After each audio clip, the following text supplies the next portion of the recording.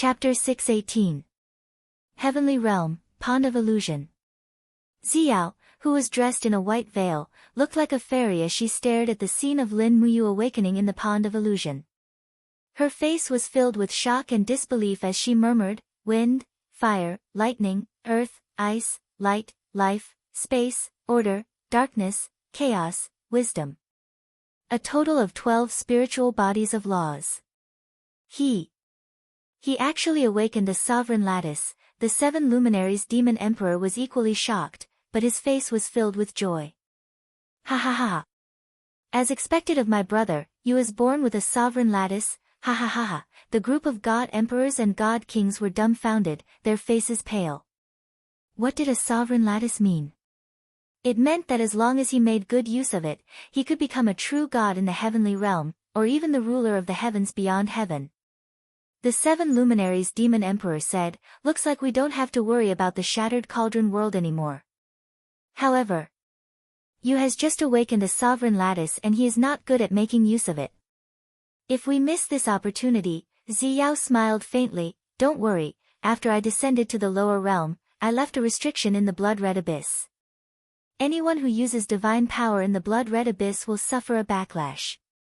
Yu used such a tyrannical supreme divine power, but his cultivation is still shallow, so he will definitely fall into a deep sleep due to the backlash, and then enter the forgotten realm that the supreme being must go through." The 7 brilliance demon monarch took a deep breath. "That's for the best. It's time for him to truly cultivate after he enters the forgotten realm. That kid Yu, he's so stubborn, compassionate, and crazy." "Are those words his Tao, his rules?" Xiao said, "The sovereign lattice is the one that rules over all things. It requires extremely difficult cultivation to complete the second awakening. Everything depends on how you passes the forgotten realm. Wait for him to awaken again." "Yes." By Ling City. The blood abyss was filled with smoke. It was as though the scene of Qin Yin's death half a year ago had returned. However, this time, it was a scene of slaughter. Die. A beam of golden light shot through the sky above the blood abyss. The stellar sword once again slashed out with a heaven-piercing golden sword chi, shredding the 3 disciples of the 7 world palaces into pieces. "You want to leave?" Lin Muyu abruptly turned around and opened her palm. A law of darkness spun in her palm, and with a weng sound, darkness energy surged. A Saint Realm disciple who was trying to escape was instantly immobilized. His body slowly swelled up and exploded into a bloody mess. Under the might of the law of darkness, a mere Saint Realm expert was not even worth mentioning. "All of you will die." Lin Muyu's eyes were filled with a merciless golden light. She pointed her long sword straight towards the sky. Suddenly, the heaven realm's divine power in the clouds poured down as if it was summoned by its master. Swoosh, swoosh, swoosh, 3 golden crystal pillars fell from the sky. It was Qin Yin's celestial dragon crystal. Bang, bang, bang, the law of light's destructive energy rippled outwards, and not a single one of the disciples from the 7 world palaces was spared. Lin Muyu flew through the air and stomped on the ground. Bo! A boundless chill swept out, and a curtain of ice and snow rapidly extended in the sky, freezing a few disciples who had already escaped far away into ice shards. Obviously, they were already dead. However, Lin Muyu's intense Si and Qi Si were in a state of chaos. The supreme god force in her body had to be spat out quickly. She raised her iron fist in the air, and a blood-red energy revolved around her fist. This was the chaotic god force of the law of chaos. Her entire body was like a meteor as she fell into the blood abyss. This fist seemed as if it wanted to tear the earth apart. Pang! The earth shook violently, and the ruins of the 100-ridge city in the distance started to collapse. The power of this fist was no less than a magnitude 10 earthquake. Hung, hung, hung, streams of fiery red lava soared into the sky, and the entire blood abyss doubled in size. Fortunately, the 100-ridge city was already a dead city with no signs of human habitation. Otherwise, this fist would have killed at least 1 million people. In the air, the shattered rocks and lava only fell back down after a few minutes.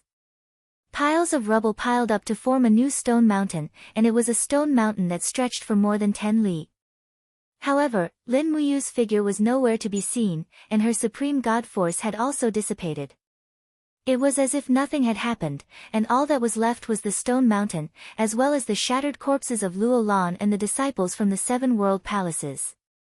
Sleeping and awakening her strength did not mean that she had truly become stronger. Lin Muyu needed time to consolidate her strength, otherwise, how would she be able to control such a powerful supreme godhead?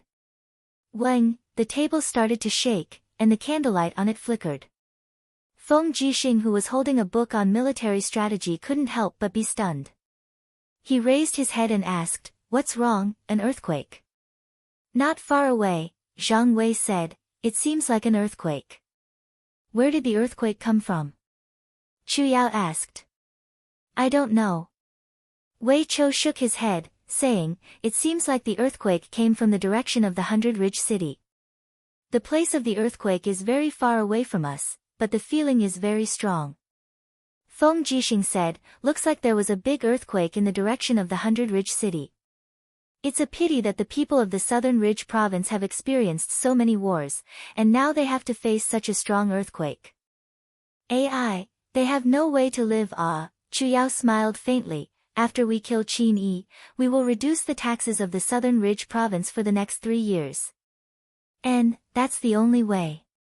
Feng Jixing looked to the north and said, "I wonder how Yu is doing. He's in the blood abyss, and if there is an earthquake in the 100 Ridge City, you won't be able to avoid it." Wei Chou said, "How about, this subordinate immediately leads the cavalry to the 100 Ridge City to protect commander?" "No need." Feng Jixing waved his hand, a ray of light flashed in his eyes, and said, "Who is Yu? He's an expert comparable to the immortal state, a mere earthquake can't do anything to him. We should kill Qin Yi as soon as possible, that's the best plan." "Yes." At the same time, in a small town to the south of the 100 Ridge City, the sound of a baby being born could be heard. The family was very happy, and an old man with white hair and beard was extremely happy, holding a baby girl, and said with a red face, "She's finally born, our Li family has a descendant." The Li family ran a clinic in the small town. Their only son, Li Xiang, was recruited as a soldier of the Iha country, and died in battle half a year ago, leaving a descendant in his wife's womb. The baby girl that was born was the only descendant of the Li family. Her father, Li Shu, was a doctor who collected, sold, and treated illnesses for a living. After losing his son in old age, he got a granddaughter, and it was easy to imagine how happy he was. The small town was full of sparks. On the 20th of the 12th month, year 7736 of the Empire calendar, Qin Xiling personally escorted 70 magic crystal cannons to Lingnan. Feng Jixing mobilized 240,000 men, arranged 12 Qiankuan battle formations to fight the Iha country, and defeated Long Qianlin's iron chain formation. Wei Chou bombarded Shangyang City, razing the entire northern city wall to the ground, and the army killed their way into the city. After Shangyang City was breached, Long Qianlin and Ding Shi led the remnants of the army to escort Qin Yi, Man Ning, and their families out of Mingshan province, and formed a fleet at the East Sea border of Linkong province. They gathered a total of more than 800 warships of the Iha country, and left Lingnan with a large sum of money, talents, and women, crossing the sea to seek refuge on the dragon-shaped island. On the 7th of the 3rd month, year 7737 of the Empire calendar, Feng Jixing commanded 1,200 warships of the Empire and a total of 100,000 troops to attack the dragon-shaped island. However, they encountered a storm on the sea, and more than 200 warships were lost, and the navy suffered heavy losses. Then, they encountered Long Qianlin's hidden troops on the north side of the dragon-shaped island, and their warships suffered heavy losses. In the end, they returned in low spirits, and had no choice but to give up the plan to eliminate Qin Yi. On the 3rd of the 4th month, year 7737 of the Empire calendar, Qin Yan led 100,000 elite troops and 30 magic crystal cannons to defeat the advanced troops of the demon race and the armored demon army in Heaven's Pivot province, and recaptured the Heaven's Pivot province from the hands of the demon race. In the middle of the 4th month, Qianfeng ordered the demon race to officially withdraw from Lingdong province, and all the troops went into hibernation in the Tongtian Gorge and Tongtian province. They would not contend with the empire for supremacy for a short period of time.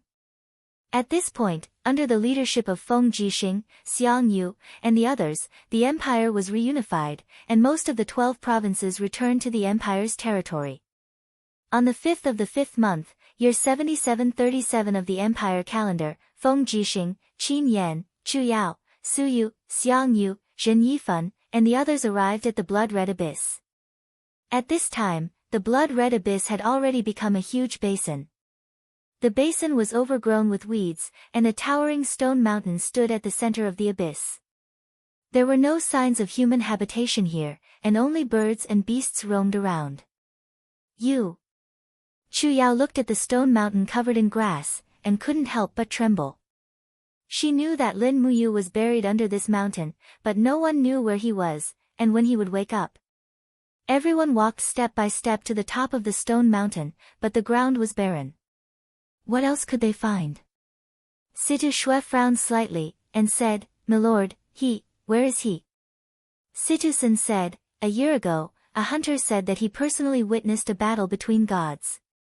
Commander Yu grasped the power of gods, and killed Luo Lan and all the disciples of the 7 world palaces.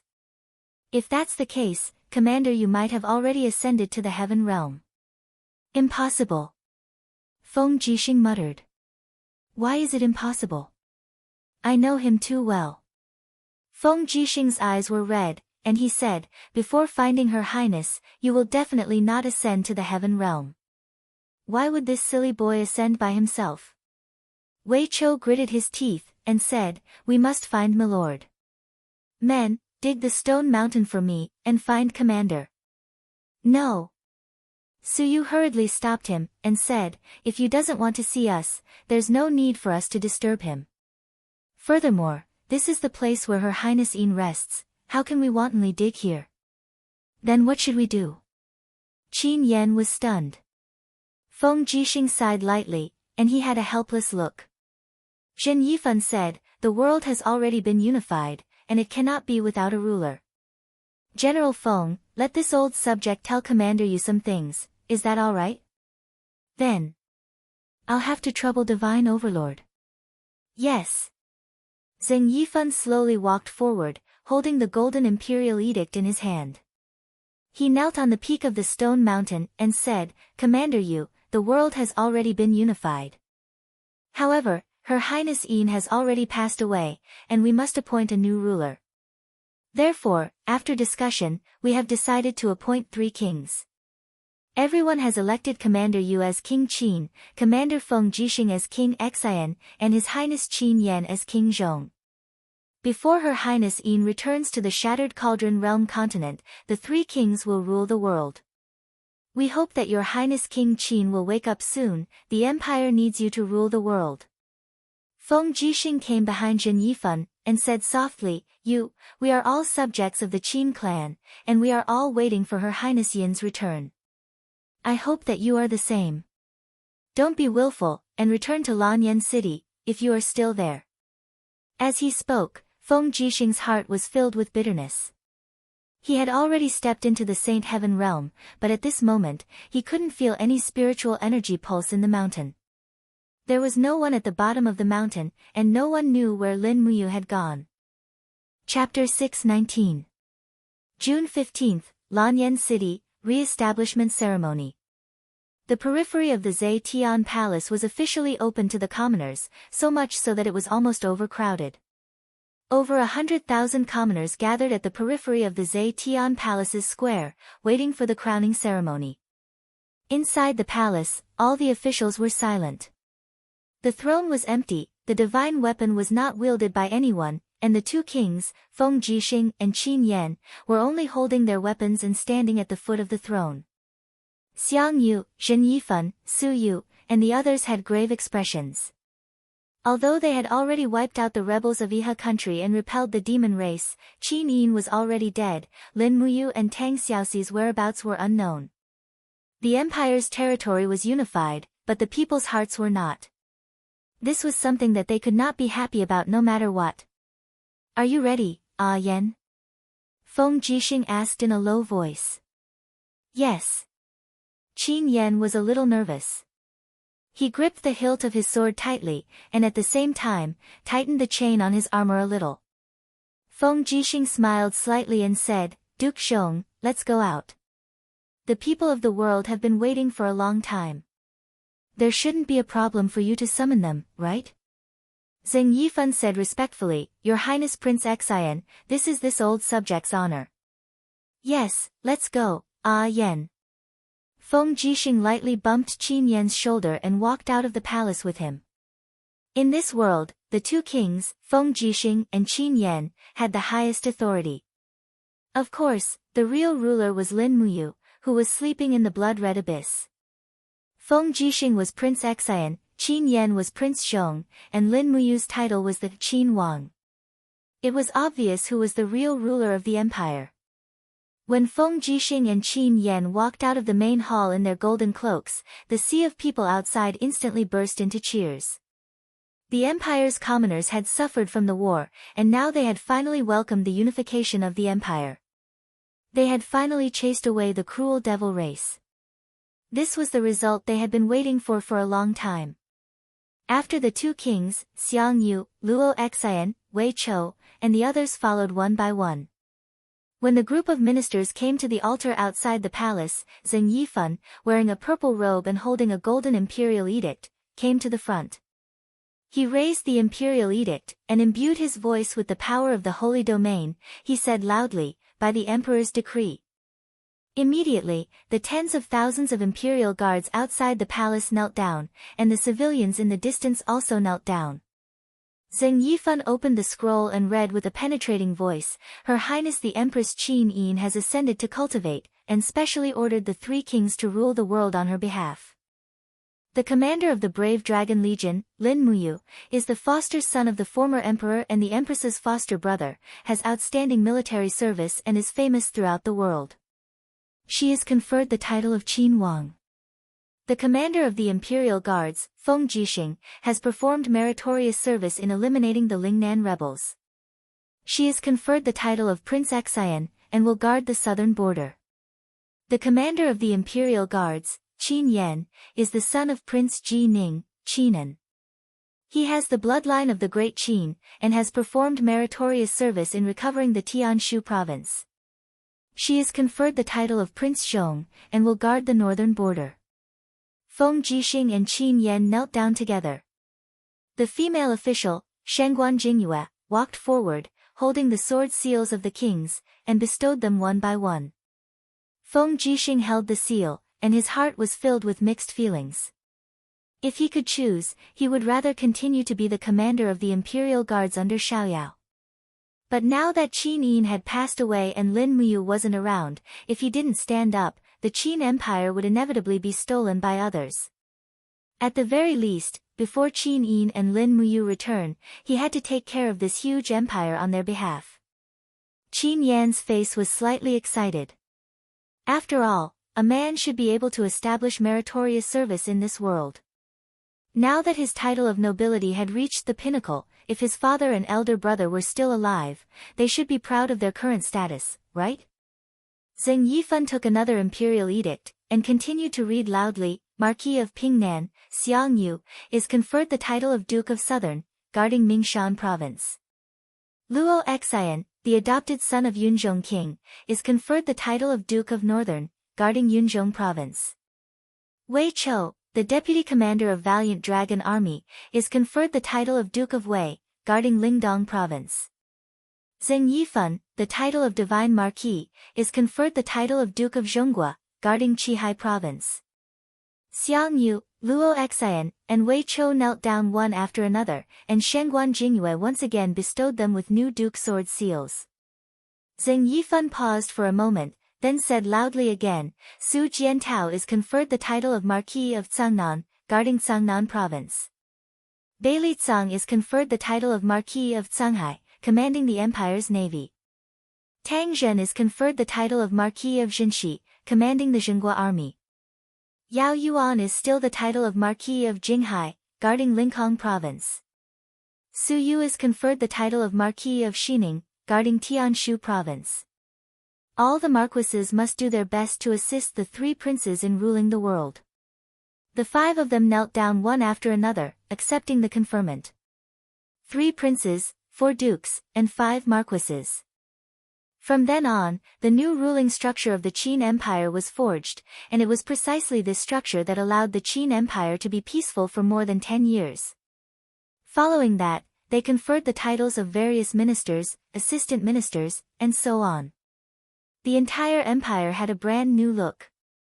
At night, a banquet was set up in Zhe Tian Hall to entertain the ministers.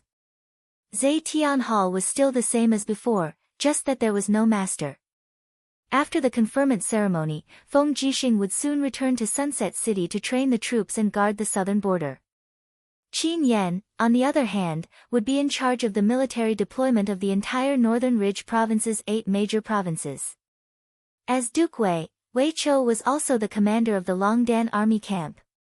His task was the heaviest. He had to go to Lingdong province, rebuild Lingdong, contend against, and exterminate the demon race.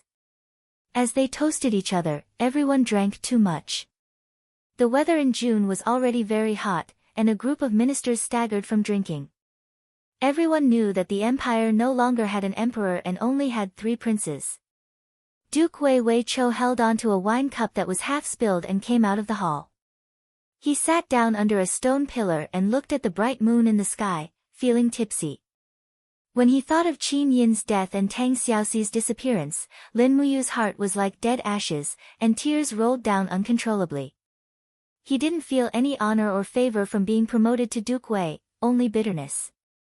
Duke Wei is hiding here and crying by himself. How does this look? Feng Jixing's voice rang out from behind. His armor was draped with the duke's gilded cloak, and he held on to the golden Ju in his hand.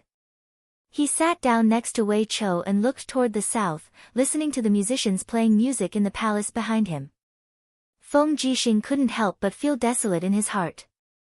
His eyes turned red, and he turned away to wipe away his tears. It was true that there was nothing to be happy about. Wei Chou smiled. Prince Xan, why have you come? It's better if you just call me General Feng. Feng Jixing raised his head and drank the top-grade snow-flower wine in the golden Ju. He said, Wei Chou, although our empire now has powerful weapons like the magic crystal cannons, we still mustn't underestimate the devil race. I think you know better than anyone else how terrifying the devil race's huge flying snakes are. The Longdan army camp has entered deep into the wintering province alone. Our plan is only to defend and not take the initiative to provoke an attack. We mustn't underestimate Qianfeng. I understand. It's just that the Longdan army camp has suffered severe casualties. It'll probably be hard for us to face the devil race alone. Don't worry about that. Feng Jixing smiled and said, during this month, I'll select soldiers who have gone through hundreds of battles from the hundreds of thousands of elite soldiers in Lingnan to replenish the Longdan army camp. We'll expand the Longdan army camp to 100,000 people and become the real #1 army. Apart from that, I've discussed it with Yen and we'll give you a reserve army of 100,000 people for you to train. We'll prepare all the strategic resources that the Wintering Province needs and send them to the Wintering Province endlessly from Lingnan and Lingbei. That's great. Feng Jixing patted his shoulder and smiled. Wei Chou, you're able to become the commander-in-chief of an army of 200,000 at such a young age. You have a great future ahead of you. Make good use of this rare opportunity. However, Wei Chou felt a little sad and said, I'd rather continue to be that general under the Lord Commander. People have to grow. This is your cultivation. Feng Jixing took a long look at him and said, before you returns, you'll be his incarnation. You should understand. I know. Wei Chou took in a deep breath and asked, General Feng, as Prince Xian, you're going to head over to Lingnan soon. However, the chaos in Lingnan has just been pacified. Do you have the confidence to rule over Lingnan? Don't worry. Feng Jixing said confidently, the 300,000 elite soldiers from Seven Seas City are all in my hands. they'll be enough to guard Lingnan. Moreover, quite a number of the commanders from the Seven Seas City Army have become my trusted subordinates. You don't have to worry about this. That's good. Just then, a young general walked over with a wine glass in his hand. He had 3 golden stars on his collar and was a commander. He smiled respectfully and said, Prince Xian, why have you come out? Our brothers are waiting for you to drink. I'll be right there. Feng Jixing laughed out loud and said, Wei Chou, let me introduce him to you. This young general is Qin Xiaoli, the son of Qin Chong, the commander of the Seven Seas Cities Zhanghe army. Ever since Commander Qin Chong died in battle, he has taken over as the commander of the Zhanghe army. Although he's young, he's a talented general who can hold his own. When Qin Xiaoli saw Wei Chou, his eyes lit up. He cupped his fists and said respectfully, I, Qin Xiaoli, pay my respects to Duke Wei. Commander Qin, there's no need to stand on ceremony. Wei Chou returned the empire's military salute and said, Prince Xian has such a young and capable general under you. It seems that my worries are a little unnecessary. Ha ha ha, Feng Jixing said, Commander Qin, you can go back and drink first. I'll be back after chatting a little more with Wei Chou. Yes, Prince Xian. Come quickly. Ha, go ahead. Feng Jixing turned around, and his smiling face was replaced with a solemn expression. He said, Wei Chou, there's still something I need you to do in Lingdong province this time around. Oh, what is it? We've received a secret report saying that a farmer saw Princess Xi in the fields of Lingdong province. She's imprisoned in a huge crystal and is unconscious. What? Princess Xi? Wei Chou stood up abruptly and said, This. How is this possible? Didn't they say that Princess Xi is dead? From the looks of it, Princess Xi isn't dead. Feng Jixing muttered to himself and said, I can't sense Yu's aura in the Crimson Abyss anymore. He should have entered a state of deep sleep. There are only 2 people in this world who can awaken you. One is Her Highness Yin, but she's no longer around. The other is Princess Xi. As long as we can find Princess Xi, we'll be able to awaken you. Princess Xi is most likely with the devil race. Go and ask around. I understand. Feng Jixing nodded, and a gleam of light shot out from his eyes. He said, I also want to ask Tang Xiaoxi why she would be so ruthless to kill Her Highness Qin Yin. Chapter 620. To the north of Tongtian province, after crossing an invisible sky curtain, all living things came back to life. Demon cities towered between the mountains and valleys. Pedestrians came and went in an endless stream. There were winged hunters out hunting, and human farmers with hoes on their shoulders.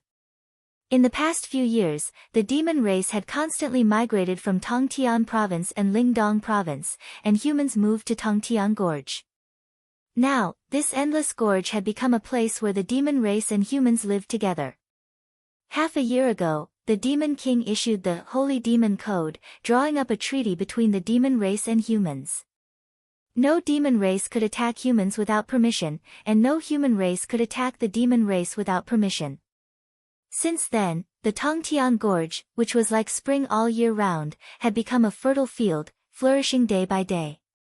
Chengdu, a splendid capital city, stood between the mountains on the east side of Tongtian Gorge.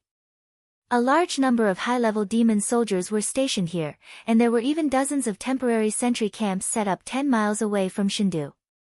Cavalry came and went constantly, and the earth-shaking roars of the armored demons could be heard from one side of the gorge. A cool breeze blew past, causing his cloak to flutter. Qianfeng wore a golden cloak, his hand on the sword at his waist. His starry eyes watched the demon race training in the gorge, and he couldn't help but sigh. Beside him, Lian Fu said, Marshal, why are you sighing? Qianfeng pointed at the tens of thousands of armor demons training in the gorge. Can such strong shields and sharp blades really block the humans' magic crystal cannons? This, Lian Fu nodded and muttered, we have to take it step by step. Marshal, this subordinate has already sent some high-level gods who are proficient in human dialects into the territory of Lanyan City. As long as there is a chance, we will definitely obtain some technical information about the magic crystal cannons. If we can also master the magic crystal cannons, why should we fear the Empire? The Empire is growing stronger day by day. The Iha nation has been destroyed, and the god race will be the Empire's #1 enemy. The Empire is also our only enemy on this continent. Qian Feng rubbed his temples, looking a little tired. Is there any news of Lin Muyu? Yes. Lian Fu cupped his fists and said, after Yaoji bewitched the witch Tang Xiaoxi in Bai Ling City and successfully killed Qin Yin, Lin Muyu rushed to the Scarlet Abyss. When she saw the remains of Qin Yin, she was very sad and destroyed herself in the Scarlet Abyss. Her body turned into stone, and now she has become a stone statue, sealed in the mountains. Marshal, you don't have to worry about her. Sigh. Qian Feng was at a loss. Lin Muyu loved Qin Yin very much, and I also fell in love with Qin Yin at first sight, but I couldn't stop the Divine Emperor and the Sacred Master's plan, and could only watch as Tang Xiaoxi killed Qin Yin. Am I not fit to talk about feelings with humans? No, Marshal, you don't have to blame yourself. You are the Marshal of the God race and bear the future of the God race. Naturally, you can't let your emotions affect your decisions. Let's go. Let's go check on the Demoness. Yes. The two warhorses galloped towards the divine capital. Not long after, they arrived at the main hall. However, Qian Feng and Lian Fu didn't enter the hall. Instead, they went around the door and came to the rock behind the hall. A group of guards saluted them. The moss-covered rock slowly opened up to reveal a secret door. Qian Feng and Lian Fu went straight in. After entering the secret room, a high-ranked demon held a torch and led the way. He respectfully said, Marshal, His Majesty the Divine Emperor and the Sacred Master are also here. Oh, that's for the best. Twisting and turning until they reached the depths of the mountain, the front suddenly opened up. They saw stone statues that were several meters tall standing in the surroundings. Each of their faces were fierce and lifelike, just like a demon god descending to the world. It was said that these stone statues were the heroes of the ancient god race. At least, that was what the ancient books said. Therefore, these demon gods naturally became the totem of the god race. Surrounded by dozens of totems, there was a huge azure crystal in the center of the hall. It was 10 meters tall, and there were streams of fiery red energy surging within it. One could vaguely see a graceful girl imprisoned in the ice crystal. The fiery red energy seeped out along the ice crystal, and then was absorbed by a strange tube and sent to the other side of the mountain. Two people stood under the crystal. One was the Divine Emperor, and the other was the heavily injured Sacred Master. The Sacred Master was sitting in a chair carried by two high-ranked demon soldiers. Marshal Qian Feng has arrived. Oh. The Divine Emperor turned around and put on a gentle smile. Qian Feng, you've arrived. Greetings, Your Majesty. Qian Feng and Lian Jin knelt together and stood up. Qian Feng looked at Tang Xiaoxi in the crystal and said, Your Majesty, how's the refinement of the demon lady's power? It seems to be going well. The Divine Emperor smiled faintly, his eagle-like eyes gleaming with greed. No, it's far from enough. Tang Xiaoxi is a demoness fated by the heavens. The demonic energy in her body is endless, and only this kind of demonic energy can continue to nourish the demonic energy in the insectoid hive, allowing it to incubate the savage beasts from the other dimension for us. Unfortunately, the degree of refinement is far from enough. We can only use less than 10% of Tang Xiaoxi's demonic energy. Is that so? Qian Feng raised his head and stared at Tang Xiaoxi, only to see her eyebrows tightly furrowed, as if she was enduring a great deal of pain. The energy in her body was slowly being sucked out, one could well imagine the pain. However, Qian Feng had been through hundreds of battles and had already honed a heart of steel. He said calmly, as long as Tang Xiaoxi's mind is not clear, her ability to restrain the power in her body will become weaker and weaker. This powerful demonic power will definitely be used by us. Yes. The Divine Emperor nodded. Sacred Master, How's the mind manipulation art? Sage Master sat on the chair and slowly said, Your Majesty, my ability is still not enough to restrain Tang Xiaoxi. Her psyche power and heart power are too strong, and the demonic power in her body far surpasses mine. I still need some time. Very well. Mind manipulation art? Qian Feng was surprised. Sacred Master, are you trying to control Tang Xiaoxi's mind? That's right. The corners of the Sage Master's mouth curled up, revealing a rather ferocious smile as he said, Tang Xiaoxi has the 9 tails of destiny. Her tyrannical demonic energy is enough to move unhindered through the 3 realms and be unparalleled in the world. If this kind of power can be used by our god race, its effect is no less than 100 giant flying snakes and 100,000 armored demons. Qian Feng was startled. He wanted to say something but stopped himself. The Demon King smiled. Qian Feng, I know you are kind, but the future of the celestial race is in our hands. Now is not the time to be merciful. Tang Xiaoxi is a human. It would be great if we could use her. Oh, is there any news from the Empire? Yes. Qian Feng respectfully said, the humans have conferred 3 kings. Qin Wang Lin Muyu, Xian Wang Feng Jixing, and Zhong Wang Qin Yan will rule the world together. However, Lin Muyu has turned into a rotten rock in the Crimson Blood Abyss. There is nothing to worry about. Now, we need to guard against the famous General Feng Jixing. In addition, Lin Muyu's subordinate Wei Chou has been conferred the title of Duke Wei. He will soon enter the Lingdong province to deal with the celestial race. We have to guard against him. Wei Chou has been following Lin Muyu for a long time. He is well versed in the art of war and has a strategic mind. This person must be eliminated. The Demon King couldn't help but smile. Sage Sovereign, did you hear that? Quickly practice your mind manipulation skill. We need Witch Tang Xiaoxi's power. Once she is used by the celestial race, her first mission is to head to the Lingdong province and kill Duke Wei Chou in front of everyone. This will chill the morale of the empire and cause us to collapse. Yes, this subordinate will definitely practice harder. Go do what you need to do. Yes. After everyone dispersed, only the Nephilim King was left standing under the ice crystal. He stared fixedly at the unconscious Tang Xiaoxi in the ice crystal. Suddenly, the Nephilim King's voice became gentle and his face was filled with a demonic smile as he said, Witch Tang Xiaoxi. Ha, humans call me Nephilim King, but I call you Witch. Our fate is really predestined. My good daughter, quickly wake up and conquer the world for your father. Reclaim the Middle Earth. In Lanyan City, the brilliant starlight shone down on the city. In a small courtyard of the Imperial Guards, a beautiful young lady stared at the swaying pomegranate tree in a daze. Her eyes were filled with indescribable loneliness and helplessness. The last battle between the celestial race and the humans was a year ago, but there was no news from the Tongtian Gorge. It was as if they had forgotten about her. Your Highness Ning, Prince Xian Feng Jixing has come to visit, a maid said at the side.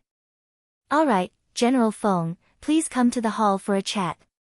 Yes. Feng Jixing wasn't the only one who came. Duke Wei Chou, Situ Sen, Situ Shua, Fengxi, Su Yu, and the others were also there. General Feng, is there news of my father? Feng Ning, asked hopefully. No. Feng Jixing cupped his fists and said, Please forgive me, Your Highness Ning, This time around, I'm not here to send you to the Tongtian Gorge. Instead, I'm here to send you to the Lingdong province's Winterfrost City. Oh, Winterfrost City. Feng Ning, was stunned. Why are you sending me to Winterfrost City? Because Winterfrost City is closer to the Immortals' capital. Wei Chou smiled faintly. We're worried that Your Highness is homesick. Therefore, Wei Chou will personally escort Your Highness Ning, to Winterfrost City. This way, it'll be more convenient for you to travel to and from the Tongtian Gorge. Perhaps. Your Highness Ning, will even be able to see your father, whom you've been thinking about day and night. Feng Ning, or instantly felt a chill in her heart. Although she was young and inexperienced, she had been imprisoned in Lanyan City for 3 years. How could she not know what kind of mutual deception was? Now that Feng Jixing and Wei Chou had said this, Feng Ning immediately understood. She was only going to Winterfrost City as bait. Once the devil race learned that she was in Winterfrost City, they would definitely send an army to attack. Then, the devil race would definitely be greeted by countless magic crystal cannons in the Longdan army camp. This was not a caring and considerate act, but a vicious plan to destroy the devil race. No, I'm used to life in Lanyan City. I don't want to leave anymore, Feng Ning said. That's not up to your highness. Feng Jixing slowly stood up and said, we'll set off tomorrow morning. Your highness Ning, will follow Duke Wei and the army to Winterfrost City. Yes. Everyone cupped their fists and Feng Ning, could only smile bitterly. Then, where is Commander Yu? She suddenly asked. Chapter 621. Howl. In the Crimson Abyss, a dragon's howl came from a crack in the rocks deep within the mountain. The space was slowly torn open, and a Catasaurus poked its head out. Its claws quickly scratched at the edge of the crack, widening the crack. Then, it curled up its body and moved out. It was dark inside the mountain. There was not much space to begin with, and its arrival made the place even more crowded. Howl, another soft howl sounded. A Catasaurus coiled its body and hugged a stone statue in its arms. The statue was in the posture of a fist landing on the ground. It was the same posture that Lin Muyu was in when she was in a deep sleep. A Catasaurus sensed the connection between their souls and rubbed its head intimately against the stone. However, the stone was cold and did not respond at all. As if it felt that the place was too crowded, a Catasaurus suddenly waved its claws, turning the rocks into gravel and throwing them into the space crack behind it. It wanted to create a spacious living environment for its master. Perhaps, in this world, only a Catasaurus thought that Lin Muyu, who had turned into stone, was still alive. Howl. After digging out a tunnel that was several meters long, a Catasaurus cried out to its master happily, but Lin Muyu still did not respond. A Catasaurus was not discouraged and continued to dig. Soon, the tunnel extended all the way up to the base of the mountain. It was nearly 100 meters long. A Catasaurus happily dug a hole, twisting its body like a loach that had finally entered the mud after many months. Pieces of gravel fell and hit the poor stone that Lin Muyu had turned into. Finally, when a Catasaurus dug out the tunnel, the night sky shone a ray of starlight on the stone that Lin Muyu had turned into. Suddenly, a stream of astral power surged out of the stone, as if responding to the stars in the sky. Howl. A Catasaurus returned to its master's side, coiled its body around its master's body, and fell into a deep sleep. Half a month later, in the northeastern region of the High Sky Province, Sunji Mountain. Galloping sounds of horses' hooves could be heard, and the Prince Xian army's war flag fluttered in the wind. This was the final battle between the Empire and the Iha country on land. Feng Jixing had personally led 200,000 elite troops here, and in the mountains were the troops left behind by the Iha country. Qin Huan was leading several 10,000 elite troops. Qin Huan had been waiting for his father's orders all this while. It was a pity that Qin Yi had already been defeated and had fled to the sea. How could he still care about this son of his? The Sun Halberd Mountain was a mountain range that was 20 li long. The mountain paths were winding and dangerous, making it easy to defend and difficult to attack. The war flags of the Iha Empire fluttered all over the mountain, and from the looks of it, there seemed to be 100,000 soldiers at the foot of the mountain. Feng Jixing gripped his wind cutter and urged his horse to run around the foot of the mountain. His gaze was fixed on every angle and terrain of the mountain. Behind him, Zhang Wei, Qin Xiaoli, Luo Yu and the rest followed closely behind. Sir, do you understand? Zhang Wei asked. I understand. Then when do we attack the mountain? There's no hurry to attack the mountain. Feng Jixing said calmly, Qin Huan's men have been guarding this place for 1 year, and there shouldn't be much rations left. Pass down my orders to surround the Sun Halberd Mountain and cut off the water source. In less than half a month, Qin Huan will definitely lead his army down the mountain. When that time comes, we'll just have to greet them with the magic crystal cannons. Yes. On the Sun Halberd Mountain, Qin Huan was also leading a group of subordinates on a patrol. He looked at the Empire's camp from afar, and the more he looked, the colder his heart became. Qin Huan and the others knew that this time around, Feng Jixing's main forces had come personally. They weren't the motley crew that the Empire's officials had sent to suppress the bandits. The Empire had been busy attacking Long Qianlin and Ding Shi's armies and had neglected Qin Huan's remaining troops. Now that Feng Jixing had finally taken the time to personally come and annihilate them. It's over. Qin Huan mumbled. Your Highness. An old general cupped his fists and said, the troops Feng Jixing is leading have at least 200,000 men, but they've come from afar and are all exhausted. I heard that the Empire has set the national policy of 3 kings ruling the world in Lanyan City. As Prince Xian, Feng Jixing has always been the #1 person in the Empire after Lin Muyu's disappearance. This time around, he'll definitely be a proud soldier. Why don't you pass down the order for the 3 armies to get ready? Once the sky turns dark, we'll charge down from the high ground and catch them off guard. We'll charge out of the encirclement with our valuables, seize the transport ships along the coast of Linghan City, and head to the dragon-shaped island to meet up with the great commander. What do you think? Qin Huan took a deep breath. His face was full of confusion as he said, Old General, don't you know our situation? Ever since we separated from our father a year ago, we haven't had any reinforcements. We've also been lacking in rations, medicine, water, and so on. In this year, more than 20,000 people have died of illness, and there are tens of thousands of deserters. Now, we only have less than 50,000 men in our hands. We've also consumed more than half of our warhorses, leaving us with less than 20,000. The army that fought against Yao Yuan half a year ago had also almost used up all the embryos of the Heavenly Book. How are we going to fight against Feng Jixing's elite troops now? But the old general pondered and said, if we don't try to fight, I'm afraid we won't even have a chance to survive. Feng Jixing is much more powerful than we imagined. He'll definitely cut off our water supply and force us to fight with thirst. By then, we'll definitely be defeated. We might even end up being annihilated. Please don't worry, Your Highness. Another captaincy said in a low voice. We still have a chance of survival if we fight our way out of the encirclement. Your Highness, please give the order. Another high-ranking general said. The group of more than 20 generals knelt down and said, we're willing to follow Your Highness and fight to the death. Qin Huan was trembling all over.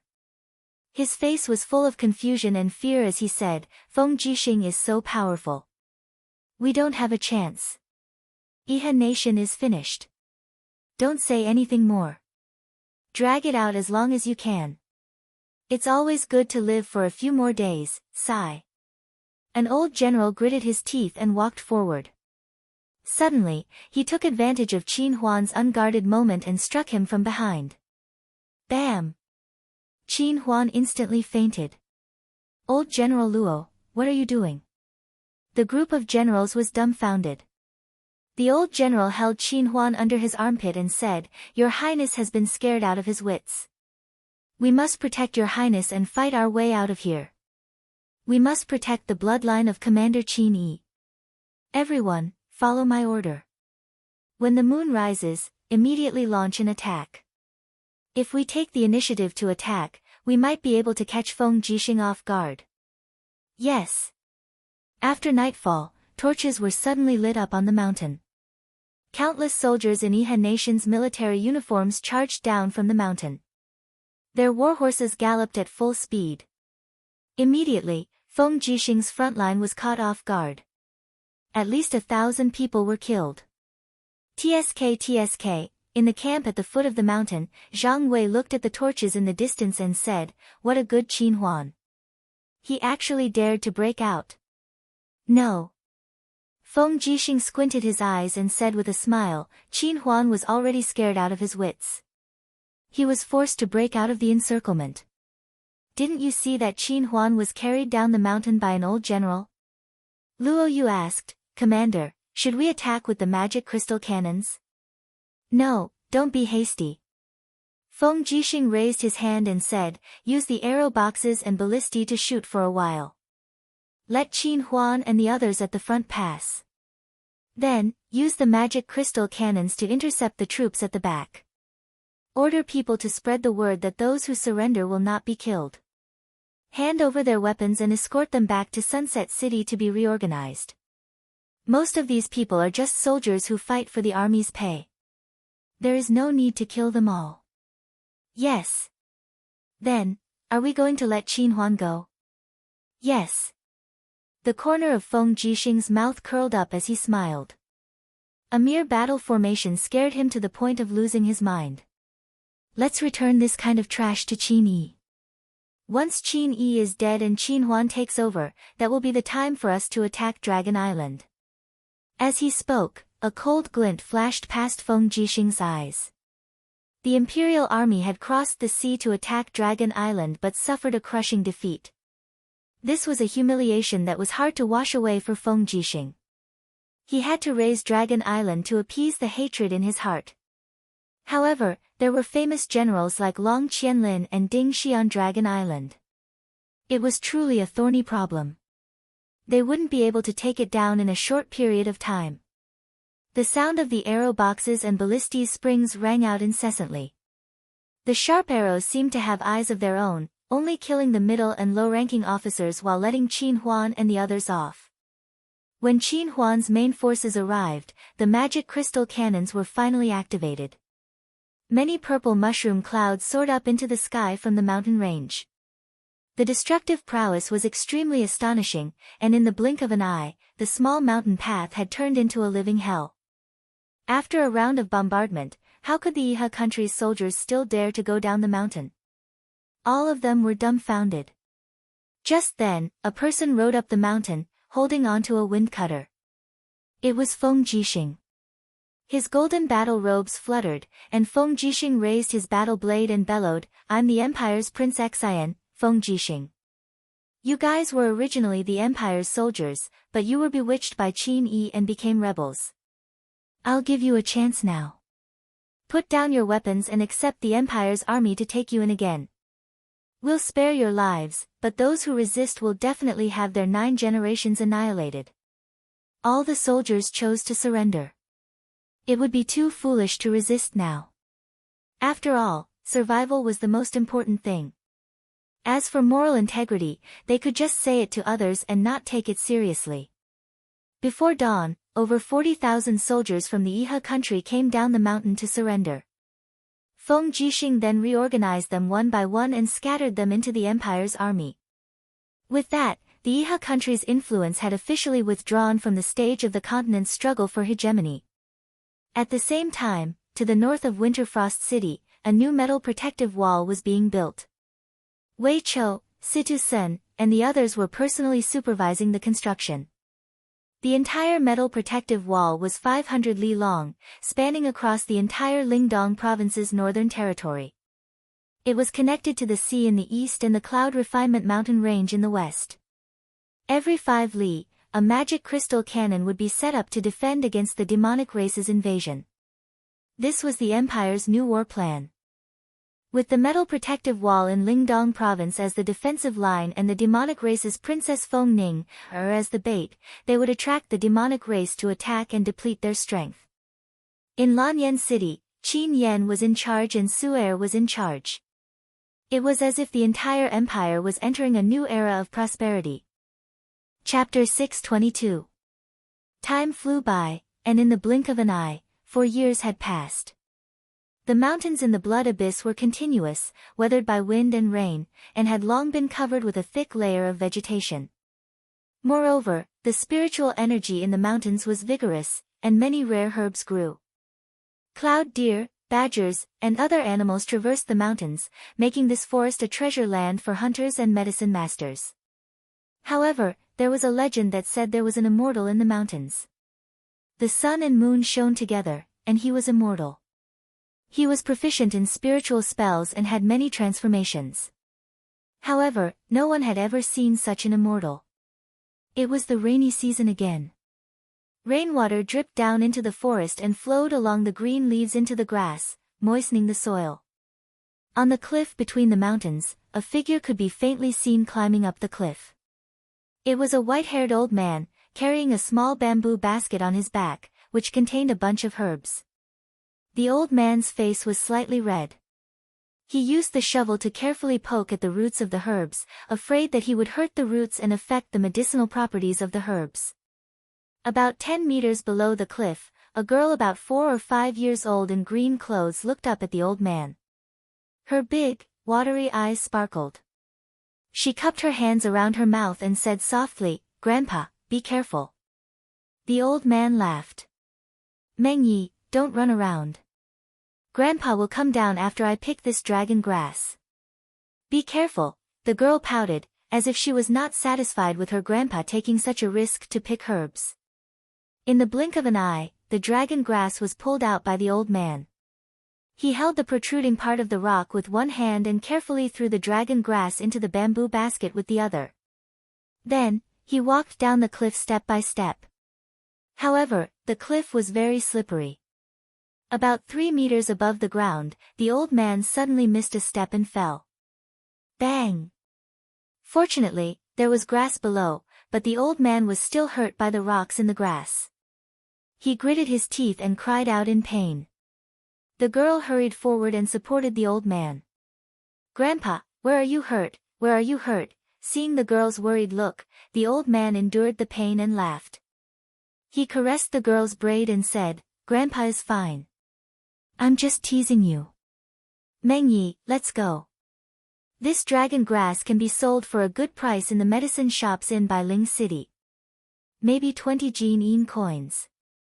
Then, I can buy a lot of candied fruits for you." "Woo," the girl nodded. Her big eyes seemed to be able to speak. She held the old man's hand and walked out of the blood abyss step by step. 100 Ridge City was rebuilt to the south of the ruins, 50 miles away from the blood-red abyss. It had been reduced from a famous city with a population of 3 million to a small city with a population of less than 200,000. Most of the residents had been scattered to Sunset City and Shangyang City. This was also the reason why Feng Jixing had chosen Sunset City as the capital of Lingnan. In the rebuilt 100 Ridge City, there were groups of merchants. Before sunset the next day, the old man and the girl appeared in the city. The old man's name was Li Shu. He was a Jianghu doctor who collected and sold herbs for a living. He had a granddaughter in his old age, so he named her Li Mengye, which came from the dream leaf grass. Li Mengye held her grandpa's hand tightly. She knew that the dragon grass in the bamboo basket on her grandpa's back would be the family's income for the whole year. Her mother had fallen ill after giving birth to her and was bedridden for 5 years. Her grandpa was old and did not have much time to collect herbs. Moreover, her grandpa's alchemy skills were not good enough to extract the medicinal essence of the dragon grass to refine medicine. Therefore, he could only sell the herbs to make money. This dragon grass was the first valuable herb they had collected in the past 3 months. South Town Pharmacy, a pharmacy with only a shopkeeper. It was also one of the dozens of pharmacies in the small city. In the past, Li Shu would sell the herbs he collected from here. "Oh, Uncle Li is here." The shopkeeper of the pharmacy was a fat man. His weight was at least 150 kilograms, making his 1.6-meter body look very plump and round.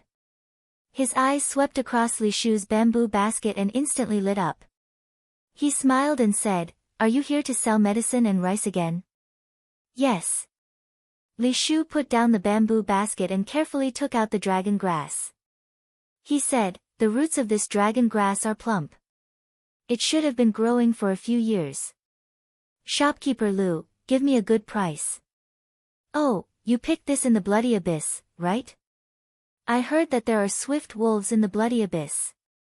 It's not easy for them to not tear your old bones to shreds." Shopkeeper Lu casually took the dragon grass and said, "The medicinal essence is indeed good. The medicinal essence is full. How about this, I'll give you 10 Jin coins." "What?" Only 10 Jin coins. Li Shu was stunned. He said, "Shopkeeper Lu, the dragon grass that Virtue Fortune Pharmacy bought half a month ago was 20 Jin coins each. Moreover, those dragon grass are definitely not as full as this one. You see, I'm here to earn money to feed my family and cure my illnesses. I'm here to sell my herbs so that I don't have to pay the transaction fees. You see, I have a family of old and young, so please don't cheat me. If that's the case, I might as well sell my herbs at the trading firm." "Humph, old man, you really know how to talk." Shopkeeper Lu's eyes were filled with impatience. He said, Here are 30 Jin coins. That should be enough for this dragon grass, right?" After counting the Jin coins, Li Shu's eyes were instantly filled with smiles. He took out one of the Jin coins and said, "Shopkeeper Lu, look, I want to buy a roasted chicken for my granddaughter. Can you help me convert this Jin coin into 100 silver coins?" "Thank you." So troublesome. Shopkeeper Lu took out a money bag impatiently. It was heavy with 100 silver coins. He said, "Here, take it. Hurry up and leave. Don't be an eyesore in front of my shop." "Thank you, Shopkeeper Lu." Li Shu held Li Mengye's hand and walked out of the pharmacy with a smile. He bought a bamboo leaf chicken from a stall and handed it to Li Mengye. He smiled and said, Eat it, eat it. The rest of the money is for your mother's medicine." Li Mengye happily hugged the chicken and took a bite. Her smile became even more joyful. "Grandpa, it's so delicious." "Then eat more." However, the little girl tore off a delicious chicken leg and handed it to the old man. She smiled like a flower and said, "Grandpa, let's eat together." Li Shu was stunned. Grandpa is not hungry. Mengye is hungry, so Grandpa must be hungry too. If Grandpa doesn't eat, I won't eat either. The little girl blinked her big eyes and said sensibly. The old man was very touched. He took the chicken leg and ate it bite by bite. The little girl just looked at him, as if she was afraid that her grandpa would lie to her and hide the chicken leg for her. After turning a corner, 3 shifty-eyed men stared at Li Shu from afar. After all, 30 Jin coins was not a small amount. It was enough for a family of 10 to eat and drink for several years. "Second brother, do it. It's a little kid and an old man. Do it as soon as they enter the alley." One of the gangsters with a mustache said. "All right, do it." The old man who walked into the alley did not expect his misfortune to come. He suddenly suffered a heavy blow on the back of his head and the money bag on his waist was quickly snatched away. He wanted to scream but could not. Instead, it was the little girl who screamed and grabbed the leg of one of the gangsters. She shouted, "Bad guy, put down Grandpa's money. Someone come and catch the bad guy, catch the bad guy. Get out of my way."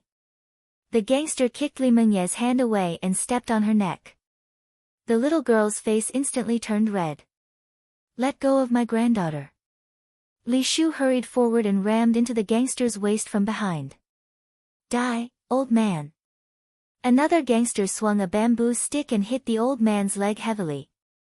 Kacha, the sound of bones breaking could be heard. The old man's leg had been broken. "Grandpa, let go of my grandpa." The little girl cried. The gangsters looked at each other and didn't dare to make a fuss. One of them pointed at Li Shu and said, "If King dare to say anything, I'll kill you. We're from the Heaven Book League." The Heavenly Book League was an external organization of the Northern Qi Mansion in Bailing City. It was responsible for reselling the heavenly books written by the Northern Qi Mansion to mercenaries and bandits. It was the largest gang in Bailing City. When the gangsters left, the old man looked depressed. The money he had worked hard for months was gone just like that. Li Mengye hurriedly helped her grandpa up and cried, "Grandpa, are you okay?" "Grandpa is fine." "Mengye, don't cry." The old man wiped the little girl's tears and looked into the distance, trembling. The Heavenly Book League was not something he could afford to offend. Even if he reported this to the government, it would be of no use. He struggled to stand up with the help of a wooden stick and said, "Munya, let's go. Let's go home, sob sob, Grandpa." The little girl's face was full of tears. Looking at her grandpa, she felt an indescribable heartache. "Boss, how much is the bone-healing medicine?" 2 days later, a young voice came from a small town in the southwest of Bailing City. Li Mengye held a pile of silver coins in her hands and asked timidly with her eyes wide open. "The superior bone-healing medicine costs 2 gold coins. Little girl, your dozen silver coins are not even enough to fill the gaps between my teeth. Go, don't hinder our business." "Boss, my grandpa is bedridden and needs medicine. Please do me a favor." Go away, we are a pharmacy, not a charity. Go away, don't hinder our business. If you want medicine that doesn't cost money, go into the mountains to pick herbs and grind them." Li Mengye's eyes were filled with tears of grievance. She turned to look in the direction of the Crimson Abyss and suddenly seemed to have made up her mind. In the Crimson Abyss, there were many mountains. In the depths of the mountains, in a pitch-black cave, starlight lingered around a stone statue. Suddenly, with a pa-cha sound, the rock where the stone statue's finger was cracked open.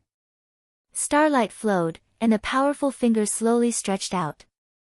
With a pa-pa-pa sound, the rock that covered the stone statue's body cracked one after another. This young man who had slept in the rock for 4 years finally woke up. His face was covered with a beard, but his clear eyes revealed a deep sense of confusion.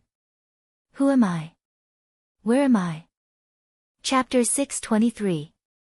Over the past 4 years, the demons had sent troops to attack the iron defense wall of the Empire in the north of Winterfrost City 7 times, but they were all defeated by the power of the magic crystal cannons. The magic crystal cannons were like a nightmare for the demons, stopping them from advancing. They were suppressed by Wei Chao's army in Tongtian province, unable to advance even half a step south. The wind in May blew the heat waves from the grassland into the fertile fields. A continuous iron defense wall connected the east and the west. On top of the defense wall, a group of generals wearing the armor of senior officers of the Empire were facing the north, gazing in the direction of Tongtian province. It had been 4 years. Wei Chao's handsome face, which seemed to have been carved by wind and frost, showed a resolute contour. His eyes were a little confused as he said, "This attack has lasted for a month. I don't know when Qianfeng will attack the iron defense wall again, and how many times we can resist."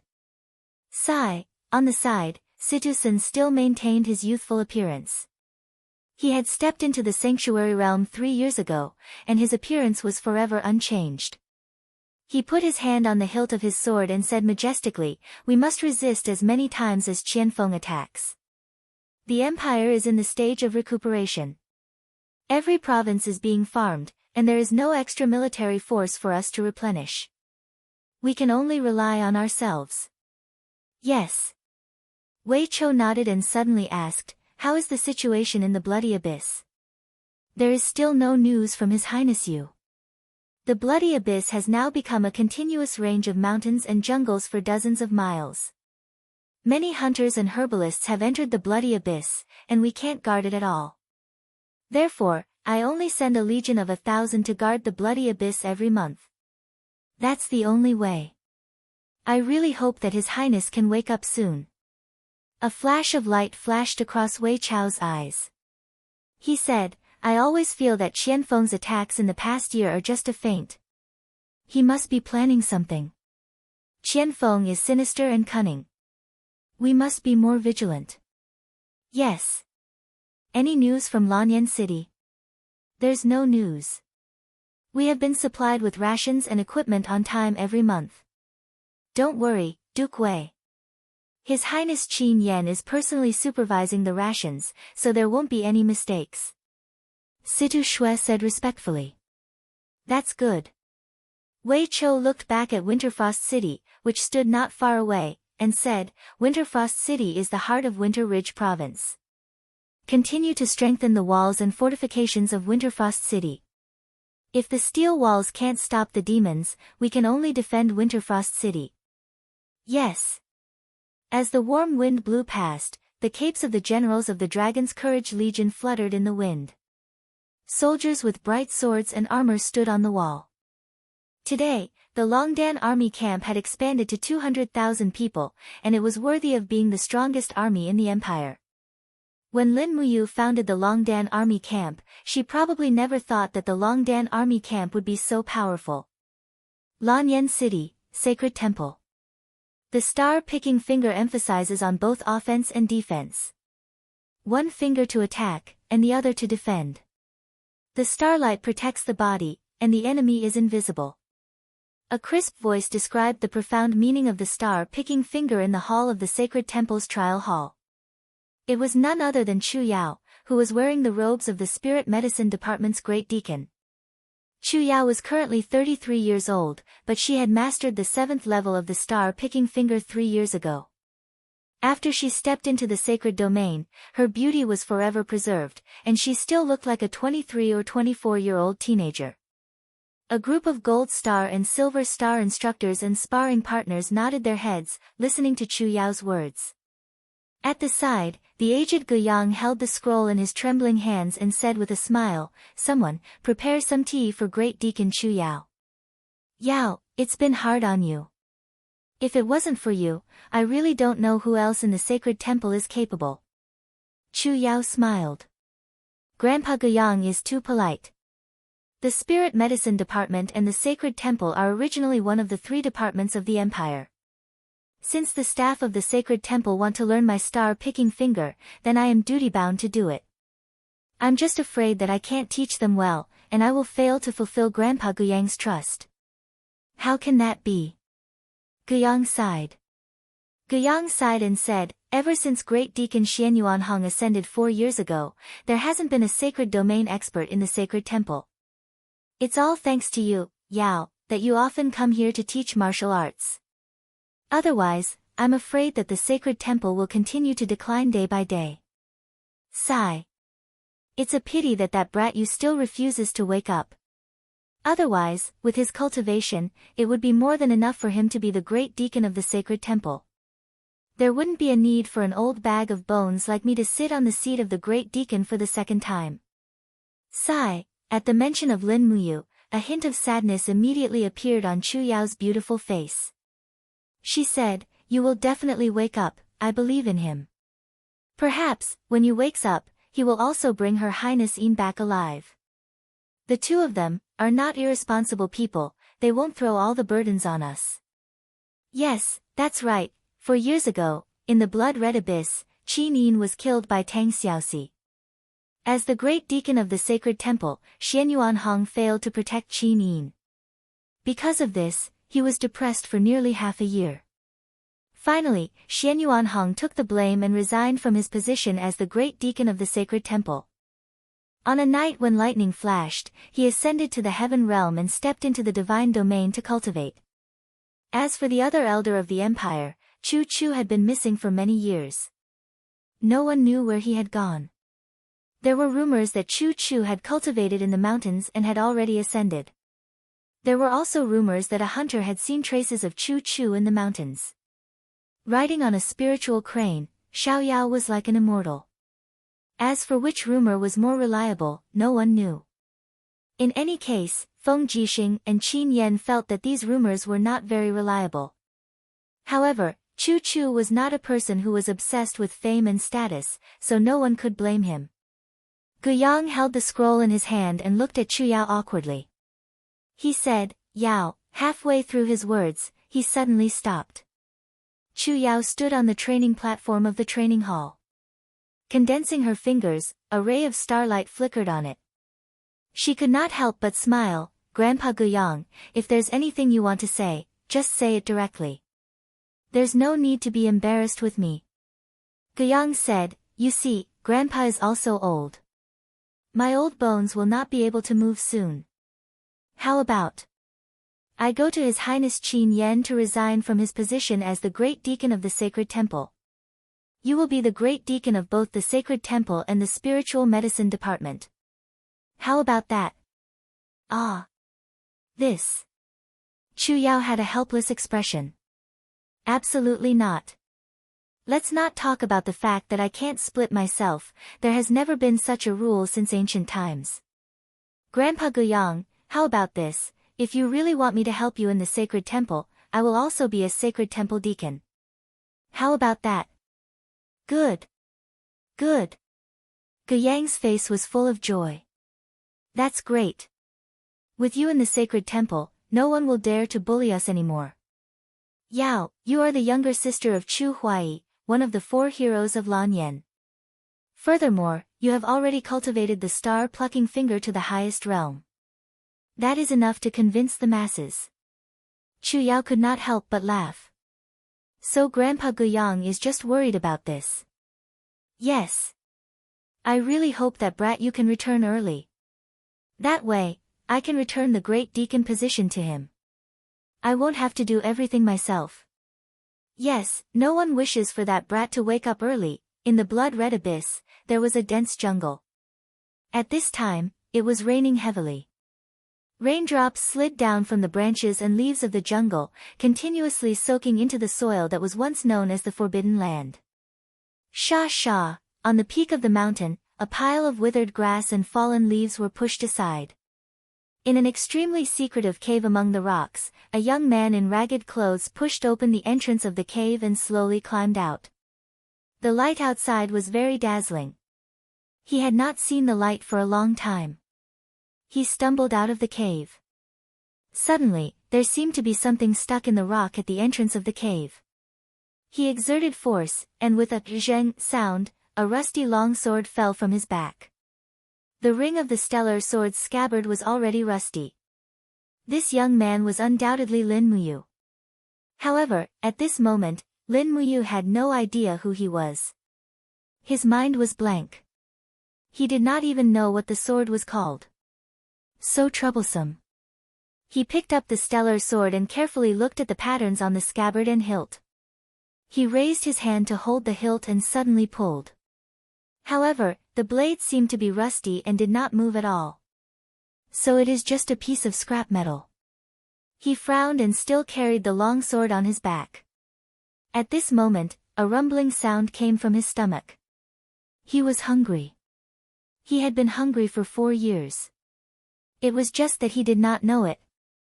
There were wild fruits in the mountain. He leaped a few meters and climbed up an apple tree like a spirit ape. He plucked an apple and took a big bite. It was sour, but not bad. It was edible. Not long after, a pile of fruit cores fell from the tree. Lin Muyu ate until he was half full. He leaned against the tree trunk and rested for a moment. Wang! Suddenly, there seemed to be a response in his mind. A sea of flames burned in his mind, and he even saw a beautiful face. Who was she? Lin Muyu did not know who she was, but he knew that he must save her. 9 Revolution Spirit Medicine. 9 Revolution Spirit Medicine, he did not know why, but there seemed to be someone muttering this term in his mind. Then, he seemed to recall some memory fragments. That's right, 9 Revolution Spirit Medicine. The Heaven's Heart Grass and Soul Returning Grass were refined according to the ratio of 9 to 1. It could revive the dead. Heaven's Heart Grass. Heaven's Heart Grass, he did not know who he wanted to save, nor did he know who he was. However, he knew that if he could find the Heaven's Heart Grass and refine the 9 Revolution Spirit Medicine, he might be able to find the answer he wanted. He jumped down from the tree and landed in the forest after a few jumps. Lin Muyu looked around, looking for the legendary Heaven's Heart Grass. However, Heaven's Heart Grass was a level 10 medicine. It was not easy to find it. When the heavy rain was about to stop, a new traveler came to the jungle. It was a girl with a bamboo stick in her hand. She had worn out her straw sandals and her toes were pierced by sharp rocks. She was bleeding, but she couldn't care less. Her little heart was filled with her grandpa's seriously injured appearance. She had to find the spirit stone grass that could heal bones. Chapter 624. When night fell, the mountain wind was exceptionally cold. Li Mengye was only wearing a thin layer of clothing. She did not know what the mystic stone grass looked like, only that it emitted a refreshing fragrance. Thus, Li Mengye used the bamboo stick to walk through the increasingly dark forest, desperately sniffing with her nose. As the night grew darker, Li Mengye shivered from the cold. She took out a piece of almost moldy flatbread from her bosom and bit into it. Then, she used her hands to pull the huge broad leaves in the forest and drank the rainwater that fell from the leaves. Woo woo, the sound of the wind was mixed with the howling of wolves. Immediately, the girl gripped the bamboo stick tightly and looked around with a pair of large eyes full of vigilance. After a while, only a wild rabbit scurried through the forest. Forget it, why don't I look for it tomorrow morning? Li Mengye bent down and sat under a large tree, hugging her knees. She was so tired that she was about to faint, and in the blink of an eye, she fell asleep. She did not know how long she slept for, but suddenly, her nose was filled with a refreshing fragrance. That was the smell of roasted meat. Li Mengye immediately woke up and turned to look. There was a faint fire coming from a small valley not far away, as if there was someone there. However, Li Mengye knew that anyone who stayed in the crimson abyss in the middle of the night was not a good person. At this time, her stomach growled again. That small piece of flatbread was the last of Li Mengye's food. She could not help but feel so wronged that she was about to cry. However, the fragrance in the distance was getting stronger and stronger. Finally, the girl could not stand it anymore. She stood up and walked towards the valley. Her straw sandals were already worn out, and the soles of her feet stung when she stepped on the sharp rocks, but she could endure it. The strong hunger was driving her crazy. The moment she climbed up the small hill, she saw an extremely handsome young man in tattered clothes roasting a wild rabbit in the valley. The meat was already cooked, and the oil flowed on the surface, emitting a desirable fragrance. Gulp! Li Mengye swallowed her saliva and stared at the person in the valley from afar with her big round eyes.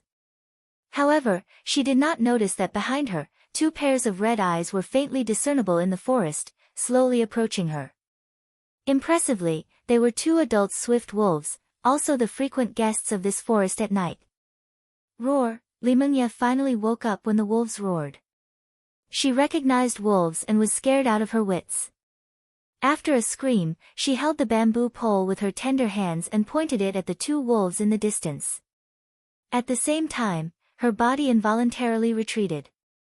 Roar! The wolves opened their mouths wide, mucus dripping down from their teeth. It had been a long time since they had seen such a delicious meal. One of the wolves rushed over and bit down on Li Mengye. Kacha! The bamboo pole broke, and the girl rolled down the hill like a ball under the impact of the swift wolf. Roar! Another swift wolf chased after her and bit Li Mengye's neck at lightning speed. Ah! The girl only had time to let out a cry of alarm, but at this moment, suddenly a figure like lightning appeared in front of her. It was the person who roasted the rabbit meat in the valley, only to see him raise his arm horizontally, a faint true energy lingering around his palm, suddenly sweeping out. Bang! Blood splattered, the wolf's head was actually smashed by him. Lin Muyu's body suddenly charged forward, her fist flying out, smashing the other wolf into pieces. Instantly, the wolf's blood splattered all over Lin Muyu's body. Lin Muyu frowned, wiping his bloodied palm on the wolf's carcass. When he turned around, he saw the girl behind him staring at him with a pair of big bright eyes. So powerful, there was a bit of excitement in Li Mengye's eyes. She said, "Who are you? Where did you come from?" "I don't know who I am." Lin Muyu sat down again, tore off a rabbit leg and ate it. She said, "I don't know where I come from, I live in this mountain." Live in the mountain? Li Mengye sat in front of Lin Muyu with great interest, hugging her knees, and said with burning eyes, "Immortal, you are an immortal, aren't you?" Grandpa said that a few years ago, this jungle was called the Scarlet Abyss. A god named Lin Muyu was sleeping in the Scarlet Abyss. You are him, you are that god, that immortal, right? Lin Muyu frowned. After entering the Forgotten Realm, he could not remember anything, let alone what a god was, so he said impatiently, "I don't know who Lin Muyu is, I am not an immortal, you should leave quickly, it is dangerous here, not suitable for you." Immortal, immortal. Li Mengye cheered and said, I saw an immortal, immortal, can you summon the wind and rain, swallow clouds and spit out mist? No.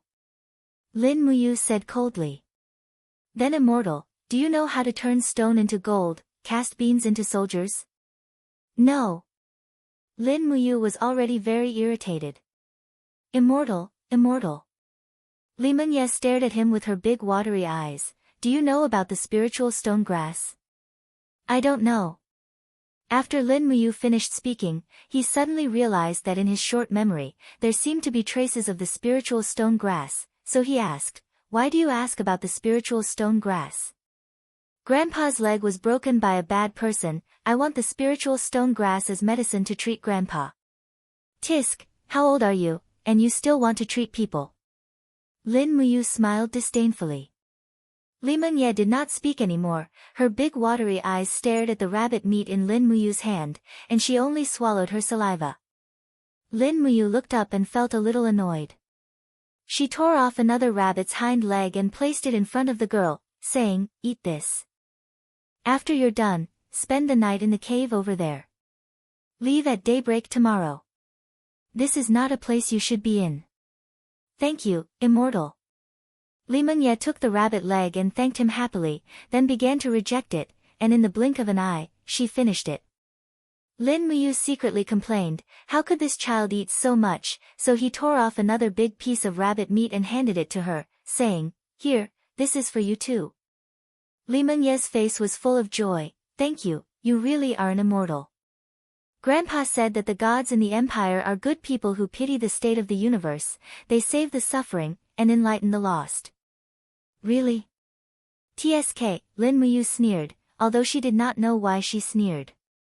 Late at night, Lin Muyu found some hay to spread in the cave, so that Li Mengye could sleep well, while he leaned against the stone wall, searching for the power in his body, but it seemed that all the power in his body was sealed. He could feel the waves of divine power in his high, but he could not summon a single strand of divine power, as if the power had been forgotten, and he could only use a little true qi. Sigh, he sighed, looked at the starry sky, and muttered to himself, who am I? Why am I here? Who am I? Immortal. Beside him, Li Mengye turned over in her sleep, hugged Lin Muyu's wrist, and said with a sweet smile, I saw an immortal, I saw an immortal, immortal. Lin Muyu could not help but smile lightly, I am an immortal. What a joke. What a fool. The next day, at dawn, Lin Muyu roasted another wild rabbit, and after sharing it with the girl, said, okay, let's go our separate ways. You go find your spirit stone grass, I go find mine. Immortal, what are you looking for? The girl asked with wide eyes. None of your business. Lin Muyu had even forgotten who she was, so naturally she felt very annoyed, and said, don't bother me anymore. Li Mengye looked wronged, said, I just want to help you. Help me? Lin Muyu sneered, didn't you say that I am an immortal? Immortals are omnipotent, why would I need your help? Yes, immortals are omnipotent. Li Mengye clapped her hands and laughed, then immortal, can you tell me where the spirit stone grass is? I don't know. Lin Muyu was about to break down, and pointed to the front, you go east, I go west, and we won't disturb each other. But immortal, you are pointing to the south. Me. Lin Muyu's state of mind was undoubtedly broken at this moment, and with a leap, his feet flew over the small hill like the wind, and in the blink of an eye, he was already a few miles away, shaking off the little girl behind him. Omnipotent immortal? He laughed coldly, if I am omnipotent, I will know who I am. Immortal. Immortal. Li Mengye's voice echoed in the forest for a while, and she finally gave up looking for the immortal, and found the broken bamboo pole. Although it was already broken, it was her only weapon. Grandpa said that there were many snakes in the mountains, and she still needed to rely on the bamboo pole to fight them. The girl's straw sandals were completely worn out, so she simply took them off and climbed the mountain rocks barefoot. Spirit stone grass was said to be a type of herb that grew in the cracks of the rocks, and it absorbed the essence of heaven and earth to grow. Moreover, There were so many people who went into the mountains to collect herbs, so if she wanted to find the spirit stone grass, she had to go to the more dangerous mountains. Until noon, the girl was already halfway up the mountain, in a place where there were few people. Huh! Li Mengye suddenly exclaimed. She saw a short pine tree in front of her, and there was a nearly 2 meters long snake coiled around it, blocking her way. Go away, big snake. She used the bamboo pole to slap it with all her might, and the snake was not poisonous, so it was actually scared and slithered away with its tail between its legs. Humph. The girl put her hands on her waist, like a little general who had returned victorious. She walked forward, and used the bamboo pole to push aside the branches and leaves of the pine tree. Impressively, she saw a fiery red herb growing in the cracks of the rocks, and under the pine tree. At the end of the herb, there were small red beads, which were as round as a heart. Oh, what is this? Perhaps it's very valuable. The girl cheerfully uprooted the herb, wrapped it in a cloth, and tied it around her waist. She continued forward, looking for the spirit stone grass. The next day, Li Mengye went down the mountain, but she did not find the spirit stone grass. She only found the fiery red herb on her waist, which was as clear as jade. The herb could not be dried for too long, or else its medicinal properties would evaporate, so she had to go back early to let someone see what kind of herb it was, and whether it was valuable. Chapter 625. Around noon, the sun hung high in the sky above the blood abyss. Amidst the mountains, a group of people was moving slowly. Some of them were wearing armor, while others were wearing embroidered robes. However, each of them was riding a fine horse. The empire had been at war for close to 10 years, and horses had long become a rarity. Moreover, these very fine horses were even rarer.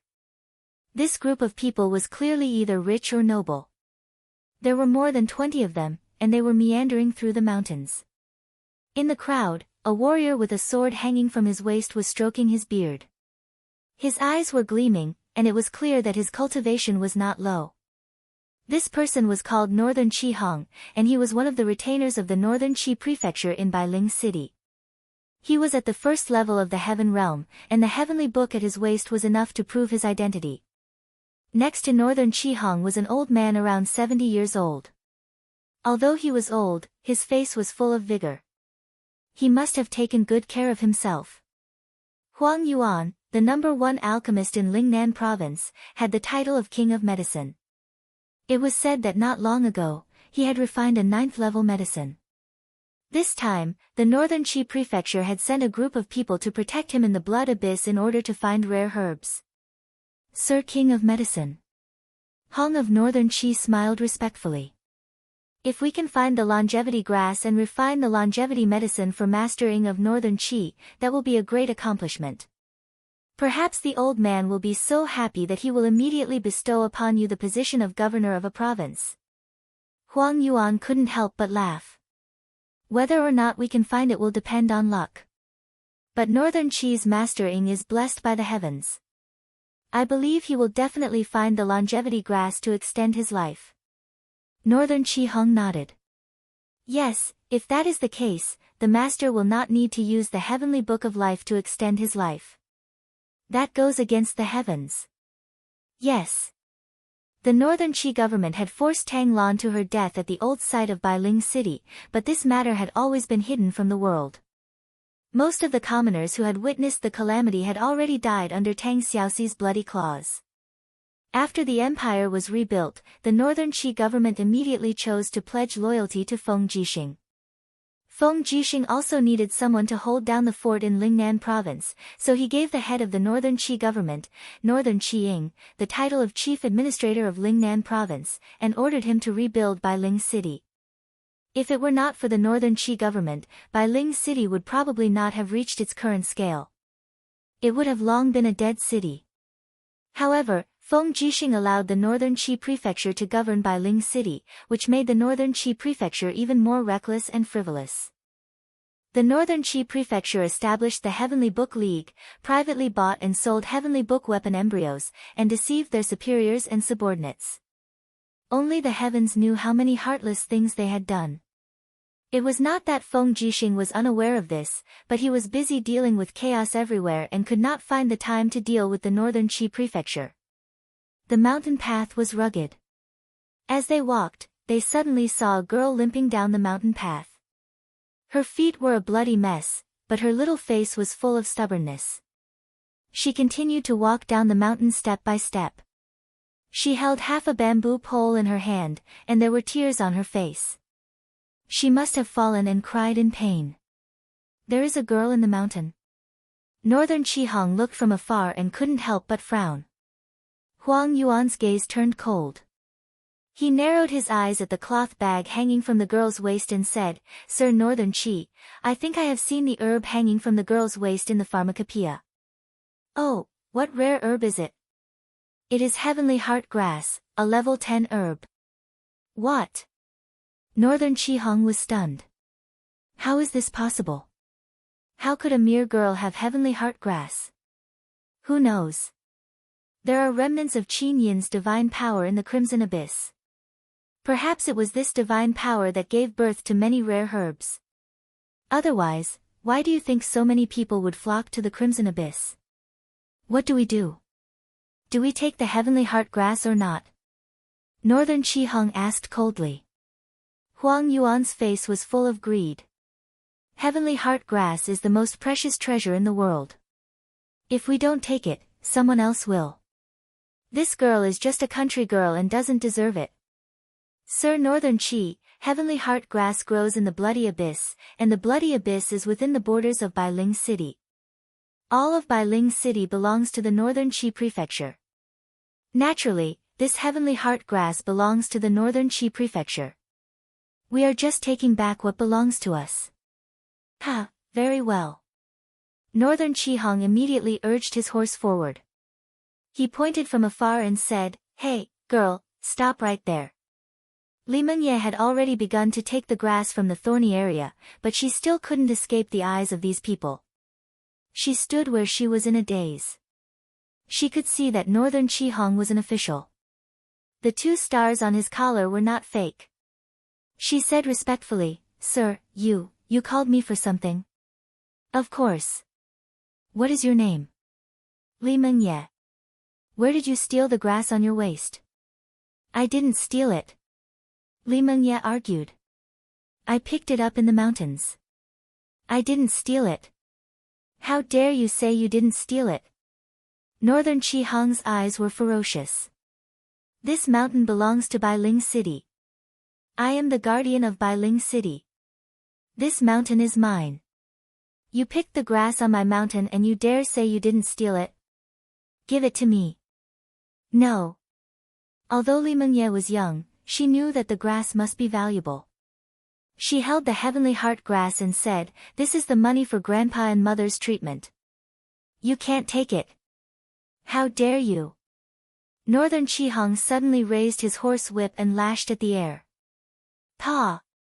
A bloody mark immediately appeared on Li Mengye's neck. Blood seeped out, but she endured the pain without making a sound. She covered the heavenly heart grass with both hands and ran into the bushes to the side. "You dare to run?" Northern Qihong pulled out his steel sword. He was ready to kill. He urged his horse to give chase. Li Mengye walked barefoot. How could she outrun a warhorse? In the blink of an eye, Northern Qihong had caught up. "You're courting death." The steel sword fell from the sky and slashed at Li Mengye's back. If the sword fell, Li Mengye would almost certainly die. Just as the steel sword fell, a black shadow swept over from afar. Clang! The steel sword was knocked away, and the black shadow pierced into the rock behind Northern Qihong with a swoosh. With a buzzing sound, it was a long sword with a sheath. It was not pulled out at all, or perhaps it could not be pulled out at all. Ah! Li Mengye was so scared that her face turned pale. She turned around and saw a familiar figure.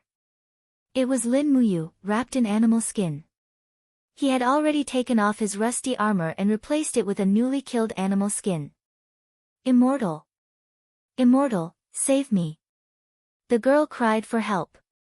"Immortal?" Northern Qihong could not help but laugh. What kind of immortal are you? You're just a poor hunter. He spurred his horse forward with a shocking momentum. Lin Muyu faced him head-on, gathering the Jinqi in her arms. Just as Northern Qihang's sword was about to land, Lin Muyu spun around to avoid the attack. She swung her arms and landed a heavy blow on Northern Qihang's back. Bang! Northern Qihang groaned. He was in pain but not injured. Lin Muyu's Jinqi was at most at the third tier of the earth state. It would be difficult for her to hurt a heavenly realm warrior like Northern Qihang. But Lin Muyu took advantage of the situation and flew past. She grabbed the stellar sword with one hand and pulled it out of the rock with the scabbard. She leaped and hit Northern Qihang's shoulder heavily before he could turn around. Boom! The astral power burst forth. Lin Muyu's supreme divine power had been forgotten, but the sharpness of the astral tactics was still there. The power of the blade through the scabbard was still too much for Northern Qihang to handle, and he spat out a mouthful of blood. Who are you? Northern Qihang retreated on his horse and roared, Do you know who I am? How dare you hit me? Lin Muyu ignored him. She just looked at Li Mengye and asked, What's wrong? Li Mengye said pitifully, They wanted to steal my herb. Here, Lin Muyu shivered. That herb was very familiar. It was the legendary Heavenly Heart herb. No wonder this person wanted to kill Li Mengye. It was the precious Heavenly Heart herb. Immortal, do you know what herb this is? It's Heavenly Heart herb, Lin Muyu said lightly. It's an herb that can bring the dead back to life. It's also the herb I'm looking for. Huh? Li Mengye smiled. Immortal, are you looking for the Heavenly Heart herb to save someone? Yes. Save who? A very important friend. Who is she? I don't know. Lin Muyu fell into confusion again. Then, this Heavenly Heart herb is for you. Li Mengye's little face was full of smiles. She was so innocent that she could not imagine the value of the Heavenly Heart herb. It was enough to feed her family for 10,000 years. Are you done talking? Northern Qihang's face was full of anger. If you are, shouldn't I make my move? At this time, a dozen Northern Qi mansion guards appeared behind Northern Qihang. He laughed coldly. Even a scum like you has the nerve to call yourself an immortal. How interesting. Little girl, I'll send you and your immortal to hell. Men, shoot. The dozen guards shot their arrows at the same time. Lin Muyu hurriedly protected Li Mengye behind her. Her stellar sword danced with its scabbard to block the arrows. She shouted, Run! Are you waiting to be shot into porcupines? Li Mengye's face was full of panic. Oh! She held the Heavenly Heart herb in her arms and ran straight into the fields. There were rocks everywhere, not suitable for war horses. She was a very smart girl. Lin Muyu quickly retreated. After a few leaps, she disappeared into the mountains, following Li Mengye. Damn it! Bastard! Seeing that the Heavenly Heart herb was gone, Northern Qihang was furious. He shouted in a low voice, Men, write a letter back to Bailing City. Ask Master Fan Yun to come and help us kill this kid. Yes. Behind him, Huang Yuan slowly approached. His eyes shone with a faint light. He said, Wait, Sir Northern Qihang. Haven't you noticed that this person is very strange? What's strange about him? His blade is not out of its scabbard, but it is very powerful. Furthermore, his appearance is very similar to a legendary person. More importantly, his boots, they are commander-level boots made by the Empire 5 years ago. I remember them very clearly. Sir King of Medicine, are you saying that this kid is the Lin Muyu sleeping in the blood-red abyss? Northern Qihang was stunned. He could not help but laugh. This is impossible, absolutely impossible. Before Lin Muyu fell asleep again, he displayed his divine power. He is a god. If he really was a god, I'm afraid I would have been killed just now. Yes, because of this. Huang Yuan's eyes shone with a fierce light. He said, This proves that Lin Muyu's power has been sealed. If we don't kill him now, when will we? But Lin Muyu is Feng Jixing's brother. If we kill Lin Muyu, Feng Jixing, if we don't say anything, who in the world will know that we killed Lin Muyu? Okay, go and ask Master Fan Yun to come immediately. Yes. Chapter 626. Bang! Yu Shu's letter was slammed onto the table. In the master's manor of Nu Bai Ling City, the northern Qi Eagle's face was full of anger. His eyes were full of murderous intent as he said, I have waited for so many years. Lin Muyu, you have finally appeared. Beside him, the eldest northern Qi Yun said, Father, since Lin Muyu has reappeared, then, and he has lost his power. Why don't we take advantage of this rare opportunity to get rid of him?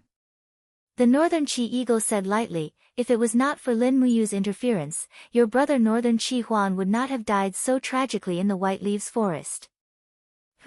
This enmity is irreconcilable and must be avenged. Venerable Fan Yun, this trip will depend on you. A martial artist who was about 40 years old with an arrogant face stood up and cupped his fists. If it is really like what is written in Yu Yu's letter that Lin Muyu only has less than half of his cultivation left, this subordinate promises to bring back his head for Governor Darren. 4 years ago Lin Muyu turned into a god in the blood-red abyss and killed my master and dozens of my brothers. This blood feud will be avenged here. The northern Qi Eagle nodded and said, if the venerable sir really kills Lin Muyu, I am willing to recommend you as the chief staff officer of Lingnan province. Thank you, Governor. Other than that, bring back Lin Muyu's stellar sword. Lin Muyu must have many treasures in his dimensional bag. The legendary Fushi's heavenly book may be among them. Once we find it, I will go with the venerable sir. All right. Not long after, under the protection of hundreds of cavalry, the northern Qi Eagle and Fan Yun galloped out of Bailing City. The group looked serious and murderous. Crimson abyss, mountains and forests. It began to rain again. The rain pitter-pattered on the leaves. Lin Muyu held the unsheathed stellar sword as he sped along. Behind him, Li Mengye stumbled along. Immortal, wait for me. Immortal, wait for me. Lin Muyu suddenly turned around, his eyes revealing a cold glint. Don't follow me, I've said it before, since I can pick heavenly heart grass in this forest, then there must be other heavenly heart grass, I will go look for them myself, you don't need to send me off, there's a small path to the north that leads straight to the foot of the mountain, take advantage of the fact that their people haven't caught up to us, hurry up and leave, you're so weak, it would be a pity to die in this mountain.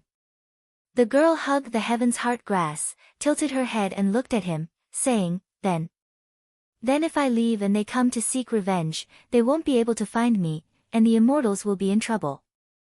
Lin Muyu was annoyed and said, didn't you say that I'm an immortal? Immortals are omnipotent, so it doesn't matter if they find trouble with me. But.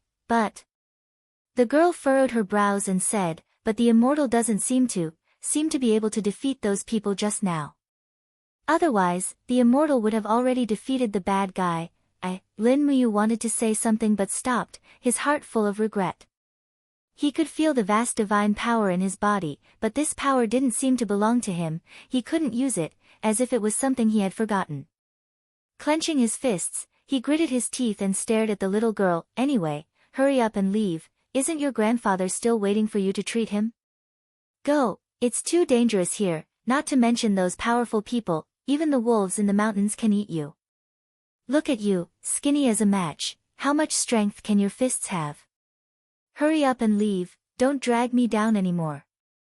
But The girl's eyes were already brimming with tears, she said, But grandfather said that immortals are omnipotent, they are all good people who save the common people and help the weak, immortals can't just abandon me like this.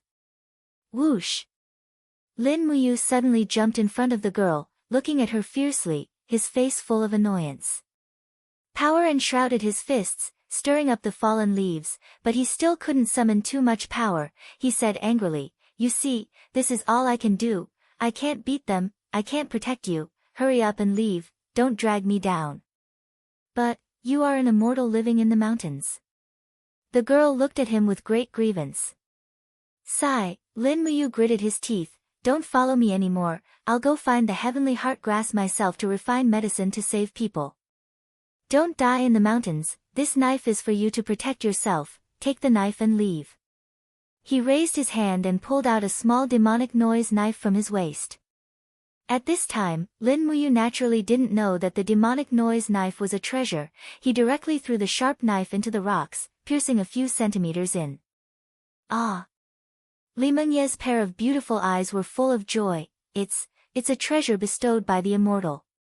She used all her strength to pull out the knife, smiling as she said, Immortal, do you know how to refine medicine? Immortal, teach me how to refine medicine, okay? However, when Li Mengye pulled out the knife and turned to look again, she only saw the figure of Lin Muyu leaping into the forest. The girl couldn't help but be disappointed. Holding the little demonic noise knife, she said, Immortal, you still haven't taught me how to refine medicine. I want to learn how to refine medicine to cure my mother's illness. Immortal, where have you been?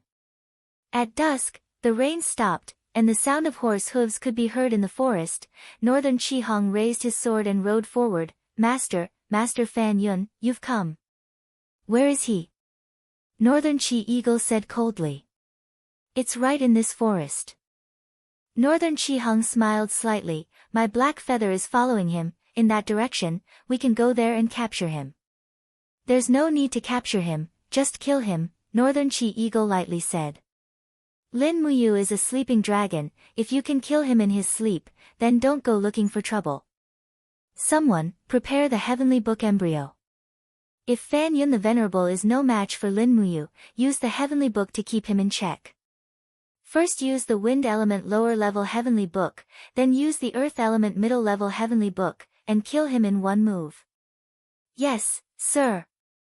A group of guards all pulled out their sharp blades, and a faint divine light floated on all of their blades. A number of them were of the heavenly book grade. In the blink of an eye, 4 years had passed. There were many people in the land who could write heavenly books, and there were even more who could write earthly books. Earthly books were no longer rare. Presently, it was the world of heavenly books, and as the foremost heavenly book family in Lingnan, the Northern Qi Prefecture did not lack for heavenly book embryos. In order to kill Lin Muyu, Northern Qi Eagle took out almost all of his wealth, using all 5 heavenly book grade embryos he had written in 4 years. In the mountain forest, an agile figure climbed back and forth between the mountain rocks. It was Lin Muyu, who carried the stellar sword on her back. A faint Jinchi light lingered around her battle boots. Each leap left a shallow footprint on the mountain rocks. Unfortunately, although the spiritual energy in the mountain was abundant and medicinal herbs grew everywhere, she still did not see the heavenly heart grass. Hee, when she leaped up, she suddenly saw a black shadow circling in the air. It was a falcon. It seemed that he had been circling above her for a long time. Lin Muyu couldn't help but furrow his brows. This falcon seemed to have ill intentions. Had she already been targeted? In a moment of distraction, her feet slipped and she lost her footing. Her entire body immediately fell down the rock wall. Her right hand trembled. In a moment of desperation, she condensed a faint king's fighting flame. Her hand grabbed onto the rock wall like a sharp claw. Only then did she stop her body. Whoosh, whoosh, looking down at the bottomless abyss, she couldn't help but feel a lingering fear. If she had fallen down, she would certainly have been smashed to pieces. After all, she wasn't a real immortal. Right, she didn't even know who she was. Perhaps she really was an immortal. Looking at the faint king's fighting flame that lingered around her palm, Lin Muyu couldn't help but smile. Her naturally optimistic spirit was useful at this time. If she really was a god, then, she wouldn't be afraid of any mortal spying on her. At this moment, Lin Muyu glanced around and saw a green medicinal herb growing between the rock peaks. It emitted a faint fragrance. The appearance of this herb was very familiar. Yes, it was the spirit stone grass, a rare herb that could speed up the healing of bones. It was also the herb that the little girl had been looking for to heal her grandfather. That stupid girl, Lin Muyu smiled faintly and raised her hand to pick the spirit stone grass and put it into her bosom. If she could see the stupid girl again, she would give this spirit stone grass to her. However, in this forest of mountains, it would be too difficult to see her again. Kiki, the cries of the falcon in the sky became more and more mournful. Lin Muyu climbed up and stepped on a green rock. Looking up at the falcon, she frowned and said, "Who raised this feathered beast? I can't let it live." He picked up a small stone, slowly bent his body, and suddenly threw it. Whoosh! The falcon in the sky screamed and rolled a few times in the air. Flustered and exhausted, it flapped its wings and flew down. It was injured, but it didn't seem to be fatal. Count yourself lucky. Lin Muyu's lips curled up. Jumping up to another rock, she continued to look for Heaven's Heart grass. Hey you! At the bottom of the mountain, Northern Chi Hung frowned and said, "Master, it's not good. Hey you is injured. It must be Lin Muyu's doing. She has already discovered Hey Yu's existence." Where is Lin Muyu? On the east side of the mountain. Good. Full speed ahead. Yes. After nightfall, Lin Muyu's search for Heaven's Heart grass was fruitless, so he could only go down the mountain. Along the way, he used a stone to kill 2 wild rabbits and used them as food. He began to gradually familiarize himself with this body and felt the power in his body. However, he couldn't recall all of his abilities in such a short amount of time. After going down the mountain, he picked up a pile of firewood and used the king's fighting flame to light a fire. After skinning the wild rabbits and removing their innards, he placed them on the fire to roast. Then, he gripped the stellar sword and slowly used force to pull it out. However, the blade was completely sewn and could not be pulled out. "It can't really just be a piece of scrap metal, can it?" he said angrily. However, Lin Muyu was completely unaware that in the forest behind him, cold poisoned arrows were already aimed at him, waiting to be fired. The sound of bowstrings being pulled taut mixed with the night mountain wind. Northern Chi Eagle stood in the forest in a black robe. Looking at the completely unaware Lin Muyu, he lightly said, "Release the arrows. Kill him." Chapter 627. Swoosh, swoosh, swoosh. The arrows rained down on Lin Muyu, catching her completely off guard. Her battle chi converged behind her, forming a suit of battle armor that deflected the arrows one by one. Clanging sounds rang out in the air. Oh no, he has battle armor. Northern Chi Eagle's intestines were green with regret. If he had known earlier, he would have ordered his attendants to use white drill arrows. "Draw your swords, go." A group of guards threw away their bows and arrows, pulled out their swords, and charged forward. These were all attendants skilled in close combat, and they were also the strongest guards that Northern Chi Eagle had raised for many years. Lin Muyu stood up.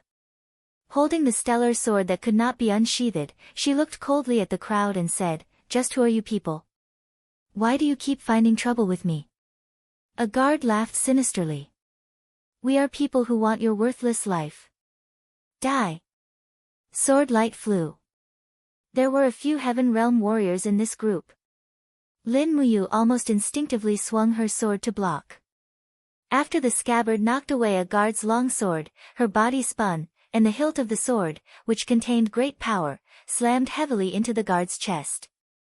Her battle boots flew out and sent the first Heaven Realm guard flying. It was clear that Lin Muyu's strength was recovering. Northern Chi Hung's heart chilled. 3 to 5 Heaven Realm warriors attacked together, but they couldn't do anything to Lin Muyu. He quickly turned to Northern Chi Eagle and said, "Master, Lin Muyu's strength is constantly recovering. I believe it won't be long before he recovers. Fan Yun, please attack immediately and kill Lin Muyu before his strength recovers." "Okay, that's what I was thinking." Fan Yun's gaze turned cold. He had already stepped out of the forest, and the pressure of his domain spread out in the surroundings. Immediately, the guards who were fighting retreated. Rustle, rustle, rustle, the pressure of his domain made the gravel on the ground tremble. Fan Yun walked toward Lin Muyu with his hands behind his back like an expert. There was a faint smile on his lips. Lin Muyu, do you still recognize me? Lin Muyu? Who did you say is Lin Muyu? And who are you? Do you know me? Lin Muyu felt as if she had grabbed onto a life-saving straw. Someone actually knew who she was. Ha ha ha, of course I know you. You massacred my sect. I haven't settled this debt with you yet. Fan Yun's domain pressure became stronger and stronger. Finally, with a bang, the animal skin robe in front of Lin Muyu's chest exploded. This kind of animal skin could no longer withstand the pressure of Fan Yun's concentrated force field. Immediately after, the stones around Lin Muyu also exploded. Lin Muyu naturally didn't feel good either. His body felt like it was about to be crushed. Although he wanted to resist, he didn't know how to do so. He had already forgotten how to condense pressure to resist a strong enemy's force field. Pfft! After spitting out a mouthful of blood, Lin Muyu suddenly knelt down on one knee. However, she silently pulled out a small demonic noise blade from her waist and pressed it firmly into the grass. Ha ha ha ha, Fan Yun stepped forward, his face full of arrogance. He raised his right foot and stepped on the back of Lin Muyu's head. His laughter became even more arrogant. Ha ha ha. God, this is a god. Is this the god Lin Muyu revered by the empire as a god? Ha ha ha, you are so weak. I only need to use a little bit of strength to crush you into mincemeat. Poor thing. But at this moment, Lin Muyu suddenly raised her hand and struck. The demonic noise blade slashed across Fan Yun's leg. Blood flowed. Fan Yun was caught off guard. His leg twitched in pain. Lin Muyu didn't say anything. Her left fist trembled. The king's fighting flame raged. She suddenly punched Fan Yun's chest and shouted, "Get out of my way." Bang! Under the heavy blow, Fan Yun flew back like a cannonball. He only stopped after smashing through a few large trees. Northern Chi Eagle, Northern Chi Ju, and the others were dumbfounded. Heavenly Book, use the Heavenly Book. Northern Chi Eagle roared, Heavenly Book of the Law of Wind. Yes, Father. Northern Chi Ju raised his longsword. Divine runes appeared on the blade. In the sky, a divine power pierced through the clouds and descended. Immediately, the surrounding air seemed to condense. In the next moment, a storm raged around them. The wind blades were like knives, scraping against Lin Muyu's body. Wah! Lin Muyu let out a muffled groan. She knelt on the ground. The ground around her was cut open. Her battle armor was desperately gathering power to save her master's life. 10 seconds later, Lin Muyu was riddled with wounds. Her entire body was covered in wounds caused by the Heavenly Book of the Law of Wind. The small valley she was in was a complete mess. The grass had been plucked clean, and the ground looked like it had been cut by a knife. Heavenly Book of the Law of Fire. Northern Chi Eagle shouted. One of the guards raised his arm. Divine runes revolved, and the power of heaven and earth was activated. Immediately, a rain of fire fell from the sky and began to burn the pitiful Lin Muyu. Ah, the scorching heat was enough to kill. Lin Muyu hugged his head and rolled around on the ground like a wild beast. He didn't know how to resist the power of the Heavenly Book. He couldn't think of anything. The Forgotten Realm was like a curse that imprisoned his cultivation. After the flames raged, Lin Muyu fell miserably in the sea of fire. Northern Chi Eagle laughed coldly. He's done for. Someone, give me another Heavenly Book of the Law of Earth. Yes.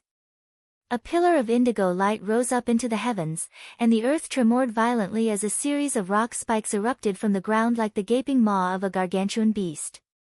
Countless rock spikes struck Lin Muyu's body, and he was bleeding profusely as his suit of battle armor crumbled one after another. He was completely unable to withstand this fearsome power.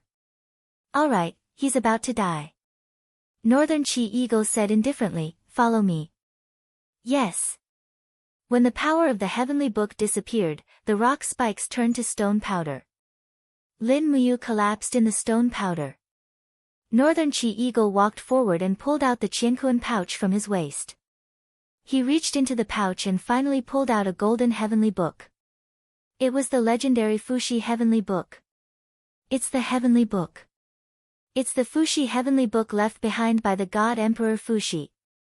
I found it, I found it. Northern Chi Eagle seemed to have found a treasure. He trembled with excitement. I found the Heavenly Book. Flipping open the Heavenly Book, lines of words immediately came into view.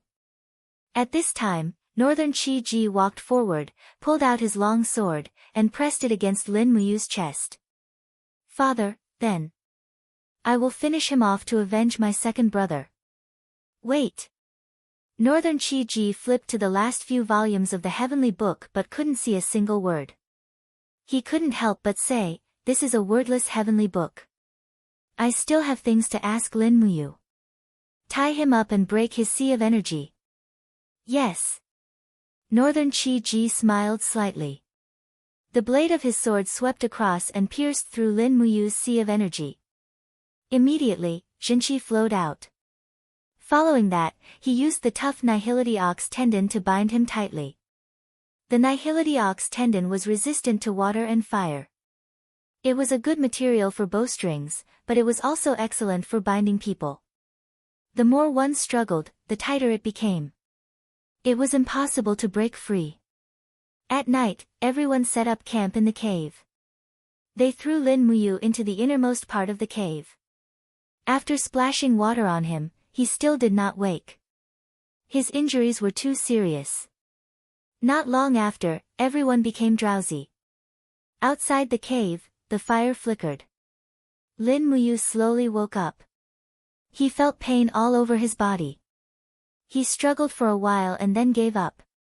His state of mind was a mess. Fan Yun said he was a god, but how could a god be reduced to such a state? At this time, a rustling sound came from behind him. It was as if someone was cutting the nihility ox tendon binding him. Turning around, he saw a familiar face. It was that little girl, Li Mengye. Shoo, Li Mengye made a quiet gesture. She then held the little demonic knife that Lin Muyu had given her and slowly cut the nihility ox tendon. Fortunately, it was a sharp demonic knife. If it had been any other dagger, it would not have been easy to smoothly cut the nihility ox tendon.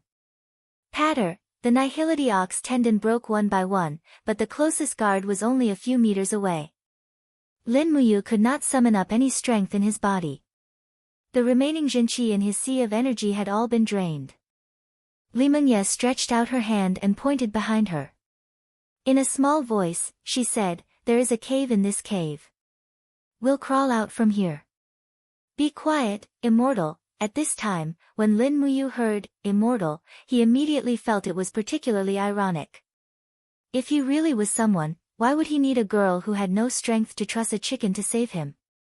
Li Mengye acted as Lin Muyu's walking stick. Supporting him, she slowly slid into the cave. They followed the cave for about 1 or 2 li and immediately appeared on the other side of the mountain range. Immortal, we're safe. The girl happily spun around on the grass. She waved her hands and feet as she took out the sky heart grass from her waist. Immortal, I'll give this to you. You need it so much. No, I'll get it myself. Immortal is so stingy. The girl pouted. Lin Muyu thought of the sky heart grass. Unfortunately, it had already been crushed by the heavenly book of the law of wind. Otherwise, she could have given it to the girl to treat her grandfather. At this moment, a torch suddenly flickered in the distance. The sound of horse hooves rang out. Northern Cheese Eagle, Fan Yun, and the others had caught up. Hurry up and leave. I'll hold them off. Lin Muyu opened his hands, but he could not summon up any strength. Li Mengye widened her eyes in panic. Immortal, we can't escape, can we? The warhorses came very quickly. In the blink of an eye, the people of Northern Qi had already surrounded the two of them. You still want to leave? This little girl is really a hindrance. Fan Yun snorted coldly and suddenly opened his palms. An invisible force whistled through the air. Immediately, Li Mengye was caught in Fan Yun's hands. Her face flushed red. She whimpered, "Immortal, save me, he's an immortal." Fan Yun could not help but laugh. "He's just a useless piece of trash right now." "No, an immortal is omnipotent." Li Mengye argued loudly. "How annoying." Fan Yun suddenly swung his arms. Suddenly, Li Mengye's body crashed into a distant tree, and there was no sound. "You!" Lin Muyu gritted his teeth. A blood-red power circled in his eye. He clenched his fists and roared, "You bastards, why do you want to kill the innocent?" Bang! Fan Yun heavily slammed his palm into Lin Muyu's chest, directly pressing him into the rock wall behind him. The rock layer cracked. Fan Yun laughed sinisterly. "Lin Muyu, you're not a god anymore. You're just a piece of trash. What right do you have to be so arrogant?" As he spoke, Fan Yun raised his left hand. A black longsword, sheathed in its sheath, pierced Lin Muyu's left shoulder, nailing him to the rock wall. Blood splattered everywhere. That longsword was Lin Muyu's stellar sword. "Humph, trash. You're a god." Fan Yun laughed loudly. He opened his right palm, and flames soared into the sky. This palm was filled with murderous intent. Presumably, he wanted to use the power of the law of fire to send Lin Muyu on his way. "Don't hurt him." Behind him, a petite figure rushed over and slammed heavily into Fan Yun's back. Li Mengye cried out and was sent flying by the impact of her battle armor. "You annoying fly." Fan Yun was unable to restrain his anger. He pressed his palm down, and immediately, a chain of fire wrapped around the girl. So painful, the heavenly heart grass in the girl's hand was turning into ashes. The flames engulfed her beautiful face and body, but she still widened her eyes and looked at Lin Muyu on the rock wall. Immortals are omnipotent. Tears flowed out of Lin Muyu's eyes as she let out a cry like a wild beast. For her, there was nothing he couldn't do. Hong!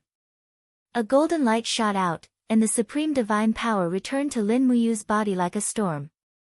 His eyes were slowly plated with gold. At the same time, dragon scales covered in flames flew out from the alternate space and condensed inch by inch around Lin Muyu to form a suit of armor. This was the armor of the awakened Acatosaurus. Pooh! Pulling out the long sword from his shoulder, Lin Muyu roared crazily. The stellar sword was slowly unsheathed, and a golden light soared into the sky. "All of you must die." Chapter 628. Heavenly Realm, Pond of Illusion. In the image in the pond, a soul shadow slowly flew up from Li Mengye's body. That beautiful face seemed familiar. She looked at Lin Muyu with a smile. Her gaze was full of longing. Her body was involuntarily sucked into the sky. Xiao's nose turned sour as she watched.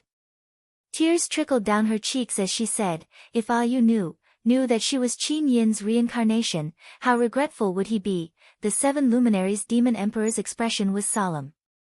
He said lightly, "You doesn't know that she is Qin Yin. Qin Yin also doesn't know that he is you. Everything is destined by fate. Qin Yin died as a god and has now escaped into the six paths of reincarnation. The human path, the animal path, the Azura path, the ghost path, the purgatory path, and the heavenly path are all human paths." Sigh. He paused and then said, "However, without Qin Yin's sacrifice, I'm afraid you would not have been able to break through to the Forgotten Realm and truly form this supreme destiny." Xiao was silent. Boom! An enormous dragon crystal with a radius of dozens of meters fell from the sky and crushed a group of northern Qi cavalry. The dragon crystal fell to the ground and created a powerful impact that threw a group of cavalry nearby into a complete mess. Lin Muyu wore dragon armor formed by Acatosaurus. There was not a trace of emotion in her golden eyes. She raised her long sword and suddenly cut through the air. Ah! Fan Yun was dumbfounded. He quickly raised his arm. The light from the embryo of the sword shot into the sky. It was an exquisite book of the laws of ice. Immediately, a huge ice shield formed in front of him. Boom!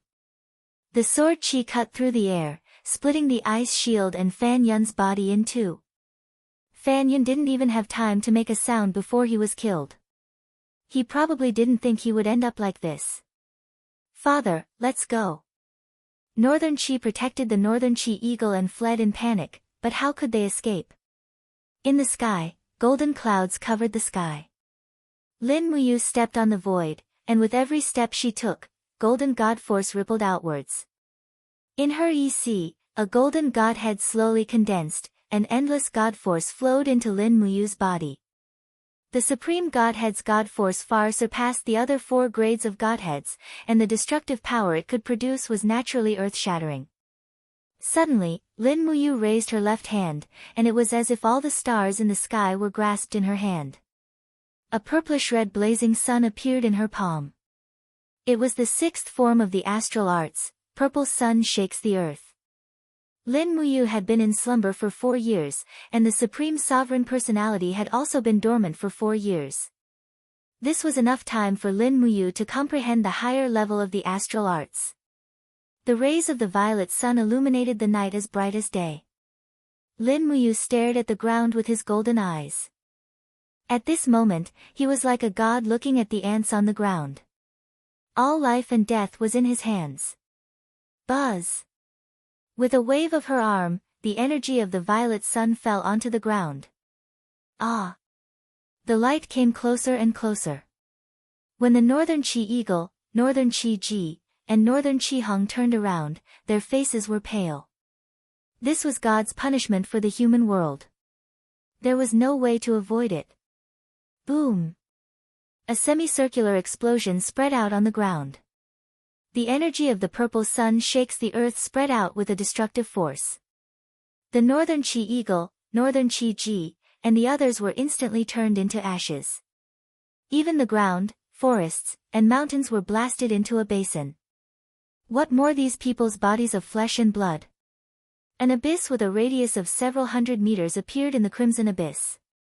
The 6th form of the star incantation's destructive power was a little too strong. Its power was almost equivalent to a large-scale magic crystal cannon shell, and its destructive power was even stronger. There was no one left alive in this forest. With the recovery of her divine power, Lin Muyu's memories had completely recovered. She murmured, "Xiao Yin, where exactly are you?" The golden divine light around her body slowly dissipated. Lin Muyu shed his supreme beginner god form. The golden light in her eyes also faded. The dragon armor broke down and turned into a catasaurus. With a howl, it fell to the ground with its master. Lin Muyu picked up her Qiankuan bag from the ground. The things inside were all there. The Northern Chi Eagle did not touch them. He found a white robe from the bag and put it on. He looked completely new. Then, he found Li Mengye's charred body among the corpses and ashes. He wrapped it in a cloth. Carrying her body, he leaped into the air and entered the realm of controlling the air to fly. The cloak behind him flapped. Lin Muyu flew faster and faster. There was a boom behind him, creating a sonic boom. This proved that his flying speed had surpassed the speed of sound. However, his divine power was still enough. As he continued to increase his speed, the plane in front of him suddenly began to have layers. It was as if countless blocks had appeared in front of him, allowing him to pass through them. Was this the power of breaking through the void? The power of the 4th dimension. Swoosh! In the blink of an eye, he had already appeared 20 miles away. This was probably the furthest teleportation distance that a cultivator at the first level of the godly state could achieve. In the middle of the night, Lin Muyu descended from the sky and landed in the quiet town. According to what Li Mengye had told you earlier, her home should be here. Lin Muyu carried Li Mengye's body and slowly walked through the town. Finally, she met a night watchman. She asked respectfully, "Sir, may I ask, where is Li Shu's home?" "Li Shu." The night watchman raised his lantern and found the 3 shining stars on Lin Muyu's collar. He was immediately scared out of his wits. Those who could have 3 stars were at least high-ranking officials of the general rank. He had never seen one. However, he did not know that Lin Muyu was the Qin king of the 3 kings. Otherwise, he would have fainted. Li Shu, it's the last family on this street. It's the family of Qingmu sect. Oh, thank you very much. Lin Muyu carried Li Mengye's body and walked straight to the house. As expected, there was a house with a green door. Li Shu's leg was injured. He did not knock on the door and jumped into the yard. He knocked on the door of the hut and said, "Is anyone there?" "Who is it?" Li Shu woke up from his sleep. Lin Muyu said, "Li Mengye, she passed away. I'm here to send her home." "Ah, my granddaughter, the old man rolled down from the bed and stumbled to open the door. He saw Lin Muyu carrying Li Mengye's burnt body. Lin Muyu was wearing the armor of a high-ranking military officer. There were even golden purple flowers on her cloak. However, the old man no longer had any respect for her. He recognized Li Mengye's face and knelt on the ground, crying. Lin Muyu also knelt in front of Li Mengye's body and said, "Old man, she was a good girl. She was killed by the bad guys to save me. Don't worry. I'll take care of you for the rest of your life." As she spoke, Lin Muyu took out a gold note and slowly placed it on the ground. "This is 100,000 Jinin coins. It's enough for you and Mengye's mother to live for the rest of your life. When I return, I'll send someone to bring you to live in Lanyan City in the capital. Can this money buy back Mengye's life?" The old man's voice trembled. "No." Lin Muyu's heart ached. She knelt to the old man and said, "I'm sorry. I'm sorry. I didn't. I couldn't protect Mengye and let her die." Who are you?" "My name is Lin Muyu." "You?" The old man was terrified. You're the Qin king, Lin Muyu." "The Qin king? Maybe." Lin Muyu said lightly. "The Qin king. He has ascended to become a god." Are you a god?" "I think. Yes. My god." Li Sui quickly stood up to help Lin Muyu. "A god shouldn't kneel to a mortal." I can't accept it, no." Lin Muyu said, "Humans and gods are one. There's no difference at all. Old man, I've wronged Mengye. I hope you can forgive me. But I've already killed the person who killed Mengye. I've avenged Mengye." "That's good." Li Sui's voice trembled. "Your Highness, you're the hero who defeated the demons. If it weren't for you, Lingnan would have become the demons' territory. You saved the world and humanity. You don't have to feel guilty about anyone. Mengye. It's her honor to die for your Highness." "No, she didn't have to die for anyone." Lin Muyu bowed deeply again and said, "I'll be leaving soon. Please take care, old man. Soon, the Valiant Dragon Legion will send someone to pick you and Mengye's mother up to live in Lanyan City. You won't have to worry about food or clothing for the rest of your life." "Thank you, Your Highness."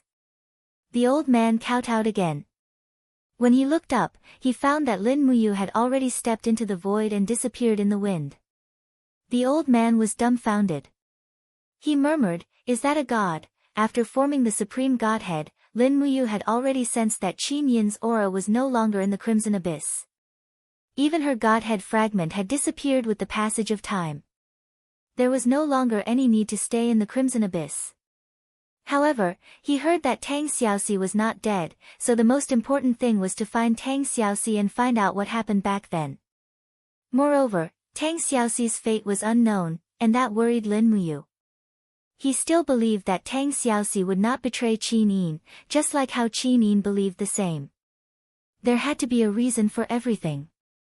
After finding out from the countryside that Feng Jixing was guarding Lingnan's Sunset City, Lin Muyu flew through the night towards Sunset City. Although flying consumed a lot of divine energy, it was much faster than riding a warhorse. She flew for 2,000 miles in one night, and by daybreak, she was already in the sky above Sunset City. Swoosh! He landed in the city. Sunset City was still the same as before. A group of peddlers selling sesame seed cakes and youtiao stared with their mouths agape at this person who had descended from the sky. Everyone knew that even Saint Realm experts were unable to fly. There were only two types of people who could descend from the sky. One was a birdman, and the other was a god. The young man before them was clearly the latter. Lin Muyu did not look at everyone's astonished gazes and went straight to the Sunset Palace. The Sunset Palace was still as glorious as before, but the decorations were a lot simpler. The glass palace lanterns had been moved away, and a group of soldiers wearing the Imperial Guard's military uniforms stood guard outside. When they saw Lin Muyu, they could not recognize her, but they recognized the military uniform. "Sir, may I know who you are?" Lin Muyu pays her respects to Prince Xian, Feng Jixing. Huh? The group of soldiers' jaws almost dropped to the ground. Lin Muyu. Qin Wang. Qin Wang. Chapter 629. The signboard of the Sunset Palace had been changed to Prince Xian's manor.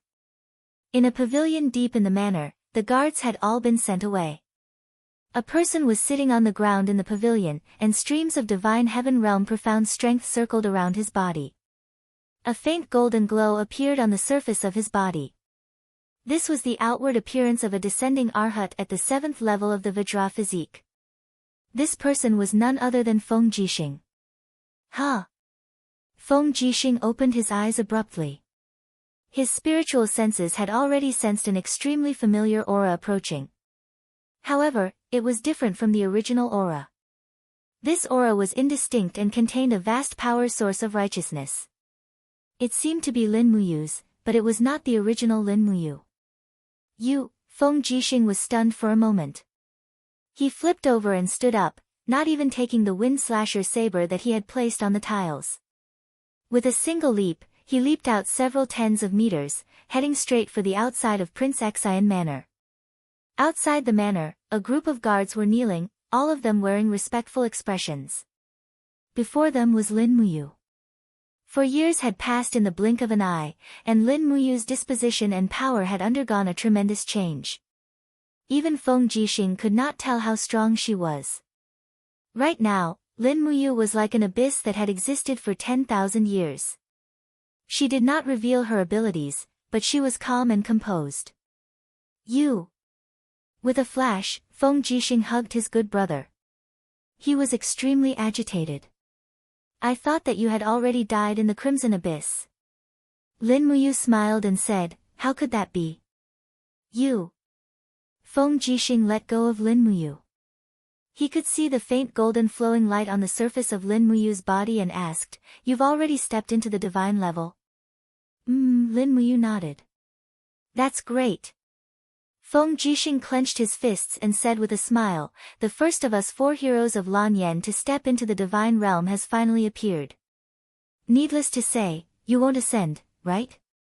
Lin Muyu's expression was gloomy. "Before I find Xiao Yin, I will not ascend to the heaven realm.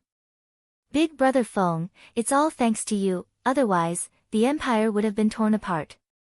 Feng Jixing patted him on the shoulder. "Come on, let's go in and have a few drinks. We'll talk slowly." "All right." Under Feng Jixing's orders, the maids of the Wang residence quickly placed a table full of delicacies on the stone table in the courtyard. Fine wine was served and the sounds of horse hooves could be heard from outside the residence. Zhang Wei, Luo Yu, Qin Xiaoli and the rest had all heard the news and came over. "Greetings, Emperor Qin." "Greetings, Your Highness Prince Xian." The few generals bowed respectfully. "No need for formalities," Lin Muyu said. Zhang Wei looked at Lin Muyu's calm demeanor and could not help but smile. He said, "It seems that Emperor Qin has already proven his Tao and become a deity, right?" "Yes."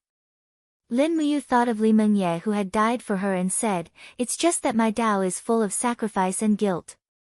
Feng Jixing said, "Let's not talk about those unhappy things. Since everyone is here, let's have a drink together. Alright.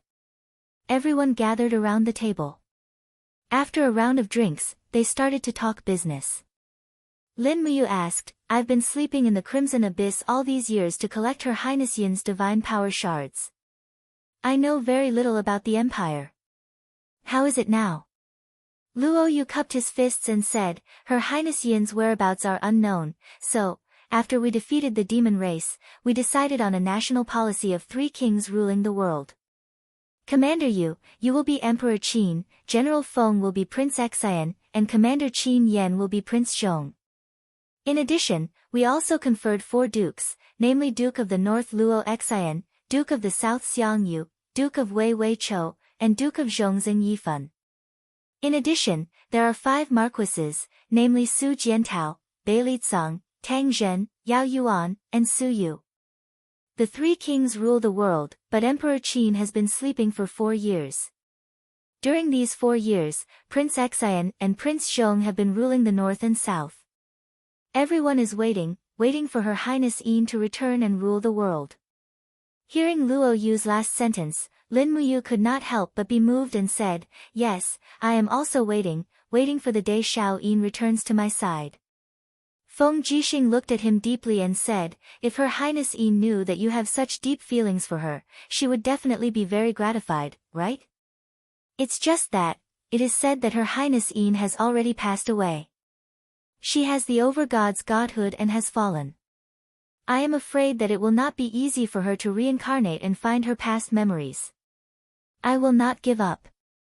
Lin Muyu murmured, I will definitely bring Xiao Yin back to my side. What are your plans next? Feng Jixing smiled and said, Yan is guarding Lanyan City. He is well versed in martial arts, but he is quite clumsy in governing the country. Fortunately, Su Yu is assisting him, so Lanyan City can be maintained without chaos. But this is not a long-term strategy. You should return to Lanyan City to take charge of the overall situation. The Empire needs you. Before Her Highness Yin returns, you should guard this country for her. Lin Muyu did not express his opinion and asked, How is the situation with the demon race? Qianfeng has retreated to Tongtian province. He is afraid of the power of the magic crystal cannons, so he is on the defensive. Our spies are unable to enter Tongtian Gorge, so we are unable to find any news about the demon race's fairies' capital. What about Shaoxi? Is there any news about Shaoxi?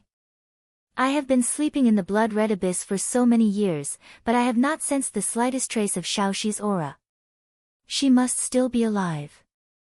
Someone saw that Princess Shi was captured by the Demon Emperor and the Sage Master.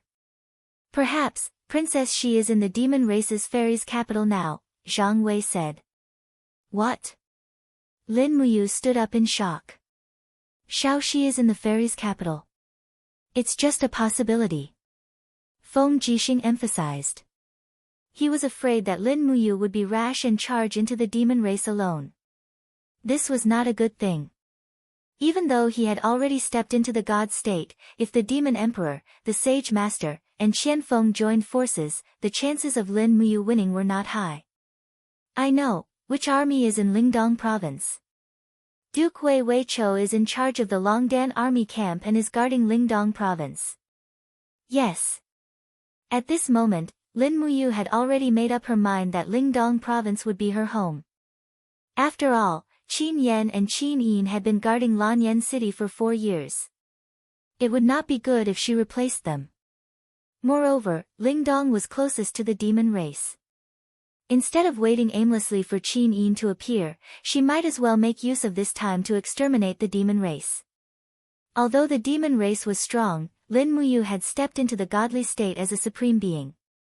She exuded a natural domineering aura, as if the entire world was within her reach. Let me go back to Lanyan City with you first. Feng Jixing said, many people want to see you. Yao, Yan, Su Yu, Great Deacon Guyang, and the others have all been worried about you for 4 years. You should go back to Lanyan City first and announce to the world that the Qin Queen, Lin Muyu, has returned. This will also make the people's hearts lean towards you, right? Okay. Lin Muyu was not in a hurry. She nodded and said, "We will set off after this drink. Help me find a fast horse." "No need. I have kept your mount, treading snow, with me. Now that she is fully grown, she is very fast and can be said to be the best horse in the world. I will bring her to you later." "Really? That's great." To Lin Muyu, treading snow was very special. Treading snow was born from Tang Xiaoxi's mount, Snow Pear, and it was given to her by Qin Yin. It was very meaningful. Qin Yin disappeared in the sky above the crimson abyss and did not leave anything for her. Treading snow was one of them. After eating and drinking, Feng Jixing arranged 1,000 light cavalrymen to escort him and Lin Muyu to Lingbei province. In fact, these guards were unnecessary. After all, between Feng Jixing and Lin Muyu, one was in the Saint Heaven realm and the other was in the first heaven of the God state. In the whole continent, only they could bully others. Who would dare to bully them? Zhang Wei, Luo Yu, and the others were left to guard Lingnan. In addition, Lin Muyu ordered Zhang Wei to personally lead hundreds of cavalrymen to Beiling City to pick up Li Mengye's grandfather and mother. They would settle down in Lanyan City and make good arrangements. This was what he owed Li Mengye. Even though he could not make up for it, at least he could feel at ease. In the blood-red abyss, a wisp of soul slowly floated in the air. It was Li Mengye's soul. The little girl's body gradually grew and matured, turning into Qin Yin's appearance. Her memories returned to her high like a clear spring. Looking at the lush forest, Qin Yin suddenly let out a painful cry. She already knew that the immortal not long ago was Lin Muyu. Her heart was filled with unwillingness. It would be good if she could call him, but unfortunately, she could not do it. Fate played tricks on people. Bang! A blood-red door suddenly opened in the air. Two ferocious-looking gods rushed out. One was holding a pipa, and the other was holding a spear. They shouted, "Qin Yin, the time for reincarnation has come. What are you still waiting for?" Qin Yin looked at them with her eyes wide open. She was very scared. "You? Who are you?" "The two of us are the people who will escort you to reincarnation. I am Qin Ming, and he is Yu Wu. We are the gods of reincarnation in the heaven realm. Come with us. Your next reincarnation is about to begin." "No, I won't go. I want to stay here." Qin Yin shook her head repeatedly. Her beautiful face was full of tears. She said, "I can't. I can't leave brother Yu alone in this world." Qin Ming's eyes flashed with a hint of respect.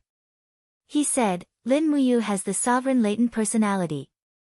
He will be one of the future rulers of the heaven realm. You don't need to worry about his future. You should worry about yourself." In the 6 paths of reincarnation, each has its own Tao. Your first reincarnation was achieved by sacrificing yourself. You have passed the test. However, there are still 5 more reincarnations. Once you pass all of them, you will be able to re-establish the sovereign latent personality. Cut the crap. Come with us." Qin Ming suddenly plucked the strings. Suddenly, a sound wave rushed straight at Qin Yin. "You!" Qin Yin opened her palm. A golden light shot up into the sky. A heaven dragon crystal flew straight at Qin Ming. Boom! Although Qin Yin's over-god godhead was already broken, the broken godhead was still extremely powerful. It actually forced Qin Ming to retreat continuously. Qin Ming flew into a rage out of humiliation and said, "For hundreds of thousands of years, I have absorbed countless souls, but I have never seen a soul as powerful as yours. Very well, I will show you the power of my 9 demons array. Yu Wu, get ready to capture her." "Yes." Qin Ming suddenly plucked the strings. Suddenly, the sound wave spread out in all directions. Rays of golden Xian energy emerged around Qin Yin. They were like ropes binding her tightly. Qin Yin struggled with all her might. The giant heaven dragon crystal guarded her body. However, she was still no match for the power of a god. The heaven dragon crystal shattered. At this time, Yuwu thrust the spear in his hand. The bells around the spear shook violently. In a blink of an eye, Qin Yin's soul was sucked into the spear. Then, he swung the spear and Qin Yin fell into the darkness. Lights and shadows flew everywhere. Qin Yin was terrified. She saw birds and fishes appearing in the tunnel. She could hear the bellows of elephants and the roars of lions and tigers. One of the 6 paths, the animal path. Chapter 630. Her body turned into a beam of light and passed through countless stars like a meteor. Qin Yin could no longer see anything clearly. She could only hear the roars of beasts, the sound of fish swimming in the water, and the sound of eagles flapping their wings. After an unknown amount of time, a thick fog suddenly appeared in front of her. After passing through the fog, she saw countless animals roaring on the ground, and the beam of light that Qin Yin had turned into shot into the body of a green bird with a whoosh. Boom! Qin Yin's eye felt like it was about to explode. When she opened her eyes again, she was surrounded by darkness. She tried to use her palms to touch the space in front of her, but it seemed that she had lost her palms. What replaced them was a pair of tender wings. Her sharp beak involuntarily pecked at the hard shell in front of her. With a snap, a beam of light shone in. At this moment, she understood that she had already reincarnated into a bird. Coo, coo, outside the eggshell, a huge bird was right in front of her, looking at her with loving eyes. It was a cyan swan, a bird that was good at fighting in the air. An adult cyan swan could even kill a goshawk that was larger than itself. In the sky, apart from dragons, cyan swans were the overlords of birds. At this moment, a hissing sound came from not far away. It was a giant python with spots all over its body. It was a flower iron python, a highly poisonous python and one of the overlords of the jungle. Kiki, Mother Green Swan screamed loudly, slapping hard with her wings and pecking hard at the flower iron python with her beak. However, the scales of the flower iron python were very thick, and it was a flower iron python that was more than 3,400 years old. It had become one of the spirit beasts, and Mother Green Swan had no cultivation at all. Obviously, she was no match for it. Hiss! The flower iron python abruptly bit Qing Hu's mother's leg and dragged her with its body. Qing Hu's mother screamed in agony, and her eyes were filled with love and pity when she looked at Qing Hu before she died. Qin Yin whimpered. The last memory and consciousness disappeared with the death of Mother Green Swan. At this moment, she forgot who she was again. All she knew was that she was a bird. Hiss! The flower iron python swallowed Mother Green Swan in a few bites, then slithered its huge body closer. The little cyan swan struggled out of the eggshell, but there was nothing it could do. It could only look at the giant creature in horror. Whoosh! Arrows whistled through the air, piercing through the flower iron python's head. The big guy let out a muffled groan and slid down the tree, landing in front of a group of people. These people were all wearing military uniforms. Their uniforms were covered with armor, and their collars were adorned with shining golden stars. One of them got off his horse and kicked the flower iron python's body. He said with a smile, "Duke Wei's archery skills are truly one of the best in the world. To think that this 3,000-year-old spirit beast couldn't even withstand a single shot from you. Ha ha ha." The one riding on the warhorse was none other than Wei Chou. He put away his demon-devouring bow and said, "I didn't think that there would be such a venomous python in the bitter cold of Lingdong province. When we return to camp, tell the people in the Spirit Fire Department to be careful not to be attacked by the python. This 3,000-year-old spirit beast python eats people." Yes. At this time, Situ-san looked up at the tree branch and said, "Duke Wei, there seems to be a nestling on the tree." "Oh. General-san, go and take it down." "Okay, then you have to treat me to a drink." "Bah, I asked you to take a bird's nest, and you want a free meal. I really look down on you." "Ha." Situ-san jumped onto the tree trunk, held the bird's nest, looked at the young green gourd, and said with a smile, "This is a newborn cyan swan. What should we do? Stew it tonight? It won't be enough.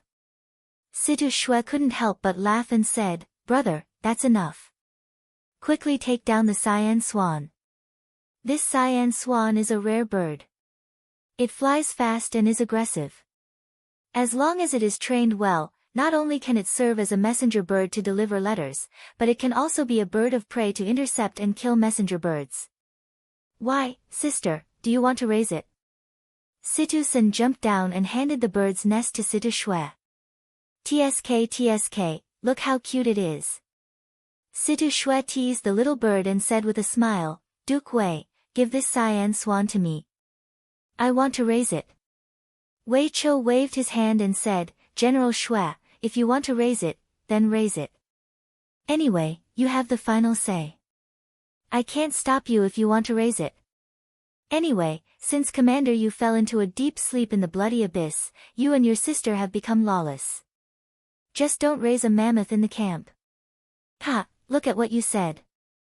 Mammoths have a big appetite, we can't afford to feed them. Ha, let's go back. Today's hunt is over. It seems that there are no traces of the demon race within 50 miles of the steel wall. Qianfeng has decided to stay dormant. Well, that grandson, Humph, Wei Chou turned over and mounted the horse. He pulled the reins and turned back to look in the direction of the bloody abyss in the southwest. He couldn't help but sigh and said, I don't know when the Lord will wake up. If the Lord wakes up, we can launch a counterattack.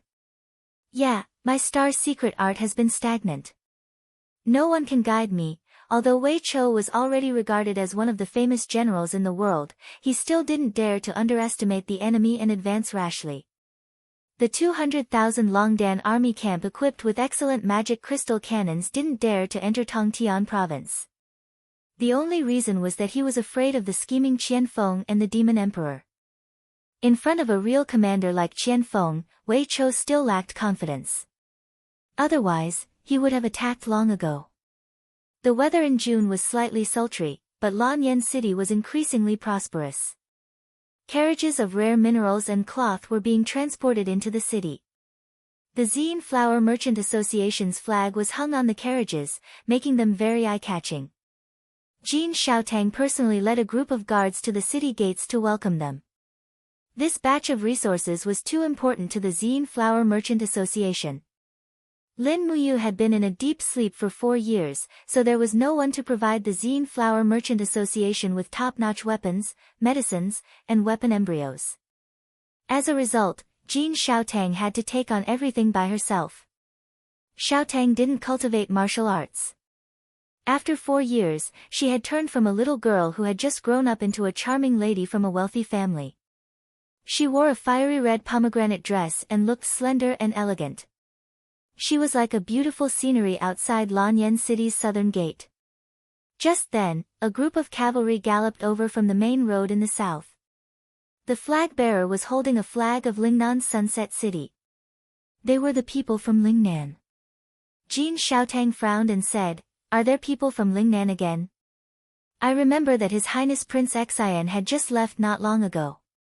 A guard at the side said, Miss Xiaotang, Lingnan is half of the empire. It's normal for them to have close relations with Lingbei. But look, that person wearing a golden cloak seems to be a prince. It's General Feng who has come personally. Oh.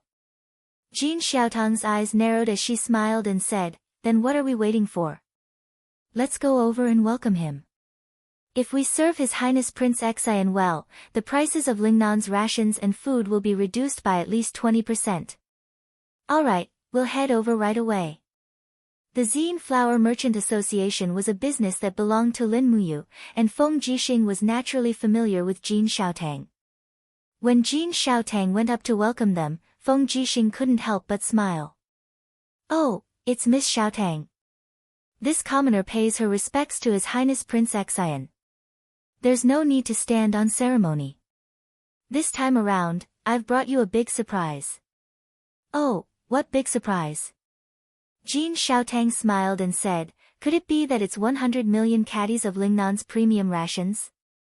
No, it's a living person. A living person.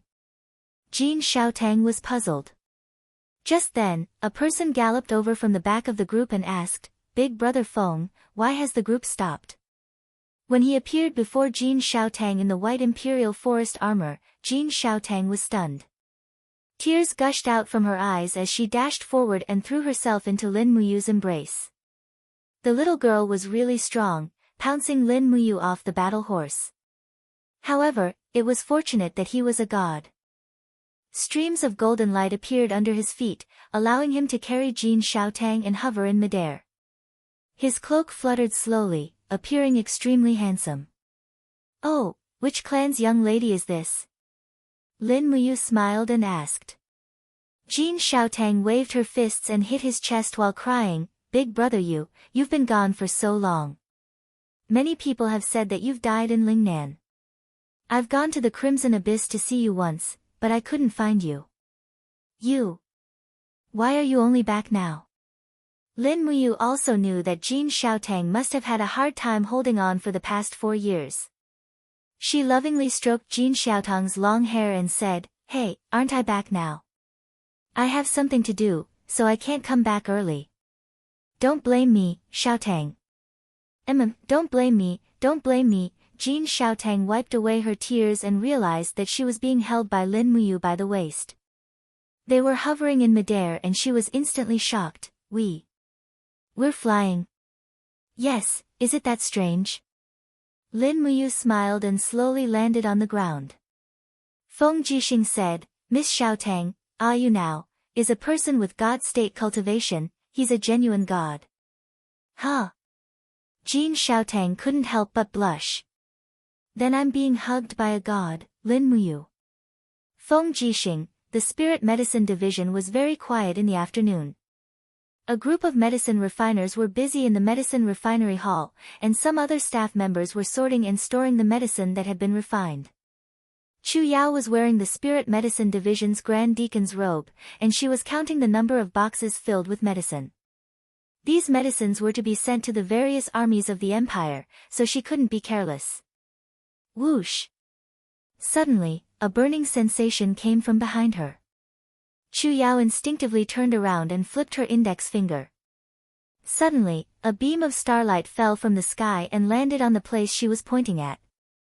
Buzz, a golden divine power barrier appeared, forcibly deflecting the star-seizing finger's power.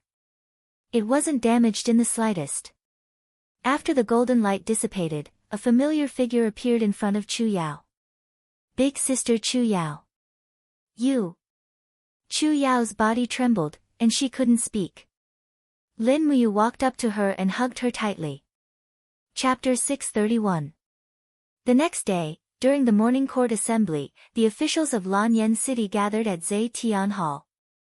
The drumming outside the hall shook the heavens, as if telling everyone that a major event had happened in Zetian Hall, and this major event was naturally the return of Lin Muyu. If there was no Lin Muyu, it would not be considered the Three Kings ruling era. Zheng Yifan held the jade tablet in his hand. He was already old, but because of his profound cultivation, he did not appear slow. By the side, Zheng Fang respectfully followed his father up the gilded stone steps of Zetian Hall. Qin Yan stood outside the hall and greeted with cupped hands, saying, "Duke Xiong, you're here." "This old subject greets your highness Qin Yan." Zheng Yifan returned the greeting and asked, "The drumming in today's court assembly reverberated endlessly. I wonder what happened.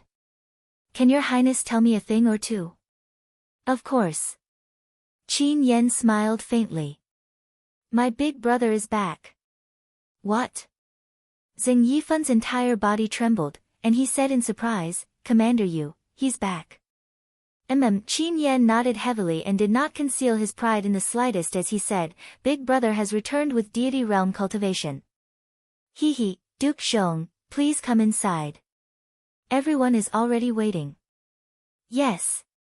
When Zheng Yifan and a few other old subjects walked into Zetian Hall, the officials in the court assembly were also almost all present. As one of the 4 dukes, Zheng Yifan was at the forefront of the court assembly. When he walked over, he saw the 2 princes, Lin Muyu and Feng Jixing, currently whispering something in low voices. He went forward and said respectfully, "This old subject Xing Yifan pays respect to your highness King Qin." Lin Muyu smiled faintly and raised her palm lightly, lifting up Xing Yifan's arms like she was raising her hand. She said, "Divine Marquis need not be so courteous." "Oh, no.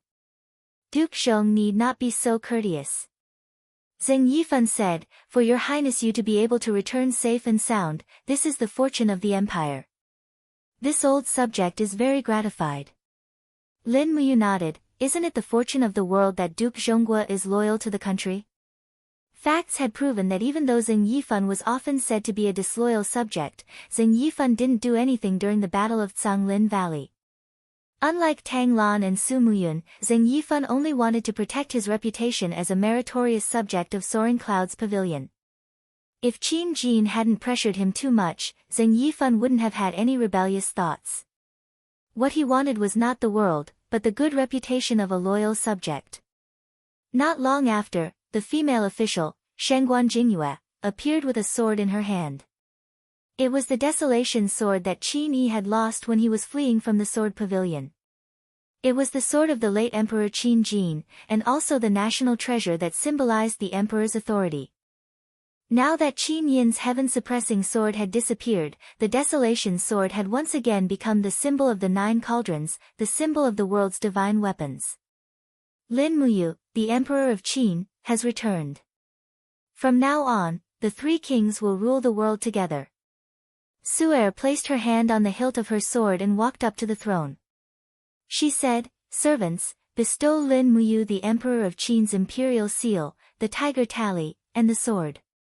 3 palace maids walked forward with a golden tray and respectfully knelt in front of Lin Muyu. And Lin Muyu also knew the rules. Seeing the Desolation sword was like seeing Qin Jin. She respectfully knelt in front of Su'er and raised her hand to receive the rewards one by one. First was the Emperor of Qin's imperial seal.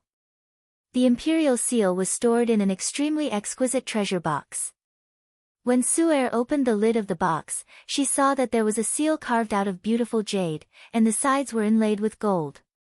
Su'er raised the jade seal and saw 4 large words and 4 small words engraved at the bottom: "Receive the mandate of the heavens, seal of the Emperor of Qin." This jade seal represented the greatest authority in the Qin Empire, and it was no different from the Emperor's seal. When Lin Muyu held the jade seal, he had mixed feelings in his heart. When the power of the world was at his fingertips, he would rather the person holding the jade seal was still Qin Yin, and he was just a commander protecting the empire. "Emperor of Qin, please receive the tiger tally," Su'er said respectfully. "Aunt Xie." Lin Muyu looked at her, and Su'er's expression was also very complicated. After all, the world originally belonged to Qin Yin and the Qin family, but now it had become the rule of the 3 kings. To a certain extent, the world had already changed dynasties. After receiving the tiger tally and the sword, Lin Muyu stood up and put the sword seal into her universe sack. Then, she stood side by side with Feng Jixing and Qin Yan on the seat of honor at the front of the Great Hall. Su'er quickly walked down the stairs and stood behind Xiang Yu. She was only one of the 5 marquises, and in terms of status, she was inferior to Xiang Yu, Luo Xian, and Jin Yifan. There was also Duke Wei Chou, but Wei Chou was far away in Lingdong province and could not participate in the morning court. "Congratulations on your highness's return to the throne." The officials all knelt down and shouted, "Long live your highness." Lin Muyu did not feel good about it and stood rooted to the ground. Feng Jixing raised his eyebrows and said, "Since your highness has returned and the 3 kings are here, we can discuss any unresolved matters in the imperial capital." Firefinch Abbot Xiao Han immediately stepped out and cupped his fists. "Your highness, I have already found out that the culprit who forced the 7 Sea King Tang Lan to death in 100 Ridge City was Lingnan Province's #1 Heavenly Book aristocrat, Northern Qi. I ask that your highness immediately give the order to remove Northern Qi's eagle from his position as governor and wipe them out in one fell swoop." "No need." Lin Muyu waved her hand. "I just left 100 Ridge City a few days ago. Northern Qi's eagle and Northern Qi's Jew have already been executed by me." "Ah." Xiao Han was stunned. Your Highness, why did you kill them? Could it be that you already knew they were the masterminds behind Tang Lan's death? No, I only killed them because Northern Qi killed the innocent. Yes. Qin Yen smiled at the side. Big brother, I heard that you killed the Empire's #1 enemy, Luo Lan, in the blood-red abyss? Yes, Lin Muyu nodded. Luo Lan wanted to find trouble, so I took care of him along with his disciples. That's good. Qin Yen clapped his hands and said with a smile, in this case, the Empire's only mortal enemy is the demon race. As long as we exterminate the demon race, we can complete the great cause of unification. Yes. At this time, Zhen Yifan said, Your Highness, King Qin, has just returned to Lanyan City. I wonder what your plans are. I suggest that you use this free time to reorganize the Holy Temple, Spiritual Medicine Department, and Heavenly Book Library. After Her Highness Yin ascended, the 3 departments have been in a mess. Only Your Highness has the ability to reorganize them. No, I still have other things to do. Lin Muyu looked at Zhen Yifan and said, Yan and you, Divine Marquis, are enough to reorganize the 3 departments. I'm going to the east. East? Su Yu was stunned. You, what are you going to the east for? Lin Muyu could not help smiling. Could it be that Aunt Lian has forgotten that the Longdan army camp is my home? I'm naturally returning to the Longdan army camp in Winterfrost City. Moreover, annihilating the demon race also requires my strength, isn't it? The 3 kings rule the world. Yan guards the north, Big Brother Feng guards the south, then I'll guard the east and deal with the demon race. There's no need to discuss anymore. I've made up my mind. Yes. Su Yu and Zhen Yifan saluted at the same time.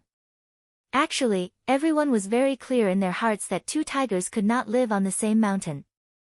Although it was the 3 kings rule the world, if Lin Muyu stayed in the imperial capital, who would have the final say between him and Qin Yen? If that was the case, it would be better to go to Lingdong province. Moreover, Lingdong province's strategic location was too important.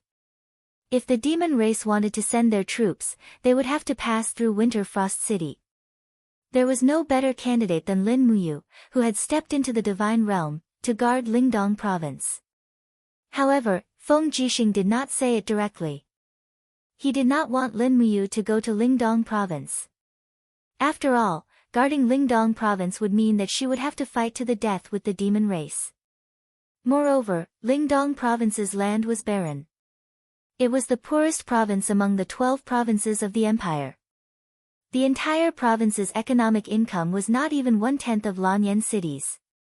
It was obvious how poor it was. You have to think it through. Yes, I have. Lin Muyu turned to look at Feng Jixing and said, but Big Brother Feng, you can't be idle in Lingdong. Lingdong is a land of fish and rice. You must send a large amount of resources to Winterfrost City every month. In addition, all the major provinces of the empire should transfer an appropriate amount of people to live in Lingdong. Rebuild Lingdong province and make this province rich. Of course. In addition, Lin Muyu looked at the court officials and said, where is Xiling? At the end of the court officials, Qin Xiling walked out with a jade tablet in his hand and said, your subject is here. Lin Muyu smiled slightly and said, Xiling, pick some people from the Department of Armaments to go with me to Lingdong. We will smelt iron and forge magic crystal cannons in Winterfrost City. Otherwise, it will be too inconvenient to transport magic crystal cannons from Lanyan City to Winterfrost City. Moreover, Lingdong province is backward and barren. We will need you to bring advanced iron smelting technology. Yes, your subordinate will obey. Qin Xiling was secretly delighted. It was his life's wish to serve Lin Muyu. Although the imperial capital was in Lanyan City, Lin Muyu was the king of Qin, the head of the 3 kings. If he followed the king of Qin, his status would not be inferior to the court officials in Zetian Palace. In fact, he might even be superior. Whether it was official or personal, following Lin Muyu was definitely the right choice. Then, get ready. We will leave early tomorrow morning. Yes.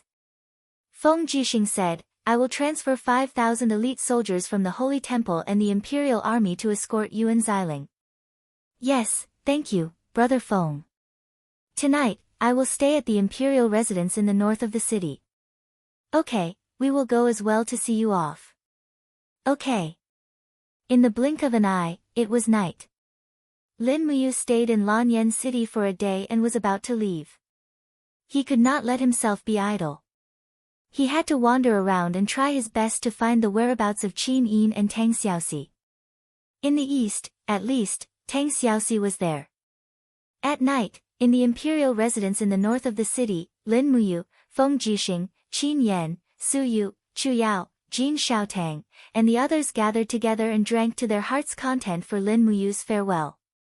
After eating and drinking to their heart's content, Feng Jixing stood up, patted Lin Muyu's shoulder, and said, since we are leaving tomorrow, then, let's spar. Let Brother Feng witness the power of a god. Oh. Lin Muyu looked at him with a smile. Brother Feng really wants to see the power of a god? Yes. By the side, Su Yu and Qin Yan also said excitedly, right. Brother Feng has already reached the pinnacle of the Holy Heaven realm and can step into the God realm at any time. It's just right for us to broaden our horizons. Chu Yao smiled and said, we can spar, but fists and feet have no eyes. You must be careful and stop when you go too far. Don't worry. Lin Muyu and Feng Jixing said in unison. Chapter 632. Bieyuan Hunting Ground was the largest open space in the temporary imperial residence. It was about 5 miles in circumference, and there were some cloud deer, wild rabbits, chamois, and other small animals kept there for the new talents and old officials of Lanyan City to hunt. But now, it was the best place for Lin Muyu and Feng Jixing to learn from each other. These two guys were not to be trifled with, and their destructive power was extraordinarily strong. Everyone, stay away. Feng Jixing said with some fear. He knew Lin Muyu's strength too well. When he was in the Holy King realm, he could challenge an expert at the first heaven of the divine realm with his twin martial souls and star arts. Now that he had also stepped into the divine realm, one could imagine how terrifying his strength was. Su Yu, Chu Yao, Qin Yan, and the others were all masters, and Su Yu, the weakest among them, was already at the second heaven of the heaven realm. But because of Feng Jixing's words, all of them retreated far away, and watched the two peerless masters fight from about a mile away. The night breeze blew, blowing Feng Jixing and Lin Muyu's cloaks. Now, Lin Muyu had also changed into a golden cloak embroidered with purple flowers, which was the symbol of royal power. She still had to take into account her status. Although Lin Muyu was undisciplined by nature, she had long learned the difference between different ranks in this chaotic world. Obeying the rules would save her a lot of unnecessary trouble. Okay. Lin Muyu smiled slightly, clenched her fists, and said, I am in the divine realm, and Brother Feng is in the holy realm. It is not fair to begin with. I will let Brother Feng make 3 moves first. Feng Jixing raised his eyebrows and smiled, Brat, are you really not going to draw your sword? There's no need. Lin Muyu laughed arrogantly. Brat, you're too arrogant. Be careful. Feng Jixing let out a low roar, and a thick king's battle flame rose from his body. A Saint Heaven stage aura descended from the sky and crushed everything in the surroundings. Plants and rocks were instantly crushed into powder. However, under the destructive Saint Heaven stage aura, Lin Muyu was like a fish that had escaped the net. She was calm and relaxed, and the sovereign matrix in her EC released strands of golden divine power, which completely destroyed the Saint Heaven stage aura. He's here. Feng Jixing suddenly crushed the rock under his feet. Becoming one with the blade, he attacked like lightning. The roar of the purple electric flame wolf soared into the sky. He lifted the wind cutter blade and fiercely struck. Suddenly, a storm of fire and lightning tore the earth apart and rushed towards Lin Muyu. The storm was at least 100 meters tall, and its momentum was terrifying. Su Yu, Chu Yao, and the others were all dumbfounded. The group of guards on duty was so shocked that they retreated, afraid that they would be affected by this apocalyptic power. As the storm of fire and lightning approached, Lin Muyu's expression was abnormally calm. She suddenly raised her right palm and slashed at the storm. Bang! Lin Muyu's palm slashed the storm in half like a sharp blade. The storm that contained the power of the Saint Heaven stage was like a stream meeting a boulder, and Lin Muyu's cloak fluttered in the wind. Rays of golden light flashed around her. She didn't even use the dragon blood battle shield or the wall of the gourd to block Feng Jixing's attack. Brat, Feng Jixing was stunned.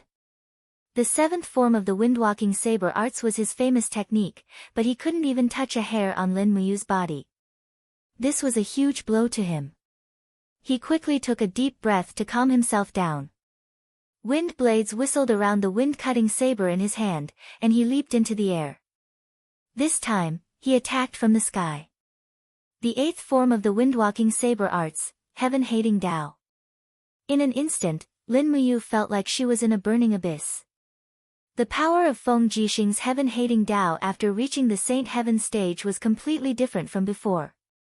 When Lin Muyu raised her head, she felt like thousands of wind-cutting sabers were slashing down from the sky. She didn't know how to defend at all. However, Lin Muyu had the strongest defensive martial soul in the world. Instead of retreating, she leaped into the air and took out the 7 luminaries' celestial gourd. With a buzz, a dazzling golden light lit up the night, and a round gourd wrapped around Lin Muyu's body. This was the perfect defense. Clang! Clang, clang, sparks flew as the blades slashed down on the gourd. When all the wind-cutting sabers had been slashed down, the last one, the real wind-cutting saber, descended from the sky.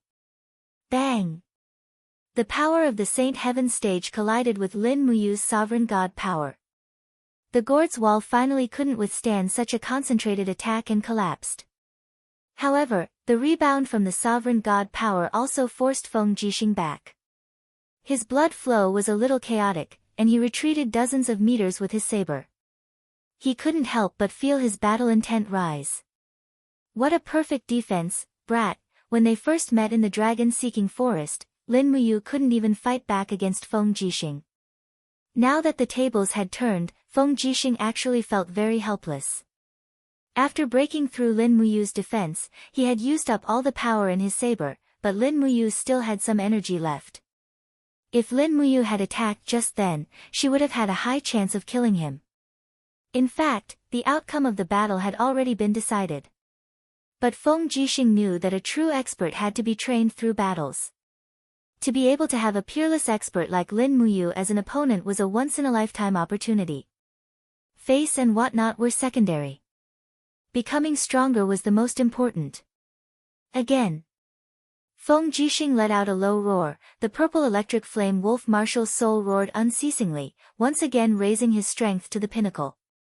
Immediately, the wind cutter's saber let out a weng sound, rays of purple wind blades continuously flew and cut the air, actually making pa sounds.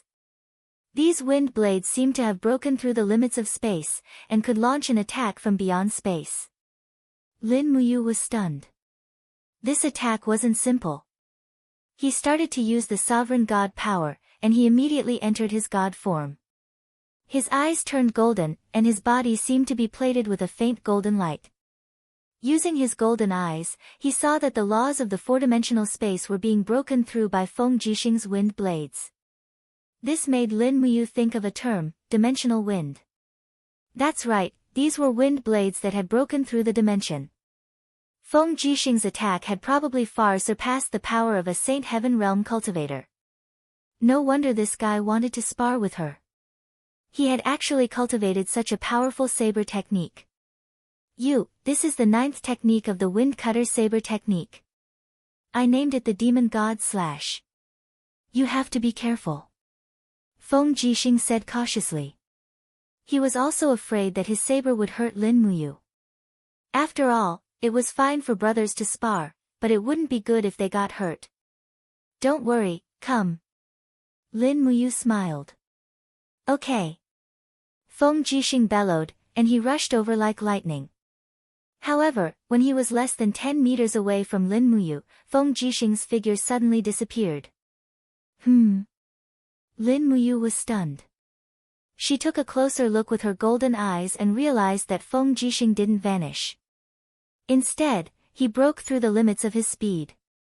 His silhouette was so fast that it was almost impossible for a mortal's eyes to capture it. In an instant, tens of Feng Jixing's silhouettes attacked from all directions.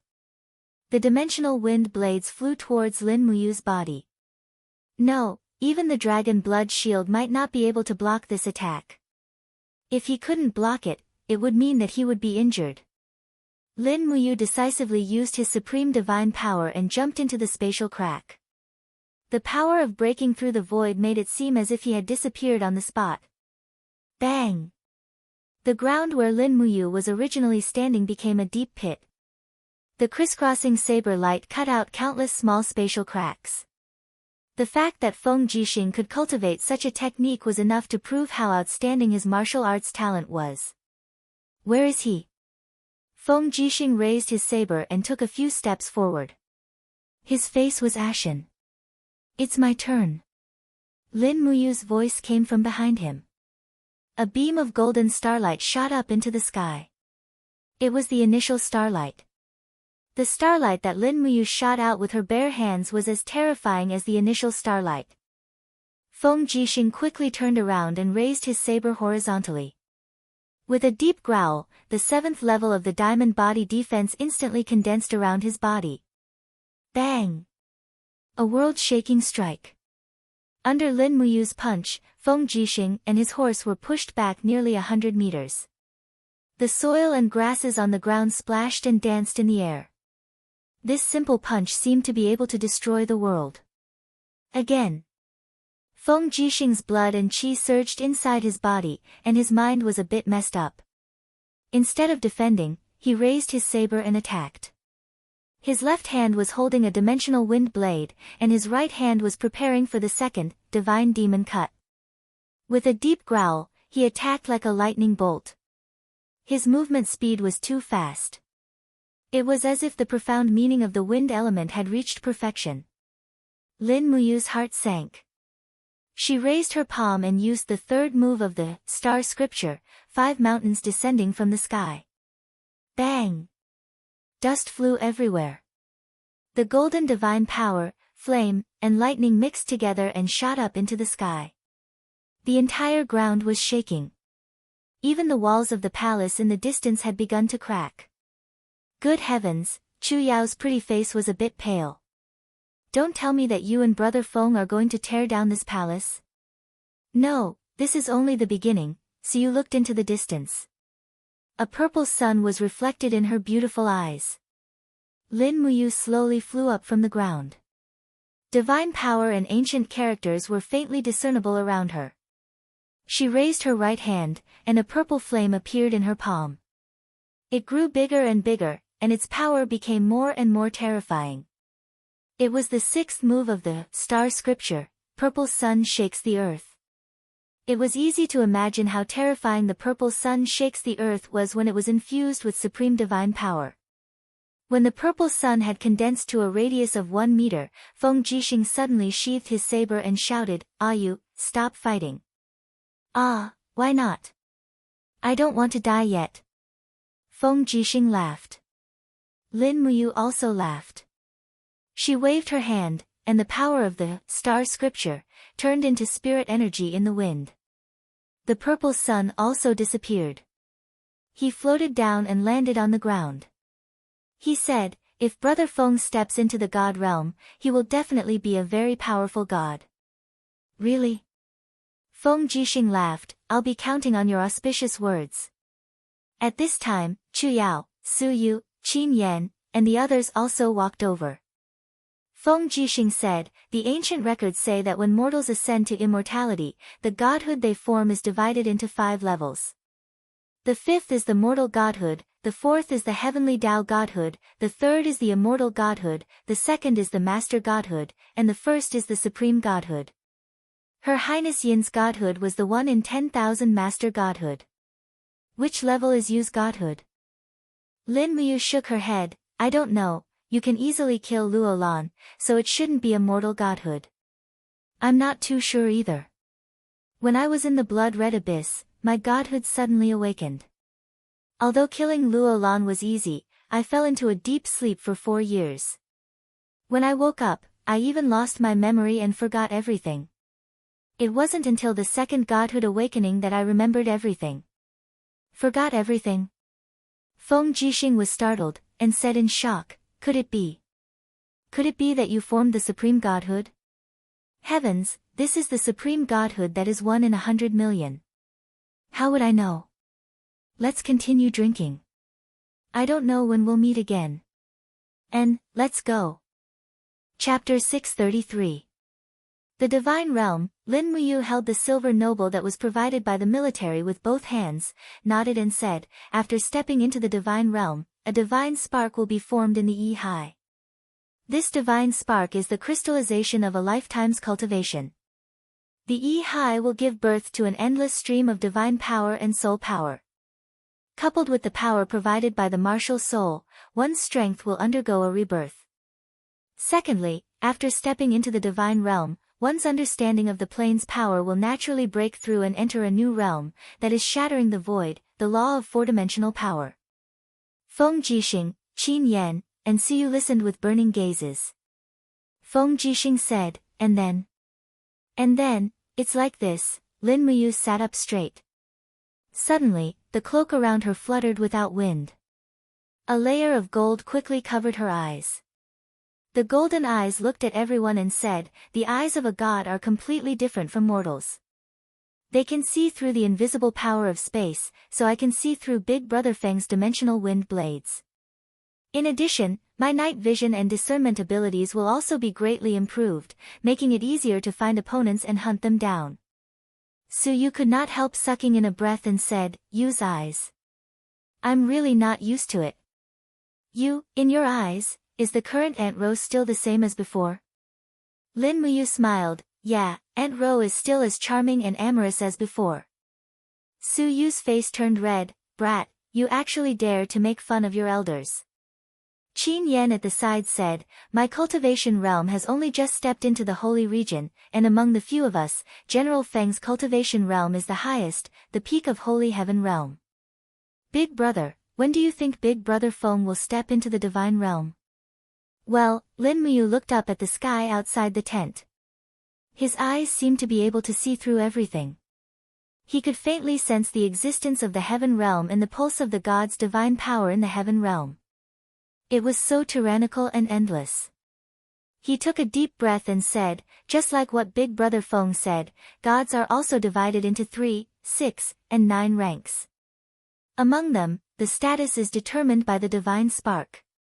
I don't know why I formed a sovereign spark, but Xiao Yin's divine spark is the divine spark. So Big Brother Feng, don't be in a hurry to break through the divine realm. If you break through, just forming a mortal spark will greatly affect your future cultivation. Feng Jixing stared in shock, then what should I do? Let's wait a little longer. I'll try my best to contact the 7 Brilliance Demon Emperor in the Heaven Realm and see if he can find me a forged immortal horoscope or a heavenly Tao horoscope. After refining the god horoscope, you'll be able to form a stronger god horoscope. Anyway, even if you manage to form the mortal horoscope, your strength will only be on par with Luolan. You'll be defeated within 10 moves if you encounter someone with the same cultivation as you. Alright, I won't break through for now. Feng Jixing raised his wine cup and drank it in one gulp as he said, my diamond body protection, hasn't progressed after reaching the 7th heavenly stage. Why is that? Lin Muyu thought for a moment before smiling, it's very simple. The 8th heavenly stage of the diamond body protection is the divine power protection. Presumably, only someone with divine power can cultivate this skill. Once you step into the divine realm and become a god, you'll definitely be able to do it. Then I don't have to worry. Lin Muyu nodded and looked deeply at Feng Jixing. Big Brother Feng, it's been hard on you these past 4 years. You've been busy dealing with complicated government affairs and didn't have much time to cultivate. Otherwise, with your talent, you might have already stepped into the divine realm. Next, hand over the government affairs to Luo Yu, Xiahou sang, and the others and focus on cultivating. Look, I've been searching for Xiao Yin's divine spark in the blood abyss for 4 years, which is equivalent to cultivating for 4 years. My mental state has long reached the great accomplishment stage, so Xiao Yin's 4 blades helped me step into the divine realm. The 5th blade helped me break through the divine realm and step into the divine realm. I understand. Feng Jixing rubbed his nose and said bitterly, you really don't know how expensive rice is until you're in charge. You, on the other hand, slept and cultivated for 4 years. If I didn't manage the Qin Empire, it would have been torn apart long ago. Do you think I don't want to focus on cultivation? I also want to ascend to the heavenly realm and chase a goddess as my wife. Lin Muyu was speechless. She smiled and said, to chase a goddess as your wife, you need to be strong enough. Big brother Feng, don't be in a hurry to ascend. Wait until I find a powerful divine spark for you. Otherwise, if you form a mortal divine spark and ascend to the heavenly realm, your strength will at most be low. There are so many goddesses in the heavenly realm, they might not like you. After all, strength is what matters in the heavenly realm. Suyu smiled and said, is it appropriate for the 2 of you to talk about chasing a goddess? Don't forget, the devil race hasn't been destroyed yet. If we don't destroy the devil race and unify the Qin Empire, are you willing to ascend to the heavenly realm?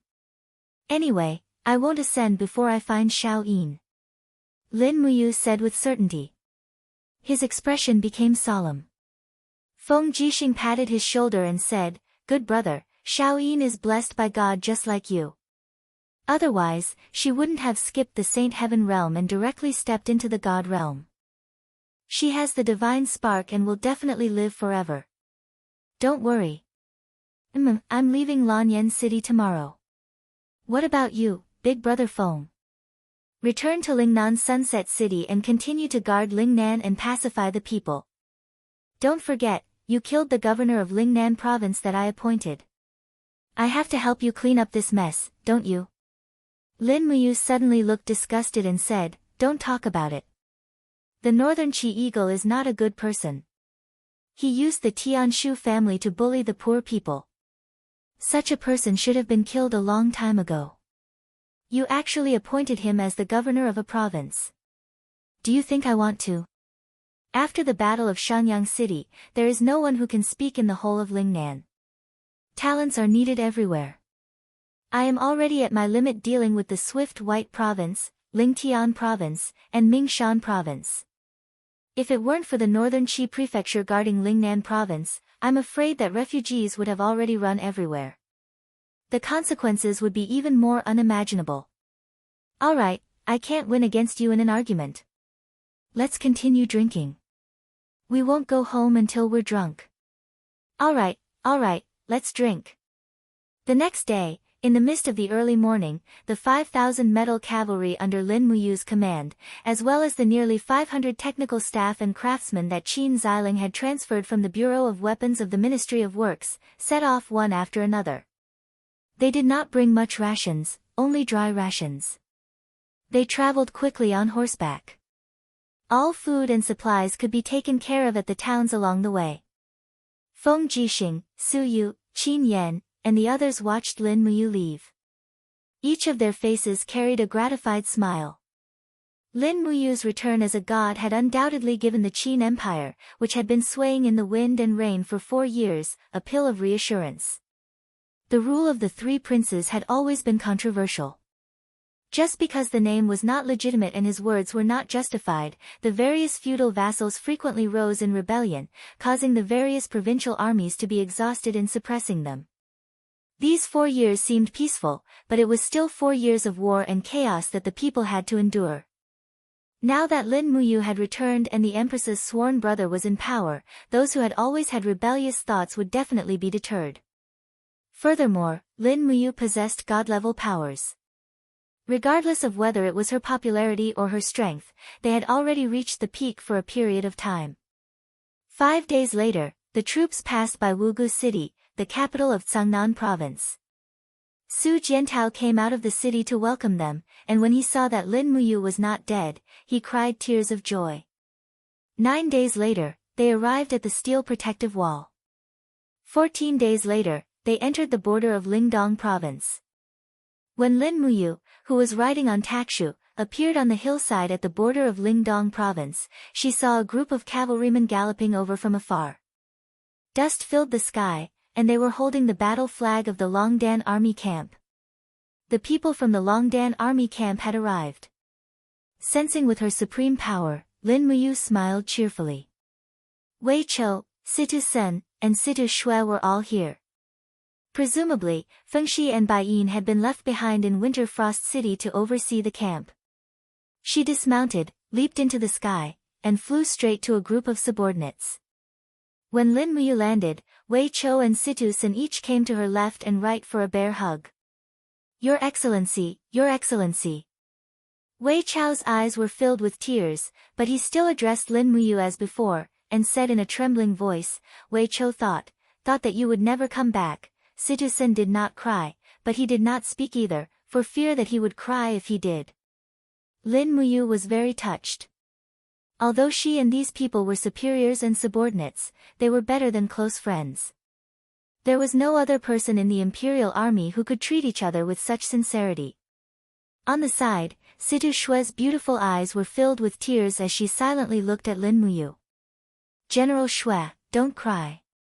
Lin Muyu looked at her and said with a smile, if you cry, I'm afraid that I won't be able to control myself. Situ Shui did not know whether to laugh or cry. Your Excellency. You teased me as soon as you came back. Lin Muyu laughed and took a step back. She looked at the people and said, how are you all? The three of them knelt on one knee and saluted, Your Highness, we are all well. That's good. Get up. Lin Muyu pointed behind her and said, I've brought Qin Xiling and a group of skilled craftsmen from the Ministry of Works back. They will all be stationed in Winterfrost City. From now on, Winterfrost City will be the home of our Longdan army camp. Yes, Your Highness. The group's faces were full of joy. Situ Sen said, Your Highness, Lingdong province is a desolate place where even birds don't shit, and there are not many people in Winterfrost City. To tell you the truth, there are less than 4 million people living in Lingdong province, which is less than the population of Lanyan City. Our Longdan army camp being stationed in Winterfrost City is like being sent to the frontier. If we live here for a long time, I'm afraid that our brothers will complain. Don't worry. Lin Muyu mounted the horse and said with a smile, I've already talked to Brother Feng and Ah Yen. All the provinces will transfer and migrate people to Lingdong province. We just need to cultivate more wasteland. Although Lingdong province is cold, it will be suitable for planting for 4 to 5 months. Besides, Wei Chou is now Duke Wei, and Lingdong province is his fief. We can't let it be barren all the time. Yes, Your Highness. Wei Chou said gratefully, Thank you, Your Highness. My fief is also Your Highness's. Don't mention it. How many days is it from here to Winterfrost City? 3 days. Hurry up. I want to reach Winterfrost City as soon as possible. Lin Muyu's starry eyes looked to the northeast, where the Tongtian Gorge was. It was rumored that Tang Xiaoxi was trapped in the Tongtian Gorge. Chapter 634. 3 days later, Winterfrost City. The city, which was built with black brick walls, no longer looked lifeless. The flags of the Dragon's Courage Legion and the Empire fluttered above the city. When Lin Muyu appeared in front of the city wearing a golden cloak, countless soldiers on the city wall raised their weapons and cheered loudly. The war drums were beating, and they celebrated in unison. Lin Muyu's return was like a new life for the Longdan army camp. Ga, amidst the sound of iron chains twisting, the iron gates slowly rose. Wei Chou smiled respectfully and said, Your Highness, please enter the city. The brothers in the city have already prepared a sumptuous banquet. All right. At the mention of food, Lin Muyu's 5 Viscera temple was instantly filled with joy. He even began to doubt if he was a real god. Logically speaking, a supreme existence like a god would be able to absorb the rain and dew from the heavens and earth. However, he felt so hungry every day that he skipped a meal. This was something that he found hard to talk about. Lin Muyu raised his iron fist, and immediately gathered his divine power. A golden light enshrouded his fist, and he maintained this posture as he slowly rode his horse into the city. Instantly, the soldiers inside and outside the city became even more frenzied. Lin Muyu was originally a godlike existence in their hearts, but now, Lin Muyu was a real god. He was the faith of the 200,000 soldiers in the Longdan army camp. An army needed such fanaticism, and Lin Muyu firmly believed that. Otherwise, the morale of the army would fall apart. After entering the city, Fengxi and Bai Yin came forward and knelt together. "Greetings, Your Highness." "Get up." Lin Muyu smiled slightly. "Let's go. Bring me to the banquet." "Yes." They slowly marched on the main road of Winter Frost City. Outside the residences on both sides of the road, there were many civilians of the empire. They all looked at Lin Muyu with doubtful or expectant expressions. Many of them knew that Lin Muyu's arrival would bring vitality to this land. Many of the civilians in the city had been enslaved by the demon race, and they knew that this handsome young prince was Lin Muyu, who destroyed the Thunder Rush Legion in the Demon Fall Valley. Naturally, they regarded Lin Muyu as the god of the Lingdong province. At the side, Wei Chou said, "Winter Frost City has been hit by war time and time again. Now, there are less than 200,000 people, which is similar to the military strength of the Longdan army camp. Therefore, most of our clothes and food are transported from Sangnan province and Lingnan province. However, this is not a long-term solution. Winter Frost City is still relatively spacious.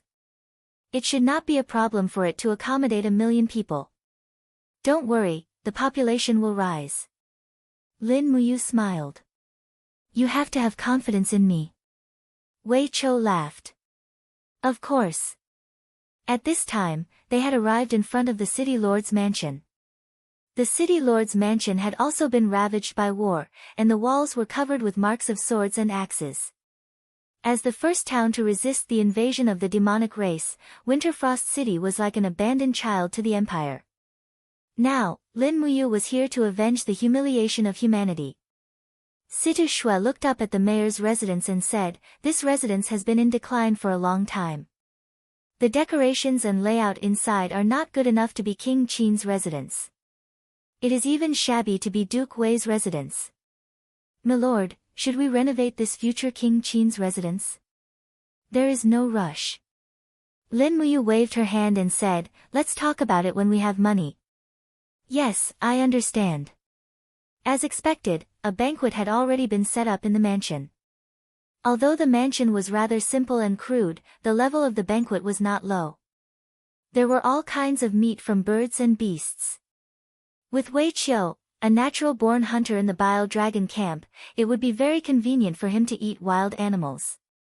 Everyone sat down. With Lin Muyu's arrival, everyone felt at home. Situ Sen, Situ Shui, and Fengxi were all people whose parents were not around. The Longdan army camp was almost their home. They felt a sense of belonging. "Your Highness, please enjoy your meal."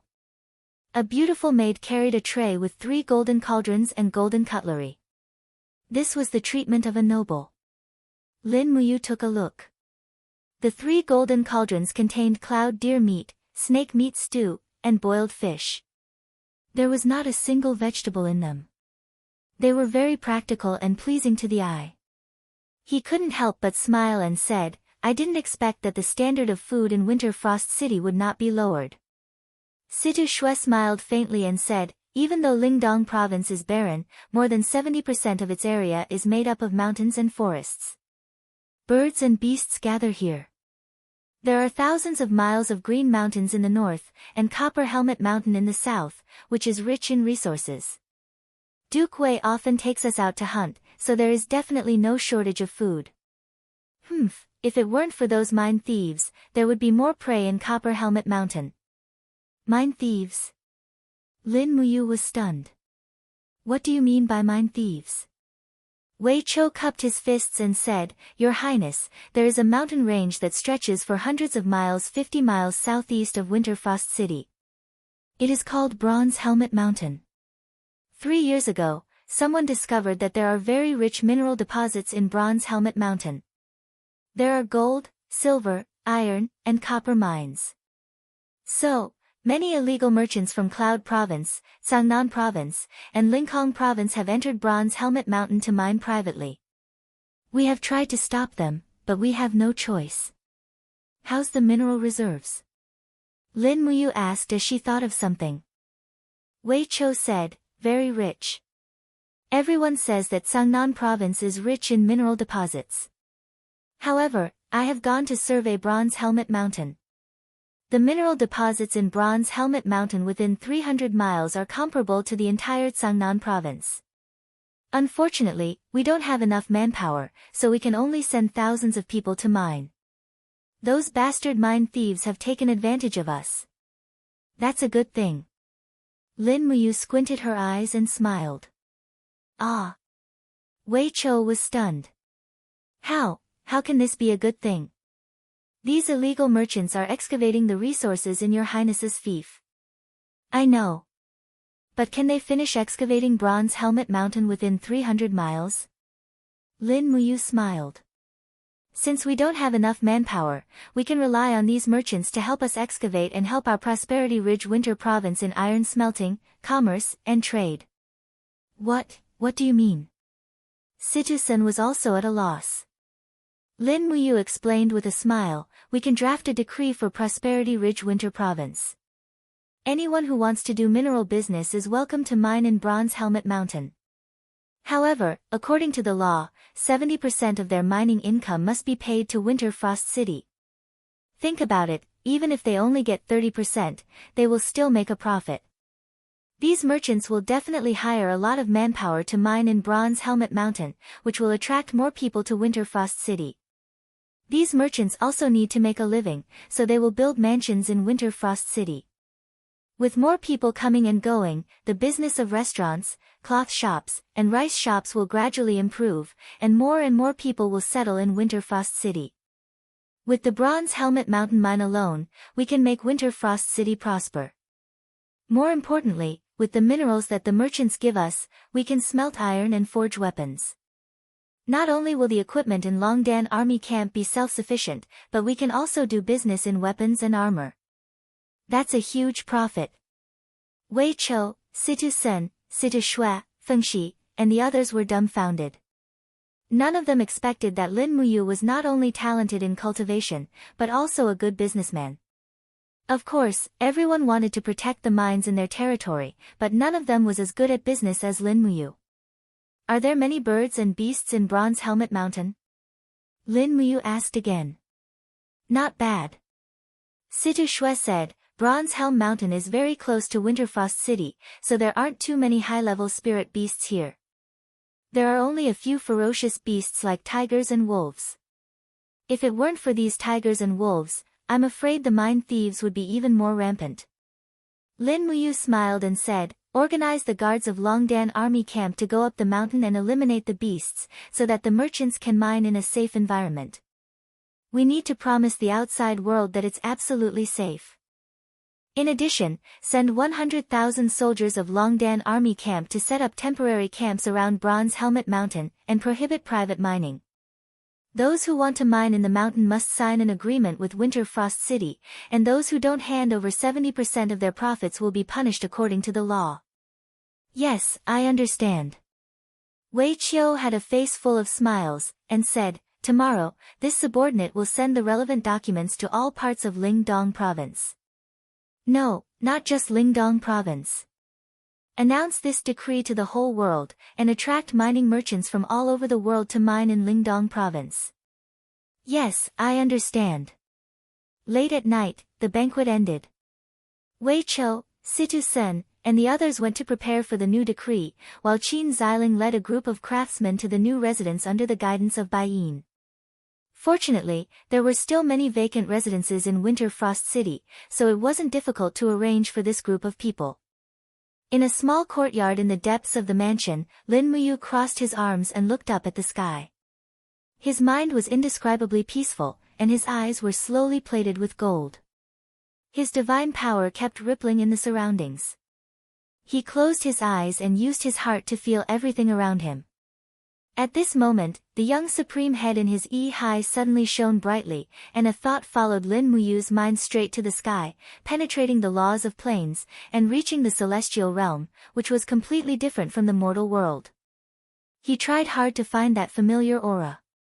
Finally, after nearly an hour, in a corner of the celestial realm, Lin Muyu suddenly found it, and couldn't help but be overjoyed. At the same time, there were some ripples in the pond of illusion in the celestial realm.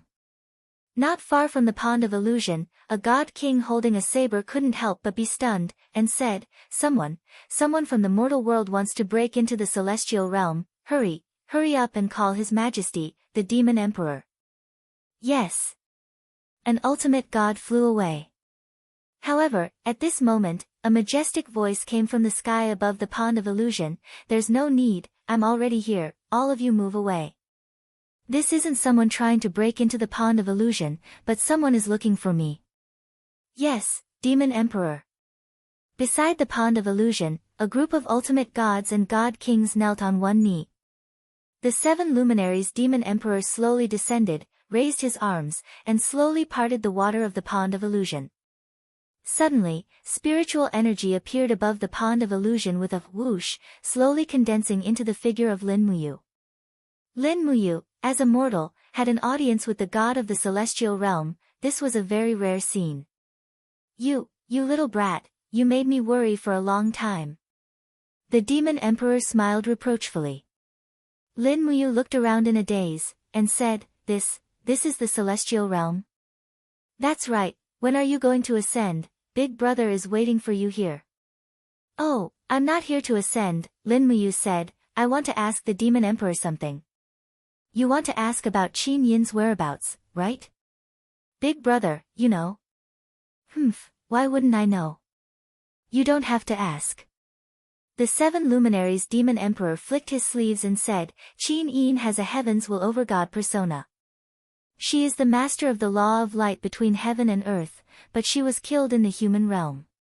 Her over-god persona had no place to condense, so it turned into billions of spiritual essence and scattered across the 3 realms. In other words, her soul has dispersed, and now Qin Yin's spiritual essence has entered the 6 paths of reincarnation. The 3 realms have their own laws, you can't overstep them at all. You can only wait for Qin Yin to reincarnate and awaken her memories to look for you. Big brother really can't do anything about this.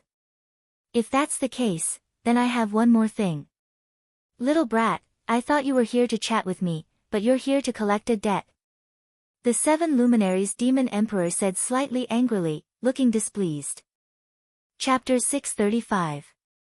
Tell me, what else do you want me to do for you?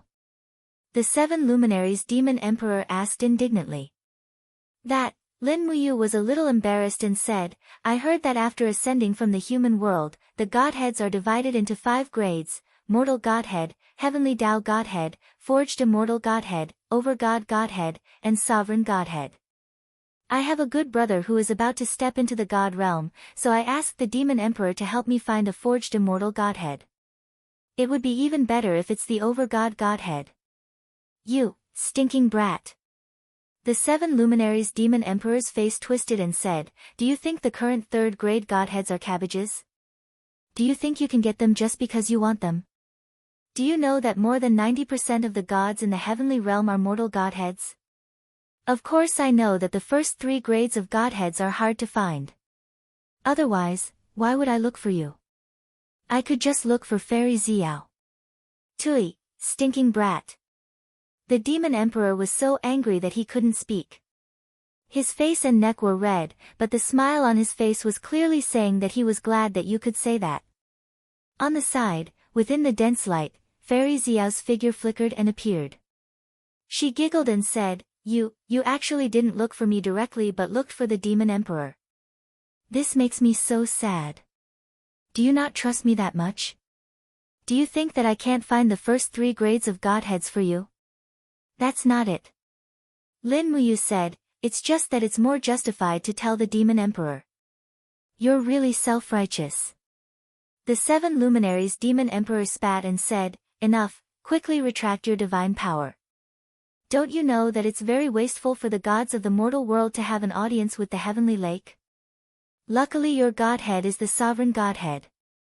Otherwise, you would have lost your divine power long ago. Don't be so impulsive next time. If you want to find me, just call my name to the sky. Tui. Lin Muyu also blushed. How many times have I called your name to the sky in the crimson abyss? But you've always been pretending to be dead, haven't you? Humph, what are you talking about? The 7 luminaries demon emperor laughed. Am I that kind of god? Obviously not.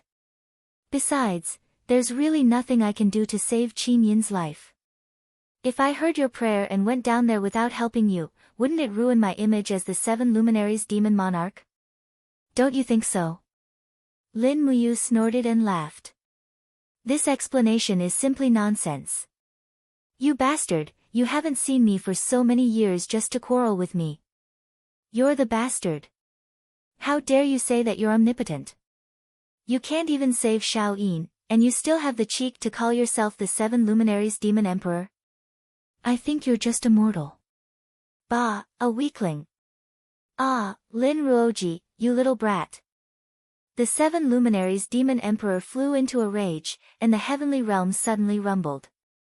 It was as if the 7 luminaries demon emperor's emotions could already affect the weather of half the heavenly realm. Xiao laughed and said, all right, both of you stop quarreling. You, focus on cultivating in the shattered cauldron realm. The demon emperor and I will think of a way to get a cast immortal fate for your friend as soon as possible. Don't worry, quickly retract your divine power. Alright, then I'll leave it to Fairy Xiao.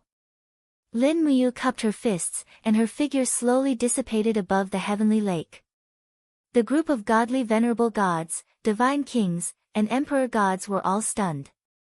Most of them were cultivators who had ascended to godhood as mortals, but they had never thought that the scattered gods in the mortal realm could use their telekinesis power to penetrate the walls of the heavenly realm and the mortal realm. How strong was their telekinesis power? Demon Emperor, calm down, said Xiao with a smile. The 7 luminaries Demon Emperor also smiled. After heaving a sigh of relief, he said, do you think I'm angry? Ha, it's been a long time since I've had such a hearty quarrel. How refreshing. Xiao was speechless. After a while, she said, Demon Emperor, you needs a cast immortal fate. He's most likely looking for it for Feng Jixing. What should we do? Should we forge a new immortal fate? Yes, since that kid has asked, as his big brother, I can't not help him, the 7 luminaries Demon Emperor asked, Xiao, how many godheads do we have in our storage? A total of more than 3,400 godheads, but most of them are mortal ones. The best one is just over 100 heavenly Tao godheads. There's no cast immortal fate. I remember. Divine King Fire Dance Ouyang Yan's cast immortal fate was taken away by us, right? Wasn't her godhead given to the gods of the southern heaven realm as a gift?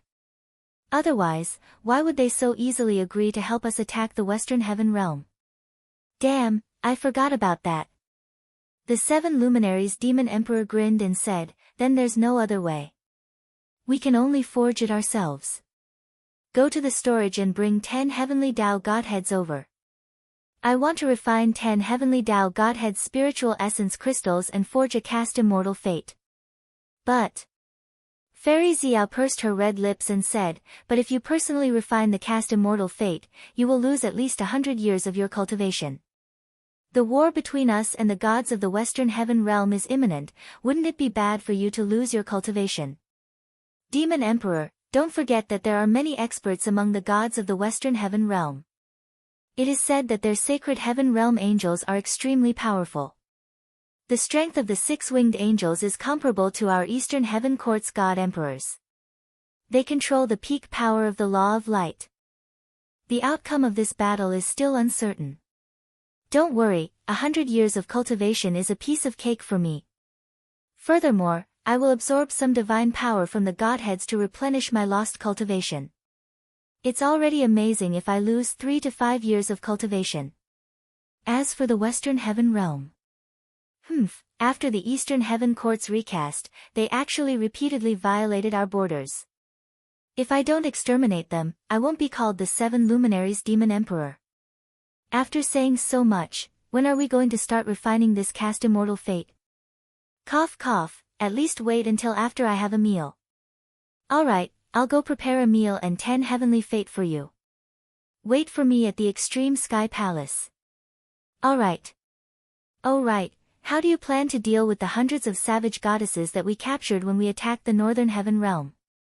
I heard from them that you want to choose 30 goddesses with the best figures and the most upright faces to be your concubines.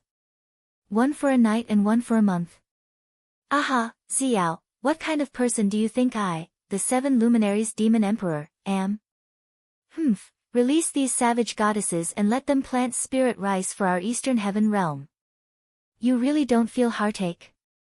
I don't feel heartache. The 7 Luminaries Demon Emperor clenched his fists as tears slid down the corners of his eyes. He looked at Xiao's back and suddenly called out softly with affection, Xiao, Xiao sweetly turned around and asked with a smile that was like a flower, what's wrong? Do you have something to say to me? Yes. Say it. Xiao's heart was beating wildly. The 7 Luminaries Demon Emperor murmured softly, let all the gods in the Eastern Heaven realm keep it a secret. We can't let the rest of the gods in the Heaven realm know that you has formed the sovereign godhead. Otherwise, it's inevitable that someone will cut the weeds and eliminate the roots. After all, no one wants a young supreme god to grow up and become a strong opponent. Alright, Xiao's mind was filled with a million Motherf asterisk curs as she activated War Trample and ran away without looking back. The Demon Emperor looked at Xiao's back desolately and felt that she would never return. Swoosh! A beam of telekinesis turned into a golden light and entered Lin Muyu Zihai. Her divine consciousness returned to Lin Muyu Zihai, and the young sovereign godhead immediately dimmed. In just a few minutes, the telekinesis had consumed at least half of the sovereign godhead's divine power. However, it didn't have much of an impact, and it would recover after a few days of rest. Lin Muyu clenched her fists and couldn't help but feel a little complicated. The 7 Luminaries Demon Emperor couldn't find Qin Yin, and she really didn't know where Qin Yin's sovereign godhead had drifted to in the 3 realms. At this time, she saw Situ Shui walking to a cage not far away with grains in her hands and feeding a little bird in it. She looked very happy and even talked to the bird, Qingyu, grow up quickly. When you grow up, you will be the eyes of Winter Frost City. Do you know how much courage is on your shoulders? Oh no, on your wings. Lin Muyu couldn't help but laugh. She walked forward and said, Ah Shui, what are you doing? Where did this bird come from? It's your highness. Situ Shui didn't feel restrained and said with a smile, last time when I went hunting with Duke Wei Cho, I shot a python and saved this little bird. Unfortunately, its mother had been swallowed by the python. Why, does your highness also know how to raise birds? I don't know, but it's not good to keep it in a cage. Is that so? Yes, otherwise how can it spread its wings and fly in the future? Hee, that's true. Then take it out of the cage. When Situ Shui took the young green swan out of the cage, it actually flapped its wings that hadn't grown feathers and were full of fluff. It ran on the log toward Lin Muyu and chirped at Lin Muyu, but no one knew what it was saying. Lin Muyu sensed a familiar aura, but she couldn't tell it clearly. Looking at the young bird, suddenly her Yi was in turmoil, and she couldn't help but shake her head violently. Your Highness, what's wrong with you? Situ Shui was stunned. This bird and I are actually connected by a strong telekinesis. Lin Muyu was stunned. What's wrong with me? This means that you and my green feather are fated. Situ Shui smiled slightly. Is that true? Lin Muyu was dubious. She slowly probed the young green swan with her telekinesis, but found that her telekinesis couldn't penetrate the thoughts of the green swan. No wonder, she was a god, and it was just a feathered animal. How could there be a telekinesis response? At the thought of this, Lin Muyu couldn't help but smile indifferently. Ah Shue, are you going to raise it as a scout? Well, does your highness want it too? Aha, I have never raised a bird. Situ Shue looked at him angrily. You obviously want it very much, but you refuse to welcome it. Your highness, you still treat me like an outsider. In that case, I will let you raise Green Feather, but I have to see it once a day, is that okay? Yes, it doesn't matter if you see it 100 times. Hee, okay, this is its favorite grain. Your highness, you can feed it yourself. Okay. Chapter 636. Several months later, the divine power in Lin Muyu's body had recovered to its peak, and Qingyu was growing stronger and stronger. Her wings were becoming more and more plump, and she was even eager to try flying, but she failed again and again. On the 17th of August 7741 of the imperial calendar, the weather was very hot in the morning, and the training bugle sounded in the barracks of Winter Frost City. Lin Muyu walked out of the tent. She was dressed in a simple green and white outfit, looking like a ranger. She was also wearing the Empire's military uniform and armor. Situ Shue, who was standing outside the door, was slightly taken aback. Your Highness, why aren't you wearing your uniform? Because I'm going on a long journey. You're finally going. Situ Shue's expression became solemn. She knew that Lin Muyu always had something that she wanted to do, but had not had the time to do it. It's time. Lin Muyu looked to the north and said, Shaoxi is imprisoned in Heaven's Gorge, and I don't know if she's alive or not. I have nightmares almost every night. Whether she killed Xiao Yin on purpose or not, she is still Shaoxi, someone very important to me. Ah Shue, these days, many caravans from the 10 provinces have been gathering in Winter Frost City, and our goal has been achieved. Winter Frost City will become more and more prosperous because of this. I'll leave this place to you and Wei Chou. Tell Wei Chou to guard Lingdong province on my behalf. Yes, I understand. Situ Shue said softly, Your Highness, you have to be careful too. Heaven's Gorge is the nest of the demons, and it's not that simple. You may be a god, but, I know. Lin Muyu patted Situ Shue's shoulder and said, I'll leave Qingyu and Takshu in your care. Wait for my return. Yes. Lin Muyu smiled faintly and took a few steps back. Suddenly, a spatial crack appeared behind him and Lin Muyu disappeared from where he stood. This was the legendary ability of a god to break through the void and travel 100 miles in a single leap. Situ Shue's eyes widened as she stared at the place where Lin Muyu had disappeared. She was both envious and sad at the same time. Once this army commander was gone, she always felt that something was missing. Swoosh! Lightning and the power of space intertwined, and Lin Muyu appeared in the forest dozens of kilometers north of Winter Frost City. Lingdong province was barren, and the villages and towns were far less densely packed than North Ridge province and Sangnan province. There was no sign of human habitation within 5 kilometers, so Lin Muyu did not have to worry about anything. She leaped onto the clouds and flew toward the north. The teleportation ability could not be used continuously, and even Lin Muyu's paragon personality could not support continuous teleportation. However, she could teleport once every 5 minutes, which greatly reduced Lin Muyu's speed. However, she was not in a hurry to go there. After all, Tang Xiaoxi had been in the demons for 4 years. If she was really killed, a few more seconds would not make a difference. About a kilometer above the ground, Lin Muyu flew as she observed everything on the ground. After passing the steel wall, she would reach the boundary of Heaven Span province. Among the 12 provinces of the empire, only Heaven Span province had not been completely reclaimed from the hands of the demons. However, the demons were gradually losing control of Heaven Span province.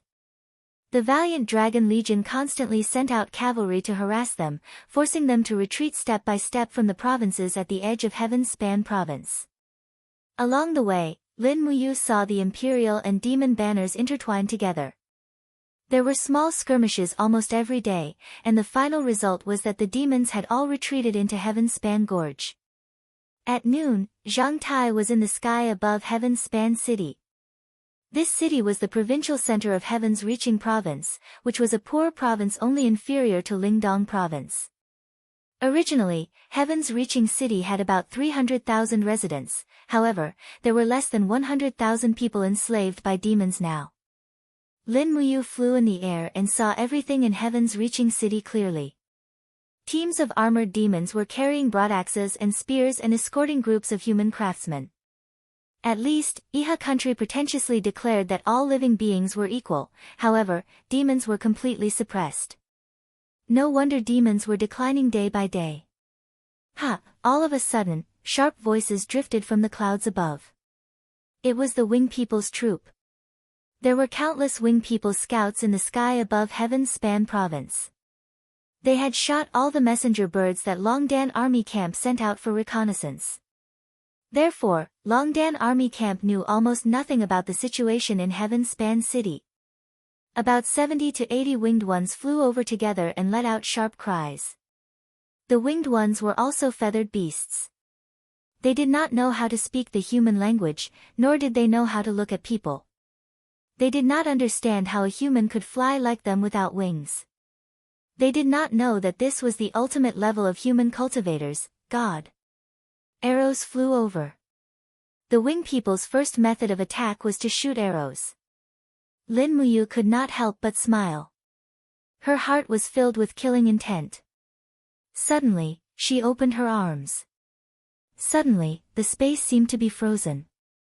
Golden balls appeared in the sky. It was the divine power of the law of space and the pressure of God's domain. For a moment, all the arrows could not fly. The invisible force field turned into a golden light with Lin Muyu as the center and spread out in all directions. Peng, peng, peng, almost without Lin Muyu doing anything herself, the bodies of the 78 Wing People were all crushed by the pressure of God's domain in the air. They exploded into a pile of flesh and blood and fell down. Piles of Wing People's corpses fell into the city. Lin Muyu did not want to cause any trouble. She stepped on the void and left with a pop, turning into a meteor and falling towards the north. Pa. When the piles of Wing People's corpses fell into Heaven Span City, a group of armored demons was scared out of their wits. They waved their battle axes in the air and roared, "Steel bar, scavenger sand." Unfortunately, they could not see any opponents. It was a power that these armored demons could not touch. To them, Lin Muyu was too powerful. She was a godlike existence and could not be bothered to fight these ants. When they saw the Wing People's corpses fall, the enslaved humans smiled. An old man who had his hands and neck locked could not help but laugh out loud. "Damned demons, you'll get what you deserve sooner or later. Just you wait, the Imperial Army of Lingdong Province will definitely recover Heaven Span City. That day will be the day you die." "Shut up." A high-ranking demon rode past on a horse and lashed out with a whip. The old man's back was immediately lacerated, and he fell to his knees with a pained cry, unable to move anymore. The young high-ranking demon looked at the piles of Wing People's corpses on the ground and said coldly, "The humans are attacking from the sky. They must have tamed flying beasts. Humph. Men, report to the Divine Capital immediately and request for 2 giant flying snakes to defend Heaven Span Province's aerial domain. We can't just hand Heaven Span Province over to those despicable humans." "Yes, my lord." A horse galloped out of the city and headed north. On the northern edge of Heaven Span Province, at the border between Heaven Span Province and Heaven Span Gorge, a blue sky screen rose into the sky. It reached up to the sky and down to the Inferno prison, separating the Middle-earth continent and Heaven Span Gorge into 2 different worlds. This sky screen was called the Wall of the World by the demons, and its function was obvious. If not for the existence of this Wall of the World, human scouts would not have been completely ignorant of the Divine Capital. Whoosh!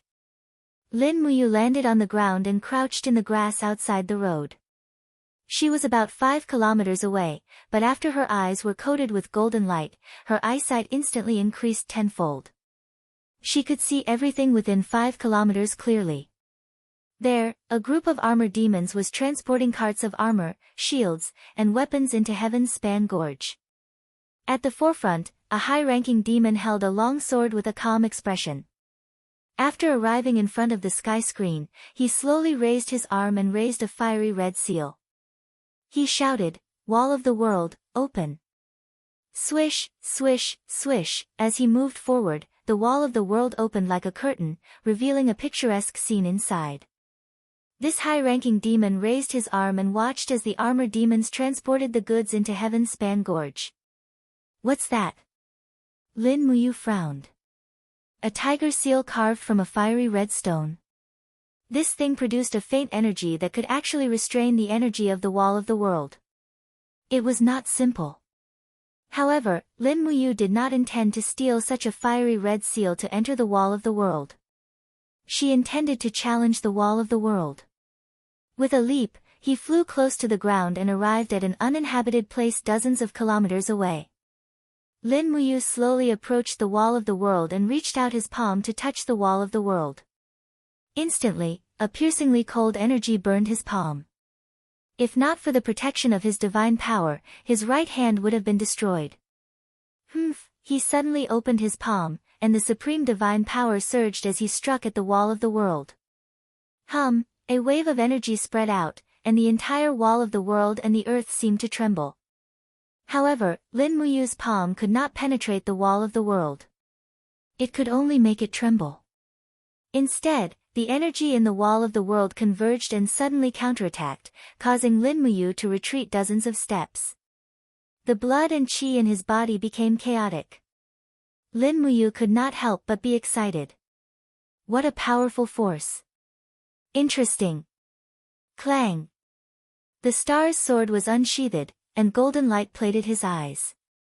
For a moment, the light around him soared into the sky, and golden battle spirals lingered around him. Under the concentration of divine power, the star's sword shone brightly. Lin Muyu mustered all his strength and slashed down at the wall of the world, 5 elements 8 wastelands annihilation. Bang! The world was still shaking. The power of this sword was so strong that it tore the ground dozens of meters under Lin Muyu's feet into a deep pit, as if a storm had broken out here. The sky was buzzing and trembling, and cracks had already appeared. Humph! As expected, the energy of this sky was not endless. It could be shattered. Lin Muyu mustered all her strength and let out a deep roar. Streams of astral energy gathered on her sword. Her strongest attack was coming, 7 glorious stars transformation. Bang! Even before the power of the 7 glorious stars transformation was fully unleashed, the canopy of the sky had already begun to collapse. When the countless stars of the 7 glorious stars transformation fell from the sky, the poor canopy of the sky was instantly pierced through like a sieve. The canopy of the sky within a radius of several tens of kilometers was affected by the chain reaction and exploded one after another. A small half of the sky-piercing gorge was already in sight. At the edge of the broken canopy, streams of sub-wind power were burning and flashing. Lin Muyu's sword had split open a 50-kilometer-long hole, and the devil race would definitely not be able to repair it in a short time. Suddenly, a sense of weakness came from inside her body. After all, the backfire of the 7 glorious stars transformation was too strong. Even Lin Muyu with the powerful soul power of the supremacy personality couldn't be completely immune to it. Fortunately, this feeling of weakness was not serious. She only lost half of her cultivation, and would probably recover by itself in 10 minutes. Whoosh! Rushing into the sky-piercing gorge like lightning, Lin Muyu's heart was filled with joy. Looking at everything in the sky-piercing gorge, she couldn't help but murmur in her heart, "Xiao Shi, where are you?"